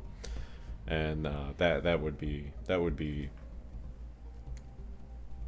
more likely, is what I'm trying to say. I don't think we'd have a 4th person. If you guys want to add Portuguese or Spanish subtitles in your videos, I feel like the Latin American region will like your videos too. I think they do. We have a lot of LATAM commenters from what I can tell. And we are enjoying that. Much love to Latin America. Thank you for your support. Do Pleasant asks, which underrated action games would you guys recommend to the average action game fan? I haven't really played a ton of like underrated action games. I really haven't had time to, but there's only one. If you like Full Metal Alchemist, the Full Metal Alchemist games are pretty fun. Like just shitty action games. They aren't really good, but they're fun, especially the sequel, especially the one that covers the 2003 show, or at least I think it does for like a minute, and then it goes off into its own sequel. That one's actually pretty fun. I'm not gonna lie. The sequel, forgot what it's called off the top of my head. I think it's like Curse of the Crimson Elixir or whatever. That shit is actually low key pretty fun. Like no joke. It has some sauce behind it. I'm not gonna lie. I would recommend that. The Ghost Rider action game for the PS2 is actually really fucking good. That is an underrated gem. Svit talked about it. That's why I didn't make a video on it. Are we getting face reveals anytime soon? Totally understand if not, though. All of you have such distinct voices, and I'd love to see the faces behind them. Definitely won't touch myself to the video either. Whip it out, bro. That's all good. I understand. Y'all fuck with Monster Hunter? And if so, what weapon do you main? Me and Gumbly fuck with Monster Hunter. Gumbly is like a giga Monster Hunter master. He is undoubtedly a goat. As far as me, I'm a mere peasant. I actually just bought GU recently, by the way. It was like $10 on the Switch. My weapon that I main is Sword and Shield, Great Sword, Bow, and oh, that's actually it. Never mind. I was going to say hammer. I don't really use hammer, though. I just use the sword and shield now. But yeah, that's what I use. From My Dragon Balls. How did you guys get the idea to start this channel? Oh, I've already answered that other one. So, the rechristening of Brain Alert, I do have to say, was inspired from the channel Cytonox, once again with Alex San and Jack San. I don't know why I did that. And it basically just involved us going, oh, we should give this ranking business a shot. And eventually, Weenop just kind of decided that he should do the essay stuff. And then eventually, I decided, you know what, I'll give this a shot as well. I honestly can't tell you why we started doing video essays. I guess Weenop, maybe there was a part of him that wanted to one-up his appearance in the boss ranking. I don't know. Maybe he just watched like Video Slop over the pandemic and was like, damn, I can do this now. I don't know. But there's certainly no inspiration behind me. I just followed Weenop. I was like, fuck it, let's do it. So that's why we formed what Brain Alert currently is now, before it was a podcast. It was not a very good one, let me tell you what. From Bonded Metal 1. Have you guys ever watched the 86 anime? No, I haven't. Is it cool? Wait, let me see. Oh. Are they wearing what I think they are? Oh, okay. I'll give this a watch, alright. Let me tell you what. Have you guys watched the Gundam Iron-Blooded Orphans? No, I have not, but I'm trying to watch Gundam, but of course, as usual, I don't know where to start. But I would love to one day get to watch Gundam. That's the next one I'm looking to conquer. I've already answered number 3. Have you heard or played the Goddess of Victory, Nike? Hell no, we don't goon in this bitch. We play Dokkan, baby. Oh yes, Dokkan. Yeah. You know, I was playing Dokkan. I'm a free-to-play slave. I used the stones that they give you, the pity stones they give you when it reaches top 1. I pulled Intelligence, LR, Future Gohan, exchanged with Trunks. My first fucking try, man. The art for that fucking thing looks awesome, man. God, I love that shit. I love that whole movie. I love everything about that scene. Fucking, this is for Gohan, the card. But, I'm sure Weenop will have already explained his problem with gacha games. But yeah, I actually don't think I have enough space on my phone to install Nike. Oh, God. If I ever watched Gundam Iron-Blooded Orphans, I've always had a passing interest in Gundam, but never really bothered to dive in. They opened a Gundam store in my state, which huge docks, I guess. I don't care. So now I feel really compelled to get into it just because they got this big ass store that opened, and I'm sitting on the sidelines like a fucking square. I have a passing interest in Gundam, but never watched Iron-Blooded Orphans. If this is a recommendation, I will put this on my list. Have you heard of or played Goddess of Victory, Nike? Oh, absolutely. I had a Nike phase last year. I had to stop playing because my phone was overheating. But it also took up so much space on my phone. I ran out of space so fast. I do like Nike though. I get the urge to re-download it every so often. That's a great gacha game. I'm just mad I missed out on the 2B banner. That really burned. That was after that was before I got into the game, unfortunately. Hola. Espero que tengas un bonito día. Gracias, amigo. Where did you leave the body?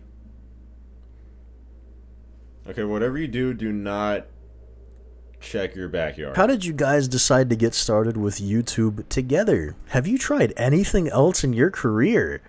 Weenop is only 21 and he already produces high quality videos like it's his full time. Alright, I'll just fucking give up right now, bro. No, I'll just fucking blow my head off with a 50 cal, bro. Nah, it's all good. It's all love, man. It's all fucking love, man. It's all good in this shit. I'm actually not gonna hit my mic. I'm actually not doing that shit right now. Well, I decided to get started with YouTube primarily because we did a podcast called Brain Alert, and basically we were doing the podcast and we noticed as the pandemic came to an end, it kind of started shrinking down to just me, Weenop, and Gumbly, and eventually we used our skills to start the boss ranking. And at the time I was graduating high school and trying to get into film school, as it's known, from university, and I basically taught Weenop everything I knew Yeah, 21-year-old beast. What can I say? How did you guys decide to? How did you guys decide to get started with YouTube together? Have you tried anything else in your career? Weenop is only 21 and he already produces high quality. I wouldn't call him high quality videos like it's full-time job. Really curious to hear your guys' story. I started YouTube as a way to pass the time after some shit went down in my life. I tried a couple different things. I tried doing HVAC for a while and I didn't really like it. I just kind of had to sit down and think, what do I want to do with the short amount of time that I have here on this planet? People seem to like the videos I make. I like to make them. And if people are willing to support me and my friends making these videos, then I think that's something I'm willing to put a lot of time and effort into. What's the inspiration for the Brain Alert channel, specifically where the name comes from? I was waiting for someone to ask this. So I didn't come up with this name. None of us did. I heard a guy screaming it. Okay, I gotta cover my mouth because I'm about to burst the fuck out laughing. I heard a guy screaming it in a TF2 lobby. I was like 14. It could have been a time traveler or just a deeply insane man, but he was screaming it every time someone like fucked up or did something foolish. It's like, oh, brain alert, brain alert. He was screaming at the top of his lungs. I thought it was the funniest thing ever. And that name, just not name, I guess words, stuck around in my head for years. And then like we were starting this channel again. It was something completely different at the start. There's actually another guy involved. One of our other friends actually started this with us, who is not involved with the channel at all anymore. I was like, oh, what should we name it? I was like, oh, let's name it Brain Alert, because I thought the words were funny. Oh, it's also where Weenop comes from. That this name doesn't mean anything. It's just I put we and op. I put ween and op, ween and op together, and I thought it sounded funny. None of these names have any significance. I'm sorry if you thought there was a deep story or something. What do you think about Balkan? And will you come out to Rizika Crow when the world will be ending to have fun with us? I will be there, brother. I will be there day one, man. I will be there. Don't worry. I will be there when the world ends with you. I promise. That's a good ass DS game, by the way. Absolutely. Croatia looks awesome.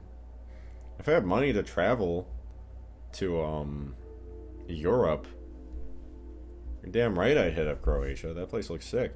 How often do you motherfuckers get high as shit before pressing that record button? I don't even do drugs, bro. I'm just a freak, brother. There ain't no damn drugs on this bitch. What is Ryu's best design in your opinion?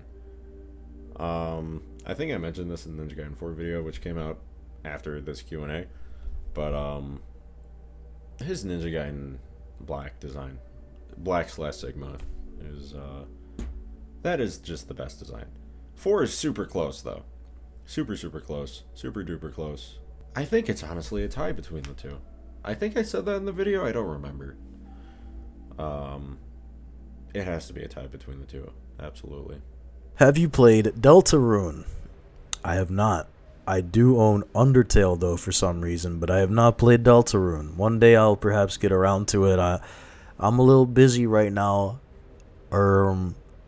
Eating Pringles, sour cream and onion. No, actually, I played Undertale recently though. That was a great game. I didn't finish Undertale though. I need to finish Undertale. When I finish Undertale, I'll play Deltarune. But I haven't gotten around to it. It's hard for me to finish games. I have a fucked up attention span. What were your thoughts on Yakuza 8 and Yakuza Like a Pirate? So, I don't necessarily think they're the strongest games in terms of story. Those games, if anyone doesn't know, were written by Suyoi Furuta, who, if you guys don't know, was the writer behind Yakuza Dead Souls and Yakuza 6. So, yeah, And apparently, from what I heard, Masayoshi Yokoyama has been busy writing Stranger Than Heaven, so he didn't really have a ton of input behind Yakuza 8 and Like a Pirate. I don't know. A lot of people say that these games aren't the strongest, but I had a ton of fun playing the games, honestly, and I think that just comes from the fact that I am a tourist-ass motherfucker. But even with Like a Pirate, while some of the ship writing was utter hell, I could not stand like the speed I was going with the pirate ship. It was frustrating.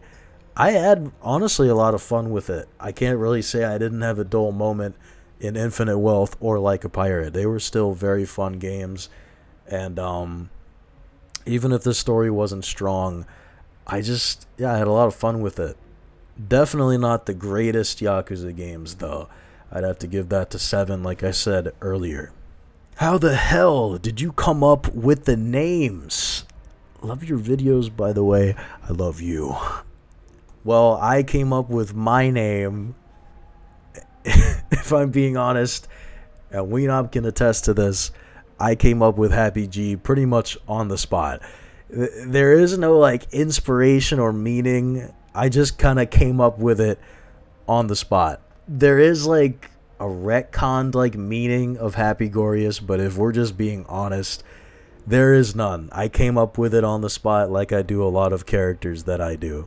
You know, there's obviously Happy, which is, you know, he's a happy guy, but that's about it. That's really it. I can't tell you. I just put words together until it kind of makes some sort of sense. So that's what Hapygourious means. It literally means nothing. Eventually I found out that Gorious, if you put an L, it's glorious. And I was like, oh shit. So I eventually turned that into something. But yeah, it's like a part of my brain is just fogged out. And then it's like, what if we took the L out of glorious? And my brain's like, damn, that's good. I like that. So yeah, that. Oh shit, man. This is a long Q&A. It's a long ass day. Rust in Peace or Justice for All? Oh, you're comparing the wrong Metallica album, man. It's easy. Rust in Peace. Rust in Peace has the better art. It has the better instrumentals. Quite frankly, though, the only reason I'm putting Rust in Peace over Justice for All is because you picked the worst singing comparison out of any Metallica album. Because we all here know that Hetfield is fucking 10 times better than anything Mustaine could ever do. It's just that simple. But yeah, if you're comparing Rust in Peace and Justice for All, is it really even a comparison by this point? I don't think it is. Justice for All is good, but come on, it's no Rust in Peace, man. It's no Rust in Peace. Rust in Peace or Injustice for All? So don't do this to me. So if we're talking riffs, we're gonna have a giant digression here because this guy is talking about thrash metal. We're gonna have a massive digression. So if we're talking strictly riffs, Marty Friedman mogs the fuck out of Kirk Hammett, and in every sense of the word. I don't even think Kirk Hammett's a particularly good guitarist. Marty Friedman, I was introduced to Marty Friedman in Cacophony with Jason Becker, who was my favorite guitarist, and I remember listening to that shit there. Then I realized, oh, this motherfucker played on Rust in Peace. And then I gave that record another listen, because I only listened to a few songs at the time, because I was like 14 and retarded. And I actually sat down and listened to the whole album. I'm like, this is like the greatest thrash metal album of all time. And I really like And Justice for All, but the production is just so shoddy. What they did to the bass is just kind of reprehensible for a metal record. It's really bad. It's really bad. It sounds so airy. It sounds too airy. There's not enough like punch to it. It's not heavy enough. Without the bass, there's no heaviness to the heavy metal. There's no heaviness to my thrash. What did you guys do? Rust in Peace is properly heavy. It's properly fast. But I've never liked Mustaine's vocals. I'm not alone on this either. I think most people's problem with this album is the fact that Mustaine just kind of sounds like a little girl. It's fucked up because I do like Megadeth. Euthanasia is my favorite Megadeth album of all time, and I think his vocals are good. His vocals are good on that. Honestly, I think they're great, but that's because Euthanasia is more melodic. Euthanasia is not really a thrash metal album. It's more just kind of like heavy metal, but that is peak Megadeth to me, is Euthanasia. Because that's where they really hit like a good, like, this is Megadeth. Like, it's not quite thrash metal, but it's Megadeth, and that's fine. Rest in Peace is some good ass thrash metal. And Justice for All, man, it's still a solid record though. Blackened is straight up just one of the best Metallica songs of all time, and Blackened is a banger. I even like the less popular ones, like Frayed End of Sanity and Eye of the Beholder. Those are really fucking good thrash metal songs. Frayed End of Sanity is just kind of like riff salad, but you got songs like that, and then you got songs like Dyer's Eve. Oh, no one fucking talks about Dyer's Eve. That's a great thrash metal song. That is one of the better of like Metallica's real underrated tracks. Of course they don't play it live because it's just I almost called him Kurt Cobain. What the fuck is wrong with me? James Hetfield. It's just James kind of complaining about his mommy and daddy issues, which is justified given his upbringing. But God, that's a good fucking song. Talking about this makes me want to listen to Injustice for All in its entirety. Of course you have One. Everyone knows One is good though. I don't need to talk about that. But Rest in Peace overall. It sounds better. You can't go wrong with the riffs on Rust in Peace. You can't go wrong with the song Rust in Peace. You can't go wrong with Hangar 18. Tornado of Souls. Bro, show me a song Metallica's made that matches Tornado of Souls in terms of songwriting, in terms of riffage, in terms of production. Please show me. I need to see it because I have not heard it. And I adore the first 4 albums of Metallica.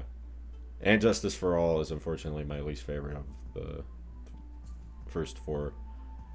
I like Kill 'Em All. That is my favorite Metallica album ever. They never did. They never did better than that. I really don't think they did. I'm really digressing at this point, but ultimately, Rest in Peace or Injustice for All, Souls of Black by Testament mogs both of these records completely. I think Testament mogs Metallica and Megadeth completely, just in general. Have you guys ever thought about making more fighting game content? I love the DOA video and now I'm craving more. Again, like I said earlier, it's kind of hard to do like analysis of a story. Maybe in the future there's a possibility that there's legs for like learning a character and maybe talking about their lore and like going in ranked and using that character. But yeah, like I said, you know, the idea of doing a story or like lore video, very hard with a lot of fighting games unless we start doing the more niche ones like Bloody Roar or something like that. You know, then we might be in business, but I don't know. Hapygourious has a laundry list of Tekken clips that are available on the Patreon, I'm pretty sure, unless there's some other way of getting them. In terms of like actual lore stuff, you might get a Guilty Gear video. I really do I adore Guilty Gear. It's such a great series. The lore is properly it properly matches the tone of this channel, so I think we're due for a Guilty Gear video sometime down the line. But in terms of like Tekken or Mortal Kombat, probably not. Does Weenop know that he's the main character? Hapygourious, the cool side character. I think he should just go by the clown.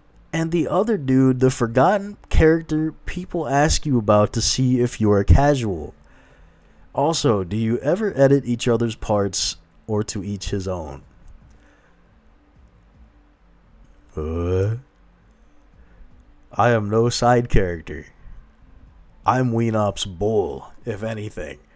And so am I to Gumbly. I'm also his bull.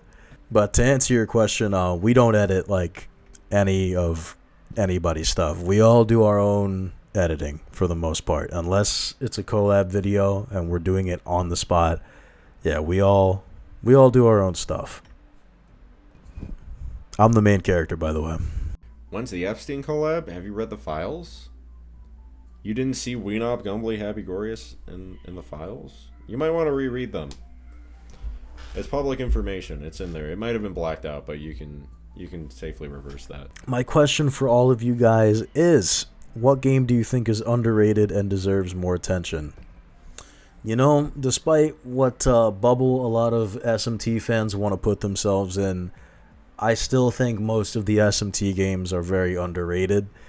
They are very much still under the radar, and I think that SMT Nocturne should get way more attention than it does. 10 times the amount, because I feel like it is genuinely an amazing experience of a damn game. But it is still very underground, so I'd love for it to get more attention. What would I say to someone whose first Ninja Gaiden game was the original release of Ninja Gaiden 3? I'm sorry. Can we put Momiji in low S tier if we create a triple S tier that's exclusive to Ayane? I'm a proud Momiji pig. I think we can agree to disagree. I think we can bridge... Sorry, I thought my power went out for some reason. I think we can... We don't need to fight anymore. I can forgive the Momiji pigs. Momiji is bad as fuck. She can sit in the triple S tier with Ayane. Don't worry about it. We don't need to continue these brother wars. I extend my hand to you. It's all right. Favorite Fightan game, and why is it KOF 98? Yes. Is King in that game? Is King Art of Fighting in KOF? I assume she is, right? Oh, she is? Okay, it's Peak then. It's Peak. Yeah, we're good. No, I agree with you now. Certainly not my favorite of all time, but Guilty Gear Xrd Rev 2 is something I've really been digging as of late, for sure. Not favorite fighting game of all time, but favorite fighting game as of the past 2 weeks. Oh, absolutely. Do it, Jiggle. Well, yeah. Of course, Gumbly's wife does. 30-year-old boomer 17 asks, what's your opinion on beat-em-up games, i.e. Streets of Rage, Mother Russia Bleeds, etc.? Very unk-ass beat-em-up stuff. However, I will say I do love playing some Tekken Force on Tekken 3. And when I was really young, I loved watching the Alien vs. Predator arcade game. I guess that's kind of like a beat-em-up. God, I fucking loved watching that shit. For whatever reason, dude, when I was like 9, I had an iPod and I would watch like I watched like an entire Let's Play of it, because it was, I don't know why I did. It was so captivating. But yeah, outside of that, not really too much beat 'em ups for me. Those are my GOAT beat 'em up games, I guess. I am actually not a big beat 'em up guy. I don't like beat 'em ups. My favorite beat 'em up is Castle Crashers, and that's like baby tier. That's such a baby tier beat 'em up. There's better beat 'em ups out there that I've yet to play. I'm certainly open to trying them though. Have you ever been excited for a game to release only for it to be a major disappointment? If so, what was the game? Oh boy, I was around for No Man's Sky. Look, No Man's Sky is awesome nowadays, but yeah, when it released, I remember people got fooled, and it didn't have like any of the content that was promised. I mean, technically it did, but you know, I definitely feel like there was an expectation. Sean Murray got flustered and he got nervous, and he basically jumped around some of those questions but I definitely do feel like I got swindled to this day. But No Man's Sky is awesome now. But yeah, I remember the Siren's Call. I heated towards it with no warning, and I got bit, bruh. I got eaten up. I have exactly 2 instances of this happening. The first instance was Wolfenstein 2 for the PS4. Wolfenstein 1 is a game I love. Well, not 1, sorry. Wolfenstein The New Order is a game that I love to death. That is... I've said this like 3 times in this Q&A. One of the best shooters of all time. That game's so fucking good. Ooh, what a fucking immaculate shooter. From narrative to gameplay to aesthetics. Oh, Machine Games made a feast for the fucking eyes and soul with Wolfenstein The New Order. Was not impressed with the new Colossus. I didn't like the weird, like, stealth sections that, like, the Force... What the fuck was up with that? What was up with, like, the officers that would just call in... Just the power deck officers that would just pour enemies into the arena, and it just fucking sucked the fight. For the first half of the game, Blasco has, like, gimped health. He has 50 health. This is the most retarded decision I've ever seen. Why they did this, I will never understand. The upgrades were pathetic. The weapon upgrades, first and foremost, were not great. The machine pistol had, like, a nail gun thing going on. I don't know what they were doing. If memory serves me right, the laser Kraftwerk completely made every other weapon obsolete. It was a powerhouse in that game. You didn't need anything else. The auto shotguns were awesome though. That was cool. I like the auto shotties. But the actual like upgrades that Blasco could get were utter dog shit. They were so bad. They were complete trash. They were dookie.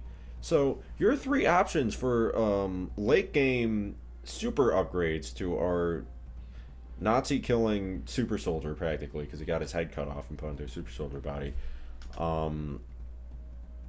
He can squeeze into tiny spaces. He can spontaneously gain 10 feet of height with stilts. They give you stilts in a high octane Nazi shooter game. They give you stilts. And then the third option was really the only practical one. It was like a shoulder bash that would turn enemies into like red mist, and it was actually pretty cool. But more often than not, you would just get fucking melted because the enemies did so much damage, even on like the not so hard difficulties. The final stretch of the game was like really sad. Not like emotionally, just like it was hard to watch and play because it sucked. You go on the I don't remember what it was called. It's a big airship. Nothing happens. You fight like 2 power dicks. They're not a boss. It's not a boss. You just fight 2 dildos. You fight 2 giant dildos that are like these giant like robot dudes. I don't know what they were doing. There's no like final boss in this game, and I was so confused. I was like, there's no like Mega Hitler. We saw Hitler. There's no robot Mega Hitler. What happened? Why did you fumble so hard? And Frau Engel was a terrible villain. She should have died in The New Order. Death's Head was fucking amazing. Death's Head is one of my favorite villains in any FPS game. Death's Head was so fucking good. Oh my god, he was voiced by Mung Dahl. That's how good he was. You probably didn't know he was voiced by Mung Dahl from Chowder. That nigga was so fucking creepy. He puts your friend's brain in a jar and puts him in a robot. This game is amazing. What does Frau Engel do? Nothing. She has a fat daughter. That's what she gets. She gets a fat daughter. That's it. And she gets her face crushed in the first game. Frau Engel was terrible. Such a terrible villain. I still think about how bad Frau Engel was. It's so shocking how bad they fumbled Wolfenstein. Because, like, the new Colossus wasn't even the end of it. Then you had Youngblood, which was just, No. Never gonna talk about that. Anyways, the second time was Fallout 76. And I think that's a story that speaks for itself. Dostwood asks, who are your guys' favorite metal bands? So, I'm kind of a poser when it comes to metal. I listen to a lot of pretty basic shit. Nothing too exciting. Of course, there's your Metallica, your Megadeth. I guess you can possibly count Amon Amarth, Creator. Definitely listen to some of that goddamn Sodom from time to time. Atheist. Some good old Rammstein from time to time. You can't really go wrong with Peter Steele's first band, which was Carnivore. Can't go wrong with some of that male supremacy, you know what I'm saying? Of course, you got Pantera, which was a big favorite of mine growing up. So, not like too crazy like metal stuff. I'm actually a lot more like metalcore and new metal, if anything. I pretty much listen to like every big new metal / like metalcore stuff. Obviously, there's like the Pierce the Veils, the old Bring Me the Horizon stuff, specifically that goddamn Sempiternal.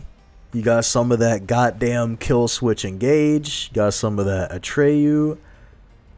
Of course, some more modern stuff. You got like Motionless in White, Spirit Box. I could go on all fucking day about metalcore bands.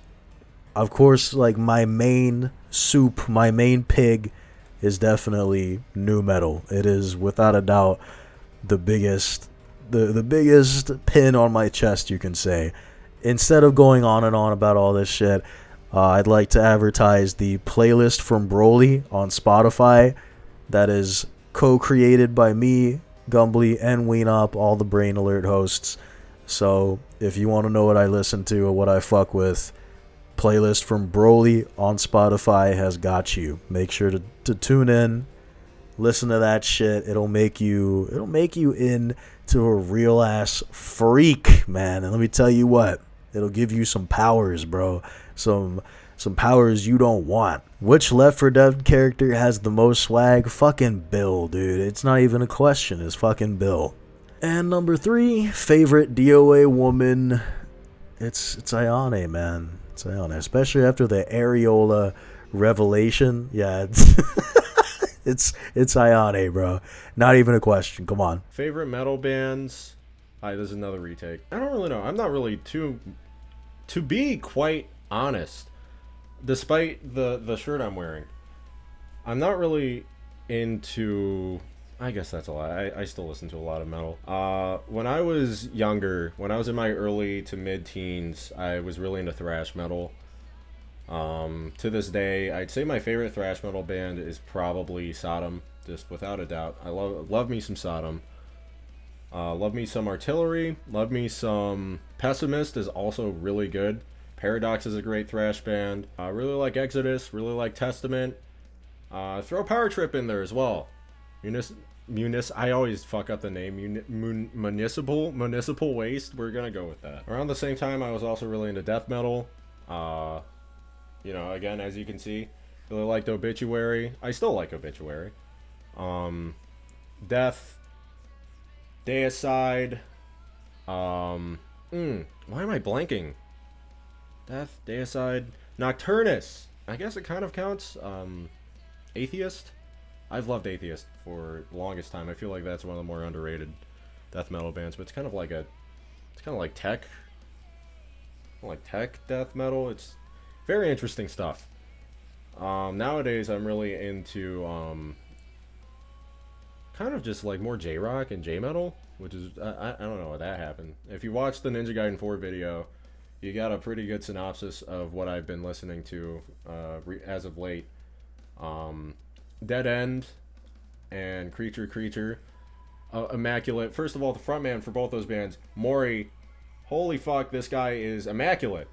I love anything this guy has made. I love his solo career. I love Creature. I love Dead End. If you haven't listened to any of this guy's shit, I played it in this Q&A video, as a matter of fact. You probably didn't hear it. Really fuck with Duran Gray. Really fuck with Nocturnal Bloodlust. Well, that's one of the more newer bands. I don't really like the newer J-rock, J-metal, VK, whatever you call it. Well, I suppose I do like some newer stuff. Glanskir is another band I've really been digging. Plastic Tree is really good. I also really like, what are they called? The Gazette is another great modern VK.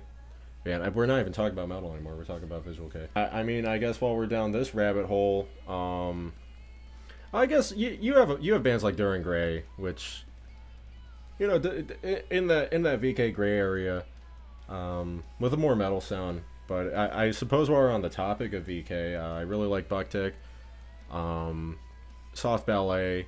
Again, these aren't metal bands, but these are great bands you should check out nonetheless. That's all I can name. Which Left 4 Dead character has the most swag? Lewis! And you guys already know my favorite DOA women. Well, you want me to throw in a curveball? Doesn't take a genius. Want me to throw in a curveball? Yeah, here's a curveball for you. I really like Tina Armstrong. Because I love white women. I'm a milkman. Is Weenop... Okay, so comment by Pingus58. Is Weenop ever going to get that dinner date with Ayane? Reply. This is the important part. Reply by Nioh Crimson 3542. Nah, he gotta fight me, gang. You guys know I don't play about this Ayane shit. I never have and I never will. I will die. I will die by this Ayane shit. I swear to fucking God. I swear. Everyone's soul. Your soul, my soul, everyone watching. I swear on all our souls. I'm the only one getting the dinner date with Ayane. It's not gonna be you. It's not gonna be you, little buddy. Okay? It's not gonna be you, little dude. Sit the fuck down. Be humble. You're not that guy, bro. I'm not sorry about it either. Bitch ass nigga. Drew Zgur 8468 asks, any plans for the God of War videos? Already talked about that. What's your favorite COD zombie song? Oh, that's that real shit. Oh shit. I'm a pussy ass motherfucker. It's 115. I mean, I'm a basic ass motherfucker. I know. It's very simple, but it gets the job done. All right, 115 every single time gets the damn job done. Nothing wrong with a good 115, a fucking 6-pack of beer, some Vicodin. Boom, you're ready to go. You're ready to kill. We kind of talked about the God of War thing earlier. I'm really down to do the classic God of War games. Favorite COD zombie song? It's a toss-up between The One and Beauty for Annihilation. Those are phenomenal. I think The One is horribly underrated. No one ever talks about that one. What would you say is the most memorable moment any of you guys had with a video game? Like, just like a moment or like an achievement. I feel like that's kind of, I don't know. I haven't done too much. Shit. You know, it's not like my greatest achievement, but I do remember earlier this year, me and Gumbly were playing Dragon Quest VIII, and we faced a monster by the name of Talos. And we were under-leveled, and we killed him, bro. We spammed a certain move that, like, dazed him. I think it's literally called Daze. And we just fucking destroyed him. We put the moves on him, man. We beat his ass into the fucking ground, dude. It was awful. I can't believe we got away with that. It feels like to this day we cheated with how much we spammed days on that son of a bitch. Oh my god. That shit was fucking insane. Actually, that actually just made me think of something else. Hold on. Probably my most memorable moment is, again, I was playing with Gumbly, and we were playing Yakuza 7, and we fought Majima and Saejima. I am sure everyone knows what I'm about to bring up. We got to Saejima, and I remember for whatever reason, I don't know what Gumbly was planning, but we got to the point where we were almost out of healing items, we were out of MP, and Saejima was about to one-shot like one of our party members that we needed. And I remember we unlocked Orbital Laser right before the boss fight, and I told Gumbly, I practically begged this motherfucker, I went, please use the Orbital Laser right now on Saejima. Please use it. That is an insane fucking sentence to say, by the way. But I remember telling him, please use it. And he was like, why? Why should we use it? That's my Gumbly impression. And I was like, please, you need to use this right now. And he's like, what if I run out of MP and it doesn't kill him? I'm like, it's going to kill him. I promise you. I promise it's going to kill him. I promise you it's going to kill him. I promise, I promise, I promise. And yeah, sure enough, it did. And we yeah, we spent a good 5 hours on Majima and Saijima. It was ridiculous, man. But yeah, when we get together and play RPGs, we have those conversations a lot sometimes where I'm like, please just roll the dice, bro. Roll that fucking dice, man. Please. Most memorable moment any of you guys had with a video game? Maybe when I was like 13, playing Nier Automata for the first time.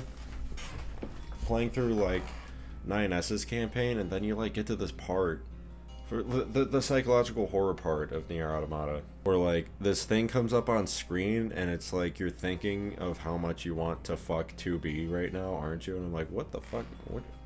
First of all, yeah. But second of all, why are you clocking me like this? What the fuck happened? I think about that sometimes. It's very weird. Like a damn fiddle asks, I am curious to ask you guys, how did you guys come together and decide upon the format of the channel? Having three dudes with different styles of commentary, editing, and the whole shebang, making content for the same channel. Did you guys get inspired by something? Also, I'd love it if you guys have some streams from time to time together, just doing ish. No pressure, though. So, the whole three guys thing, I actually don't really know. It just kind of happened, I guess. I think it must have just came from the podcast era, where all three of us were together and speaking about stuff. And I guess maybe that just kind of coalesced the idea of it being a variety channel. The only reason it works is because we all kind of have the same collective core of thoughts about games and different things.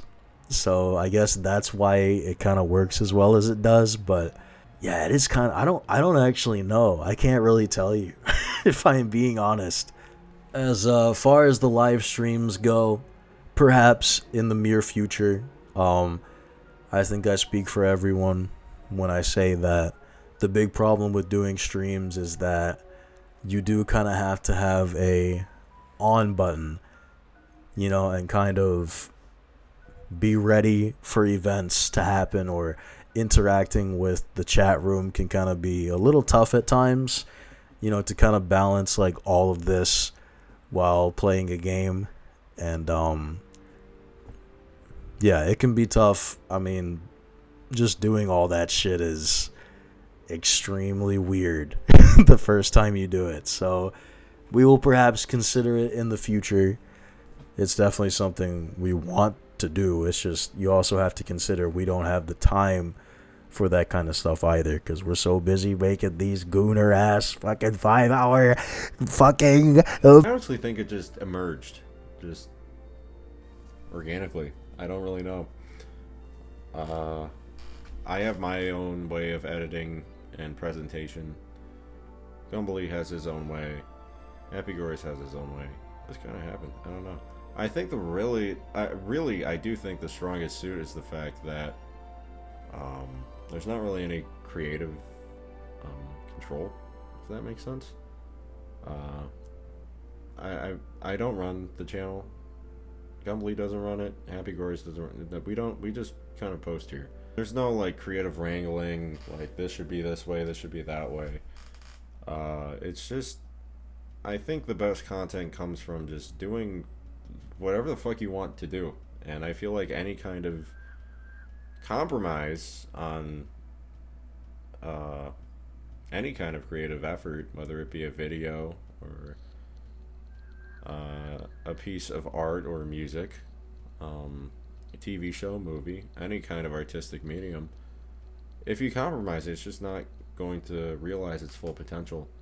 And I think that's kind of what makes this channel, I feel like that's what separates this channel from maybe other ones. I don't know. This is just me shooting in the dark here, but I make an active effort for every video that I do. I hate to compromise in any way, shape, or form. I don't like to hold back in what I say or what I want to put in the video in terms of like music or shit like that. I think it's important. For me, it's important because this video is a way for me to express myself. And there's nothing worse than not being able to express yourself the way you want to. I'm trying to get to a point here, but I'm struggling. I think for me what it is that growing up, being on YouTube all the time as a youngin', I'd see all these collaborative channels that just crash and burn because someone wants to turn the thing into some kind of business or some kind of this or that, and it completely fucks with the creative flow of everyone else. And I would hate for something like that to happen to this channel. As long as we can all creatively make these projects the way that we want to do them with the help of each other, or even towards one kind of unified artistic or creative vision, I think the videos will continue to be as good as they are. And streams! I love to do streams. I don't know how streaming works though. That's why I have to hash it out with the other two. One simple question. Which game director is the favorite of each of you three, and why? Well, I think y'all know who's mine. Hideki Kamiya. You know, the thing about Hideki Kamiya is this guy is a complete fucking fraud. This dude sucks at making video games, and yet he's made good ass shit. Like, he's directed it, man. It's crazy when you stop and think about it.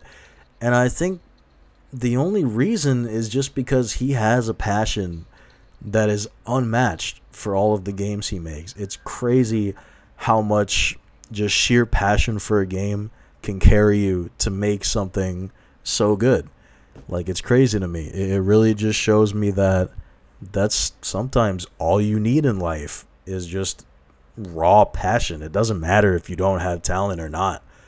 You know, it's why I like Kamiya so much. It's such an interesting thing to me, at least in my opinion. I think to this day, I've said a lot about Itagaki, but Kamiya. There is something so charming about Kamiya that is never forced or ever cringe. Kamiya, to me, feels like a true carefree visionary. Kamiya, to me, feels like a true, like, carefree creative, if that makes sense.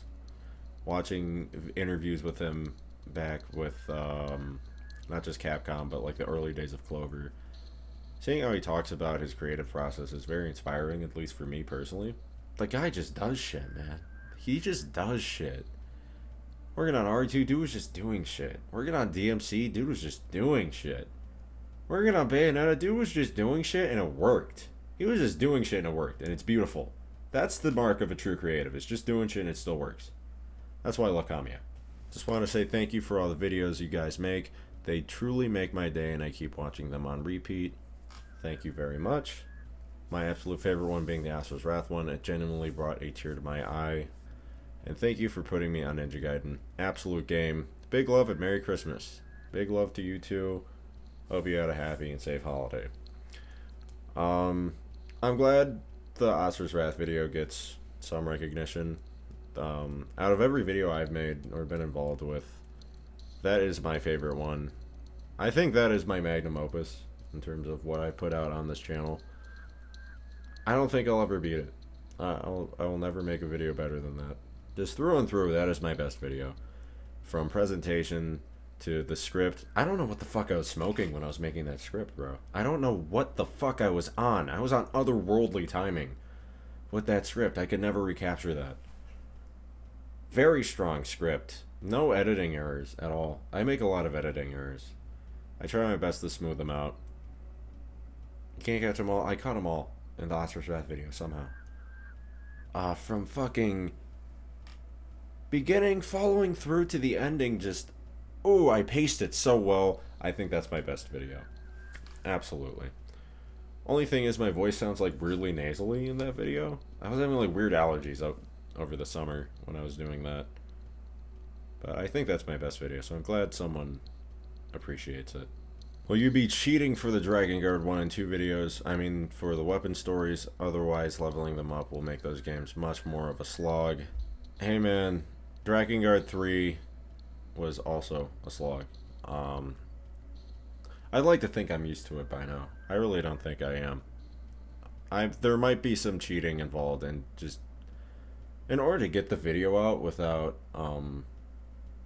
feeling like I'm like peeling my skin off just by loading up the goddamn emulator to get the footage.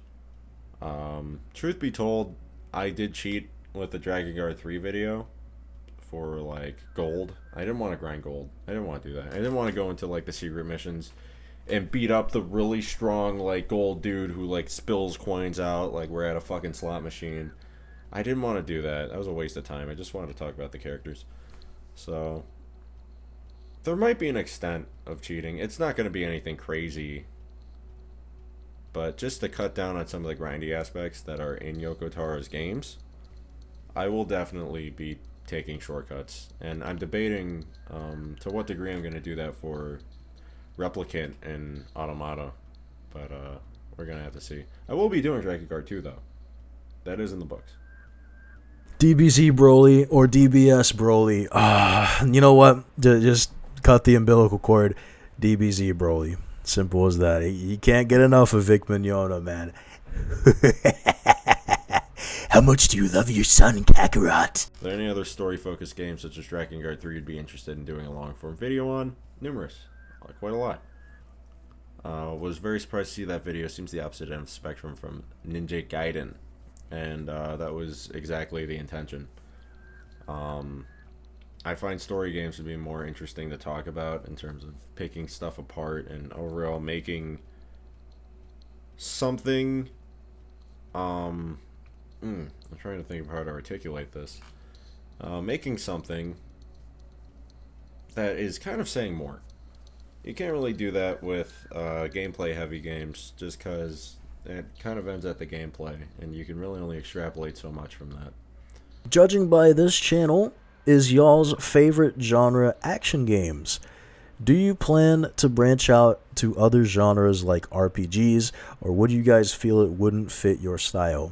I would absolutely love to do RPGs and a lot of other games. The main issue, if I'm being honest, is RPGs are so fucking long that it would be insane. The amount of work would be utterly insane for that kind of work, but I'm not gonna lie, I would love to try it. I would love to try it without a doubt. It's just action games, we've kind of gotten in this position where it's very easy for us to do, and it has become concise because we've made it that way. I think it'd be the same if we did RPGs. So I would love to experiment with other genres without a doubt in the near future, though. It's a definite possibility for me. What do I feel about Daigo Ikano's artwork? I was introduced through Street Fighter 4 first, then DMC3. I feel like Ikano's artwork is one of the more underappreciated aspects of some of Capcom's more influential designs and more influential games. The work this guy did on games like Street Fighter 4, DMC3, going into DMC4 and 5 is the glue that held those art styles together. Now DMC5, maybe not so much. Kind of wishy-washy on DMC5's art style. But in terms of like 4 and 3, just for the sake of example, that dude was putting in work. That dude was putting in some serious work. The fact that Ikano was one of the guys that Itsuno brought with him when he had his whole exodus from Capcom, it's sad because the guy was amazing for Capcom. But in the same light, wherever he goes with Itsuno, I know he'll do well. Hopefully. Been a long time fan. I have a couple questions, but I'll keep it down to a couple. Were there any games that you guys made a video about on the channel that you think you could have changed, such as formatting, scripting, or overall how the video was presented? Definitely the RE4 video. That was my first ever Strand type video, and I wish the formatting was so weird. There was definitely a big learning curve with that video. I had a lot to learn with that one, to say the least. It was just so bloated and long. I had a hard time figuring out how to go about scripting something like that. Did you guys ever scrap a video or have to rework one because it did not work out for whatever reason? I do remember one was for the RE ranking. I remember the one that I did for RE4, the final one, was so bad. I remember I redid it again, came back like a day later, and I was like, oh, this sucks too. And I basically did it a third time. I had to lock in a third time, and I was like, damn, man, I'm so bad at doing this shit. That one I remember a lot. And I think I did a pretty good job with that, but, you know, by default, I guess. Number 3, personal favorite video from each member. My favorite video from each member, Weenop. I love the DOA video. The DOA video is fucking awesome. I love everything about that video. My favorite Gumblar video to this day is Yakuza 0 Part 2. I'm just a big fan of how he's able to shrink everything down into such a concise manner. And I've never told him this, I love the way that he just absolutely hates something.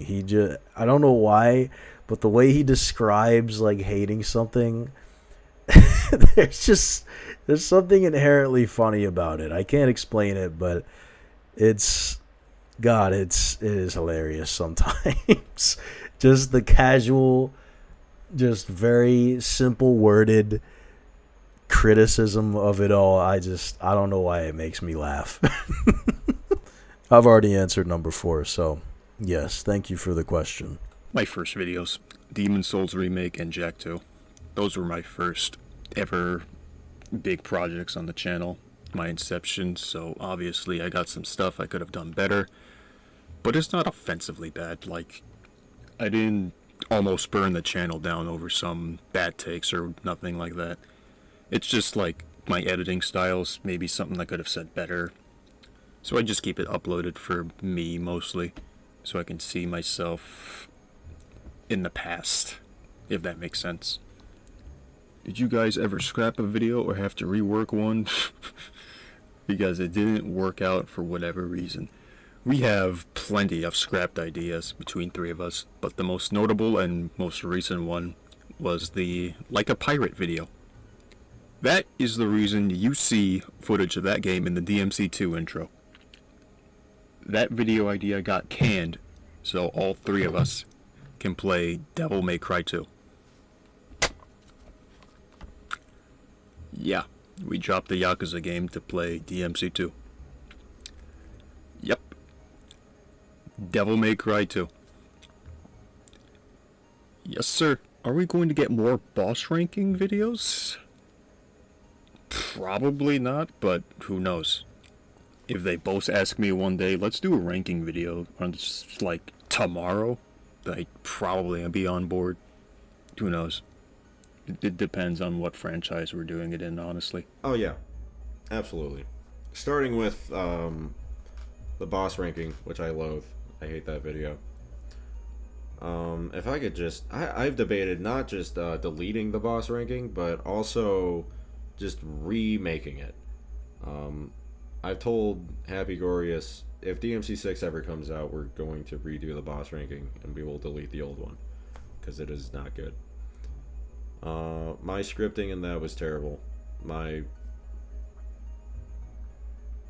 performance, I guess, my actual recording, my voice recording was bad.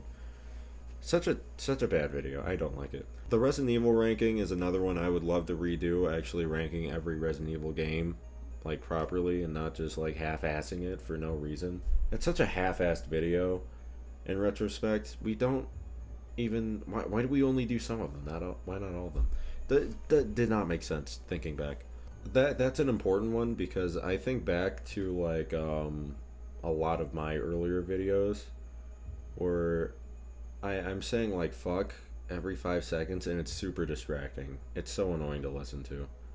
At the end of the day, they were written by a teenager, so that's really the only out I have. But the scripting in those is kind of weak and very annoying because it was written by a teenager. So I guess I can't be too mad at it. But still, I don't really like it.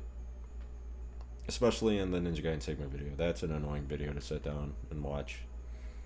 I don't know how it has so many views. My favorite video is the Bayonetta 3 video. I think that is Happy G's best work. That is such an underrated video. I fucking love it. I love the Bayonetta 3 video so much. That is such a good... that's one of our best videos, I'd say. We're going to get more boss ranking videos like the DMC one. Really, no ranking videos on the horizon unless we do a remake of the DMC boss ranking. We made the DMC boss ranking as a satire of ranking videos because neither me or Hapygourious likes those kinds of videos. And I don't think people understood that. It didn't come off well in the final product.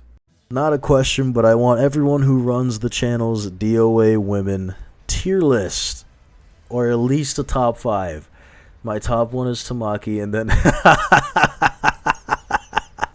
Yes, dude.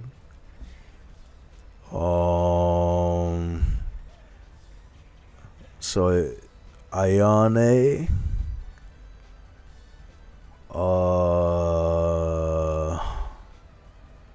Okay, Kasumi.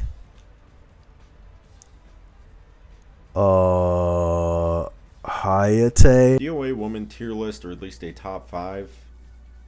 I will have to direct you to the Iva video where I so graciously provided it was like on screen for 5 seconds. I'll put it in here so you don't have to look for it. But that's it right there. What do you think it takes to create another character, action stylish, action icon like Ryu, Dante, or Bayonetta? I think what it takes is a basic, fundamental core and really just a highlight of every single facet of what makes a character. So the way they dress, the way they talk, the way they act, their weapon choice, their decision making, everything is what makes a character stand out. I know that's a fucking politician ass answer, but really I think that's what makes an action game character stand out, because that's kind of what you need. You need like a lot of moving parts to make an iconic character. So I do think aura and hype is a big part of what makes a good action game character. I mean, you can have a good character, but if they lack one central thing, I kind of think a bit of it's ruined sometimes. You can look at a game like Final Fantasy 16 with Clive. Is that really? I mean, it basically is. I don't know. It's alright though. But yeah, even if you have somebody like Nioh from DMC4 who is just fucking crying like a little bitch, I mean, at the end of the day, that is some type of aura. I mean, it's not a good aura, but, you know, it's something people will remember, you know? It's something that makes you stand out at least. So, I don't know. I think that's what's important. I'm not really the best, though, when it comes to this kind of stuff, but that's my thought, at least. That's my thought process and all of it. Just someone with legitimate, like, on the surface, insanity, but deep down, genuine human heart. That's kind of the overarching thing you can draw between the three of these that you listed, is on the surface, these are insane fucking characters. Bayonetta's hair is her clothes. Her hair turns into a big heel that destroys people. Dante is Dante, of course.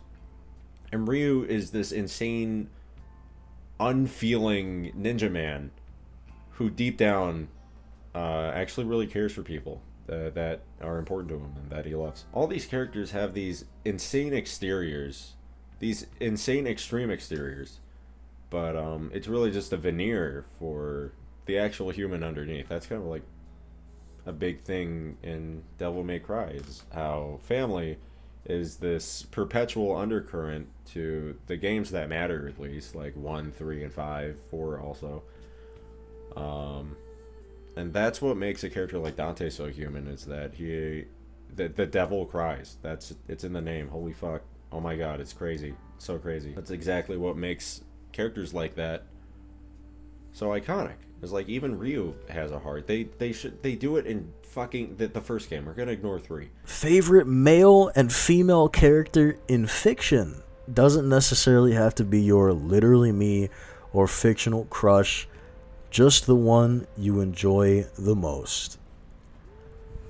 Favorite male and female character in fiction, huh? I definitely have to say my favorite male character and female character.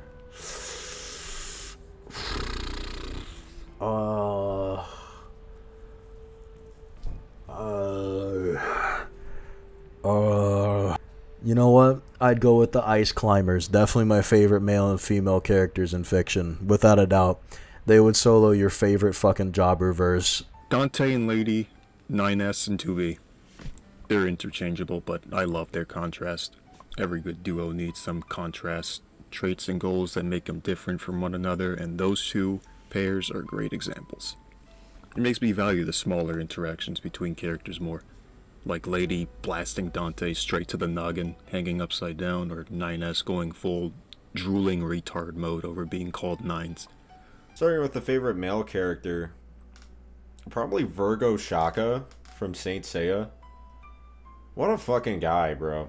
Virgo Shaka in the critically acclaimed Japanese anime series Saint Seiya is the reincarnation of Buddha.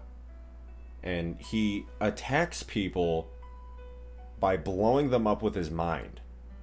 And then he sends them through the many layers of like Japanese hell. And he does this, and that's not even his ultimate attack. That's not even his final form. His ultimate attack is I'll just make a video about it, actually. You'll see a Virgo Shaka video. Favorite female character? Honestly, it's a toss-up between Revi from Black Lagoon, or maybe Satsuki Kiryuin from Kill la Kill. Those are two of my favorites, but I'd say they're tied. Some of your videos are blocked in specific regions. Is it intentional or some of YouTube's trickery? Unfortunately, we have a terrible disease called using copywritten music, and it's so bad that it just blocks the video in a certain region. There's nothing we can do about that, because that would take out a lot of the aura and hype for a certain video. So the best thing to do is to get a VPN that usually works its way around watching the video just on the browser. You can also download it. Alternatively, there are many ways to download it. I don't even know if I can tell you or show it, but yes, that is how you get around stuff like that, because copyright law is fucking completely stupid, and it sucks that we have to deal with that sort of stuff. So yeah, unfortunately, there's not really much we can do on our end unless we mute the music. It's YouTube trickery. Sometimes I will use songs in videos, which is a cardinal sin for a lot of YouTubers. They hate using music because of shit like this. Not only will it guarantee your videos get demonetized, which is absolutely what happens, but sometimes they will just get taken down for no reason. I used Fly Me to the Moon in the Dead Space video, and that got blocked in Russia and I think Belarus. The Ninja Gaiden 2 video, Japanese video game, that's blocked in Japan because I used a Japanese song that fell under some specific copyright laws that did not allow it to be seen. So that was disappointing. Just who fist this guy, J4T, asks, number 1, can you do a ranking of all action games you have played? Oh, that's pretty easy. Bayonetta 2, number 1. And number 2 is everything else. So yeah, pretty easy. Number 2, what software do you use for editing? I use Adobe Premiere Pro as well as everybody else. When are you guys becoming VTubers already? Of course, buddy. Whatever you say, man. Of course. Number 4, what is your favorite piece of media? Oh, buddy, here it comes. One Piece! Yeah! Favorite piece of media? Probably the trailer for Dead Space 2 with the Smashing Pumpkins song. I think that like soothes my soul. I watch that sometimes just for morale. Weenop is the only gay Brain Alert fan. I must ask which video game guy you would have a consensual, intimate relationship with.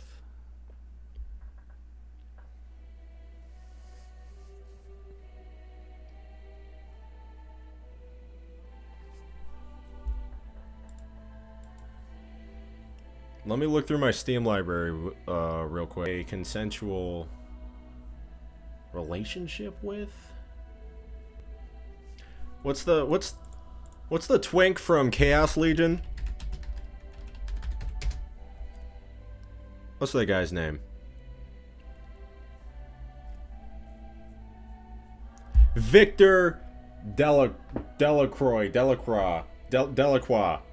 Victor Delacroix from Chaos Legion. There's your answer. Some guy asks, what's better, Devil May Cry or Ninja Gaiden? Tell me what aspects each game does better. So honestly, for me, it's definitely DMC. What it comes down to, I think, in terms of aspects, the game, honestly, for me, just has a certain style, a certain aesthetic that I like a little bit more than Ninja Gaiden. Of course, there's the weapon design, which just looks awesome. The music, I love Ninja Gaiden's music. DMC's music is better. I don't think there's much competition, if I'm being honest with you. I also think the stories in DMC, while some of them are complete dog shit, a number of them are also very memorable. And I cannot lie, I think Virgil solos a ton of the antagonists in Ninja Gaiden. Now, if we're talking aura and hype, you know, Mirai and Virgil, in my opinion, they're on the same level. But when it comes to dialogue and different things of that nature in the storylines, yeah, DMC beats Ninja Gaiden in that regard as well. When it comes to set pieces and all that stuff, DMC does have some very good level design here and there. Ninja Gaiden can sometimes have some very, not necessarily bland, but just pretty average level design. DMC1, oh my god, DMC1's level design, whew, man, that shit is incredible, especially for the time that it came out. So, yeah. The games are definitely similar, though, in a lot of regards. Like, the boss design is very fucking similar. The level design can be a little annoying in both games. But DMC has a little bit more going on in it, if I'm being honest. But they're not too far apart as one would think. Definitely. So, yeah. I don't know. Asking which one is better is kind of asking, so are oranges better than apples, and why? They're different fruits. They're both fruits, but they're different fruits. They do different things better. Devil May Cry does skill expression better, which, admittedly, skill expression doesn't really matter, but it's fun. It's like labbing combos in a fighting game, in terms of you will probably never use these combos in a real match, but the execution for pulling them off is impressive nonetheless, although you would never practically use them. There's still an artistry there, and there's still fun to be had in doing so, because it's high execution. It's still high execution at the end of the day. It doesn't matter if it's not practical, it's still high execution. In terms of like raw beat by beat gameplay, Ninja Gaiden does do it better. There really isn't ever a dull moment in Devil May Cry. There is always something to do. If you're far from an enemy, you can shoot them to keep your style meter up. If you're close to them, you should be hitting them. If you're really far, you could be taunting. There is always something to do, but it's more at the player's leisure. There's no leisure in Ninja Gaiden. You're always doing something in a Ninja Gaiden game because you kind of have to. Otherwise, you will die. If you stop doing something in Devil May Cry, your style meter is just going to fall. And for some players, that is virtually meaningless. Question. How do y'all always edit so fast and constantly drop long videos? What? What? I made 2 videos this year. Oh, well, we do have this thing called the brain pattern where one person will upload and then another person will upload. And I guess you can say that kind of stops burnout a little bit. It also just kind of stops from Brain Alert being the fucking Weenop show or the Happy G show, but I wouldn't say we consistently pump out content. Maybe at each of our own pace, definitely, but I don't know. Consistently is a bit of a reach there, brother. I would say at least. One, we absolutely do get burnt out, brother. All of us, all 3 of us. But I really just answered your question right there. We're 3 people. We make videos for y'all, yeah, but we also do it to impress each other. We make it so that the other 2 would want to watch it. We make videos that we would like to watch on YouTube, collectively. Also, Happy G and Weenop are good teachers to the editing gig, so we always have some stuff to share with each other to make the process more fun. It's good camaraderie. Thank you very, very much, 731 Rich Kid. There's a demon outside my fucking house right now. So, as far as the editing goes, I had to really streamline my process because they took a long time to edit at one point. And I remember I realized I only got 2 videos out in 2024, and that really bothered me. So going into 2025, I hope this isn't that loud. It's probably really annoying. It's going to be super annoying to edit. I use a lot of keyboard shortcuts when I edit to take away time from like clicking, dragging. But it is really time consuming. I do feel a little burnt out after the Ninja Gaiden 4 video, because I was just doing so fucking much back to back. I was doing Drakengard 3 back to back with the DMC2 video, back to back with the Ragebound video, back to back with the Ninja Gaiden 4 video. And it does take a toll. It took a toll on my social life. I barely had time to hang out with my friends at all, and it was really annoying. At the same time, I felt like I had to get these videos out. I guess discipline, that's the best way to put it. I don't know. I just had a drive to do it, and I think that's all that was pushing me forward. It's about having the drive. I don't know where that drive came from for me. It was there, and I think it paid off. Have you played Terraria before, and have you played it modded? Oh yes, all 3 of us have played Calamity with the DBZ mod, and let me tell you, that shit, oh my god, Moonlord with the DBZ mod is completely insane. Holy shit.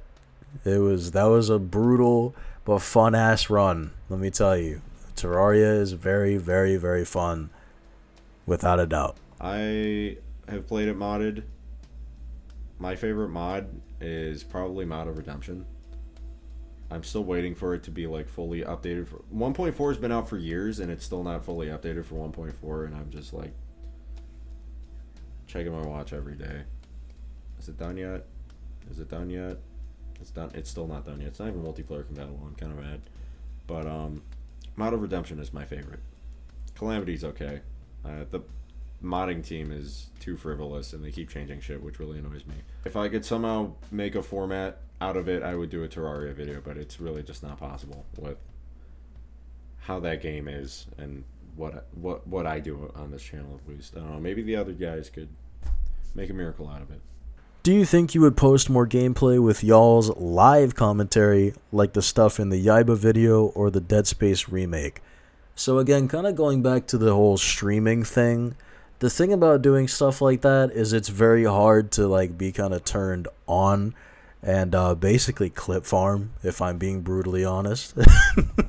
You know, it's hard to kind of do that sort of stuff and have like an on switch and be like, whoa, oh, that just happened. You know, it can be very tough sometimes to do the live commentary. But, man, I will say when it does happen, that shit is funny. We have a code word for the live commentary called the funny. You know, get on so we can do the funny, bruh. That shit is pretty good. But yeah, I am, when I play games, I'm mostly silent most of the time. So it is very hard to do that sort of stuff, at least for me. That shit is funny as fuck. The only problem is it takes, unless specific parts stick out to me, it's hard to fish that shit out of the recording. Because how I do recording for my videos is I'll just record a fucking long play. I'll just record a big ass long play. And like the Ninja Gaiden 4 video, I just recorded my entire first playthrough, and then I did another playthrough just solo without any kind of commentary whatsoever. But the first playthrough I had my mic audio and my friend's mic audio, and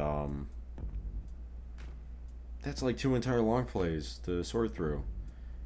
And I was gonna do more of that in the 4 video, but I did very, very little. I did way less than I anticipated I would. Because I was like, damn, this is gonna take fucking ever. And I try to do it when I can, but it's actually very difficult to do so. On a scale of 1 to 10, how painful was the DMC2? 10, 10, 100, 100, 1,000, 1 million, 1 gorillion, 1 Googleplex, bruh. Oh, 110 Googleplexes, bruh. 100 Googleplex.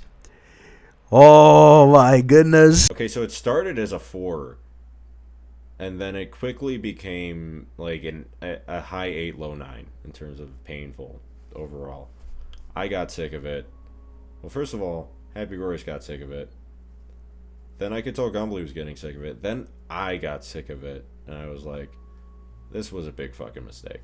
We should not have done this. I should have listened. Hapygourious warned me that this would happen, and it happened beat for beat.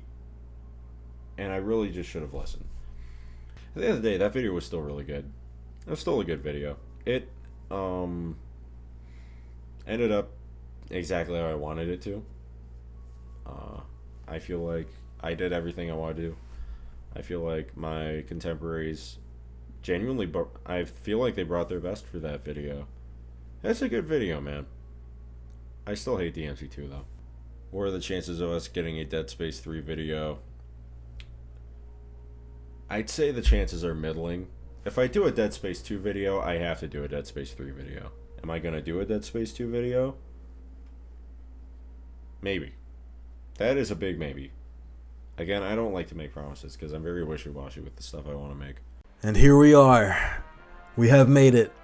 The final question in this Q&A segment. Asked by Cloneseus 9361. Do you prefer Manon's feet or Elena's armpit?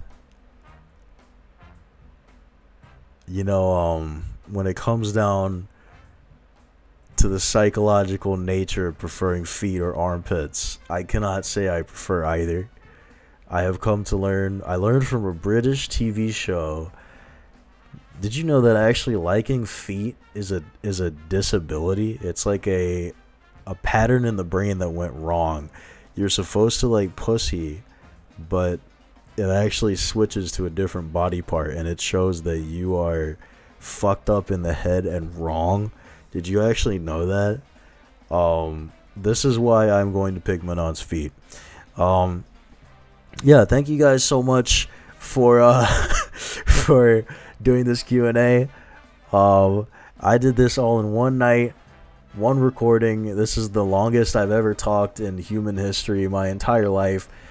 I'd like to thank everybody who dropped a Q&A, every single person who dropped a question. I love you guys, and I'm half asleep right now. Low key, I'm falling asleep. But happy holidays to everyone. Happy New Year. I'm sure this video is gonna get out just in time for New Year's. Oh yeah, y'all already know it is. Once I screenshot this and send it to Weenop, I'm sure he's gonna love the shit I'm about to send him. So just remember, make sure to eat an orange chocolate Milano cookie. Please go to your grocery store and buy it. If you can't, please make it at home. There are ingredients and ways to do it. I promise you, Bobby, there are ways to make orange chocolate Milano cookies. And happy holidays, happy New Year, happy birthday, and happy Nioh 3 release day, February of 2026. January 29th, there's a demo that comes out for Steam and PlayStation 5. Fuck Xbox. And remember that One Piece is the greatest anime of all time. Yes! One Piece! Yeah! Yeah! Yeah! Yeah! Yeah! Alright, we're still recording. Oh my god. Alright, well, that about does it for the Brain Alert Q&A. That was around 175 questions, I think. Took over 5 hours. It's a really long video, I'm sorry. But yeah, thank you guys so much for the questions. As usual, thank you for watching. Big ups to the Patreon supporters, as is usual. I'm just dragging this out for no fucking reason. But yeah, that was a lot of questions. Maybe next year we will put some different rules on things so it's not 5 hours. Maybe we might make it 5 hours again. I don't know. Great Q&A though. Thank you guys so much. Yeah, take it easy.